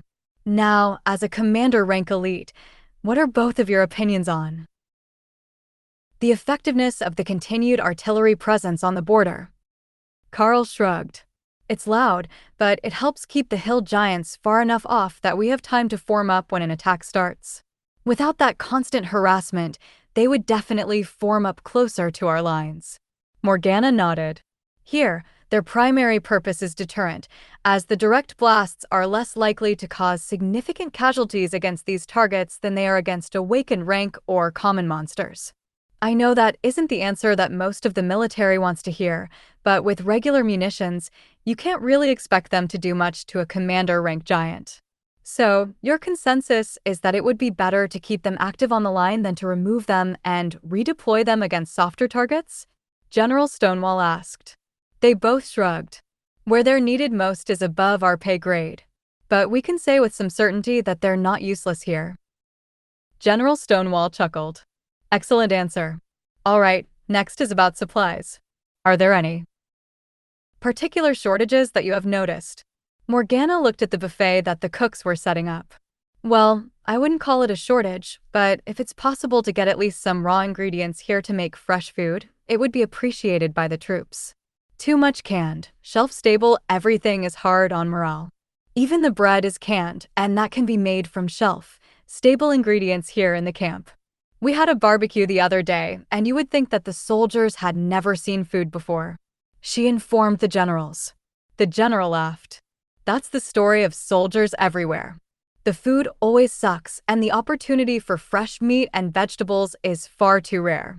But how did you manage a barbecue? Karl raised his hand. That would be me. One of the secondary abilities of my class is to store food for my beasts in a separate space. Sometimes there is a bit of extra that is suitable for human consumption, so I will pull it out and share it with the others. This time it was one of the giant pigs that I grabbed for Hawk from the Frost Giant Nation. The general looked confused for a second. Just how big is this pet in question? The pig was claimed by the dragon Hawk, so about 10 kilos, give or take. I've never actually weighed him, but about normal-sized for a dragon hawk, large for a normal bird. Karl replied with a shrug. And he claimed an entire giant pig? An awakened beast that weighs over 2 tons. The general asked. More than one actually, but that's a whole other story. He's very protective of things that he believes are his food. Morgana laughed, and the general smiled. You make it sound as if they're your children. They're in a way. We share a mental link, so I know everything that they're thinking, and they seem to be smarter than other magical beasts of their type. They don't have any problems understanding humans, and they can form more creative answers than half of the people I meet, though the answers can be a bit predictable. Karl explained. Predictable. Karl nodded. Hawk will be hungry, and he hates all things cold or water magic. Ray has a very tortured artist dark vibe going on, and Thor just wants to meet new people, while Remy is somewhat selective, with a bias towards people who are more attuned to the elements. The generals both looked down at their notes. I don't have anything about this Remy before you arrived here. Are they very newly bonded? Karl shook his head. No, she's just a bit shy, and she's a spirit snake, a cold-blooded monster, so she's not a big fan of anything cold.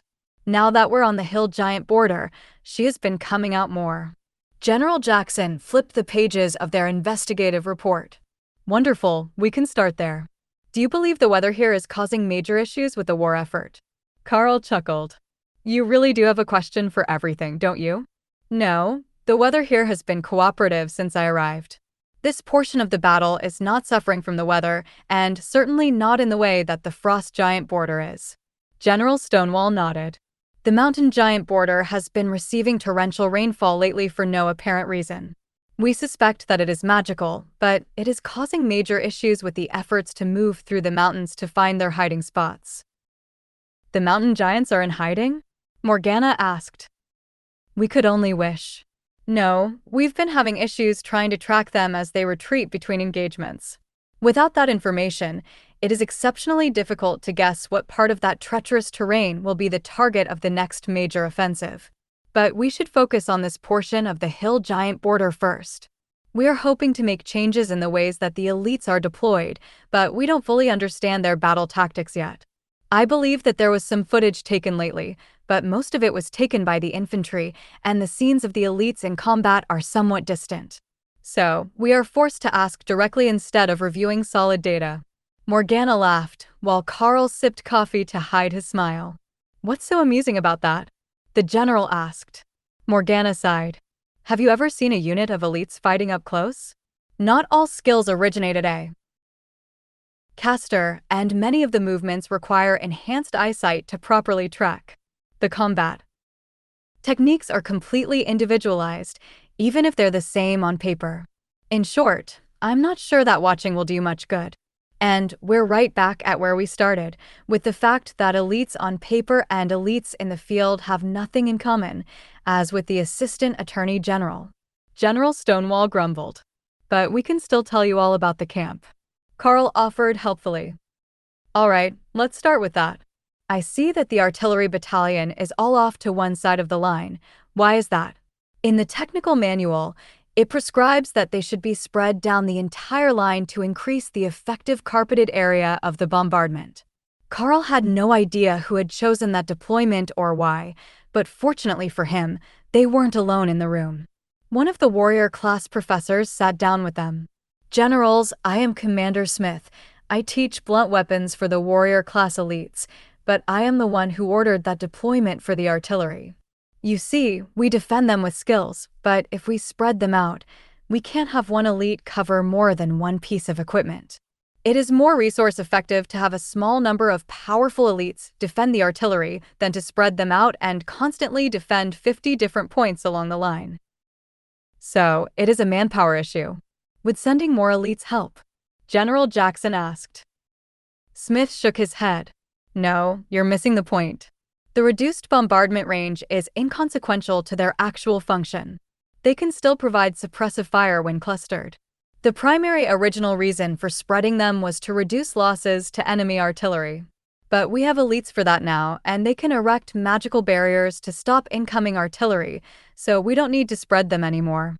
In fact, if we were to spread them, we would have to stop defending them for practical reasons, and they would become sacrificial targets in nearly every battle.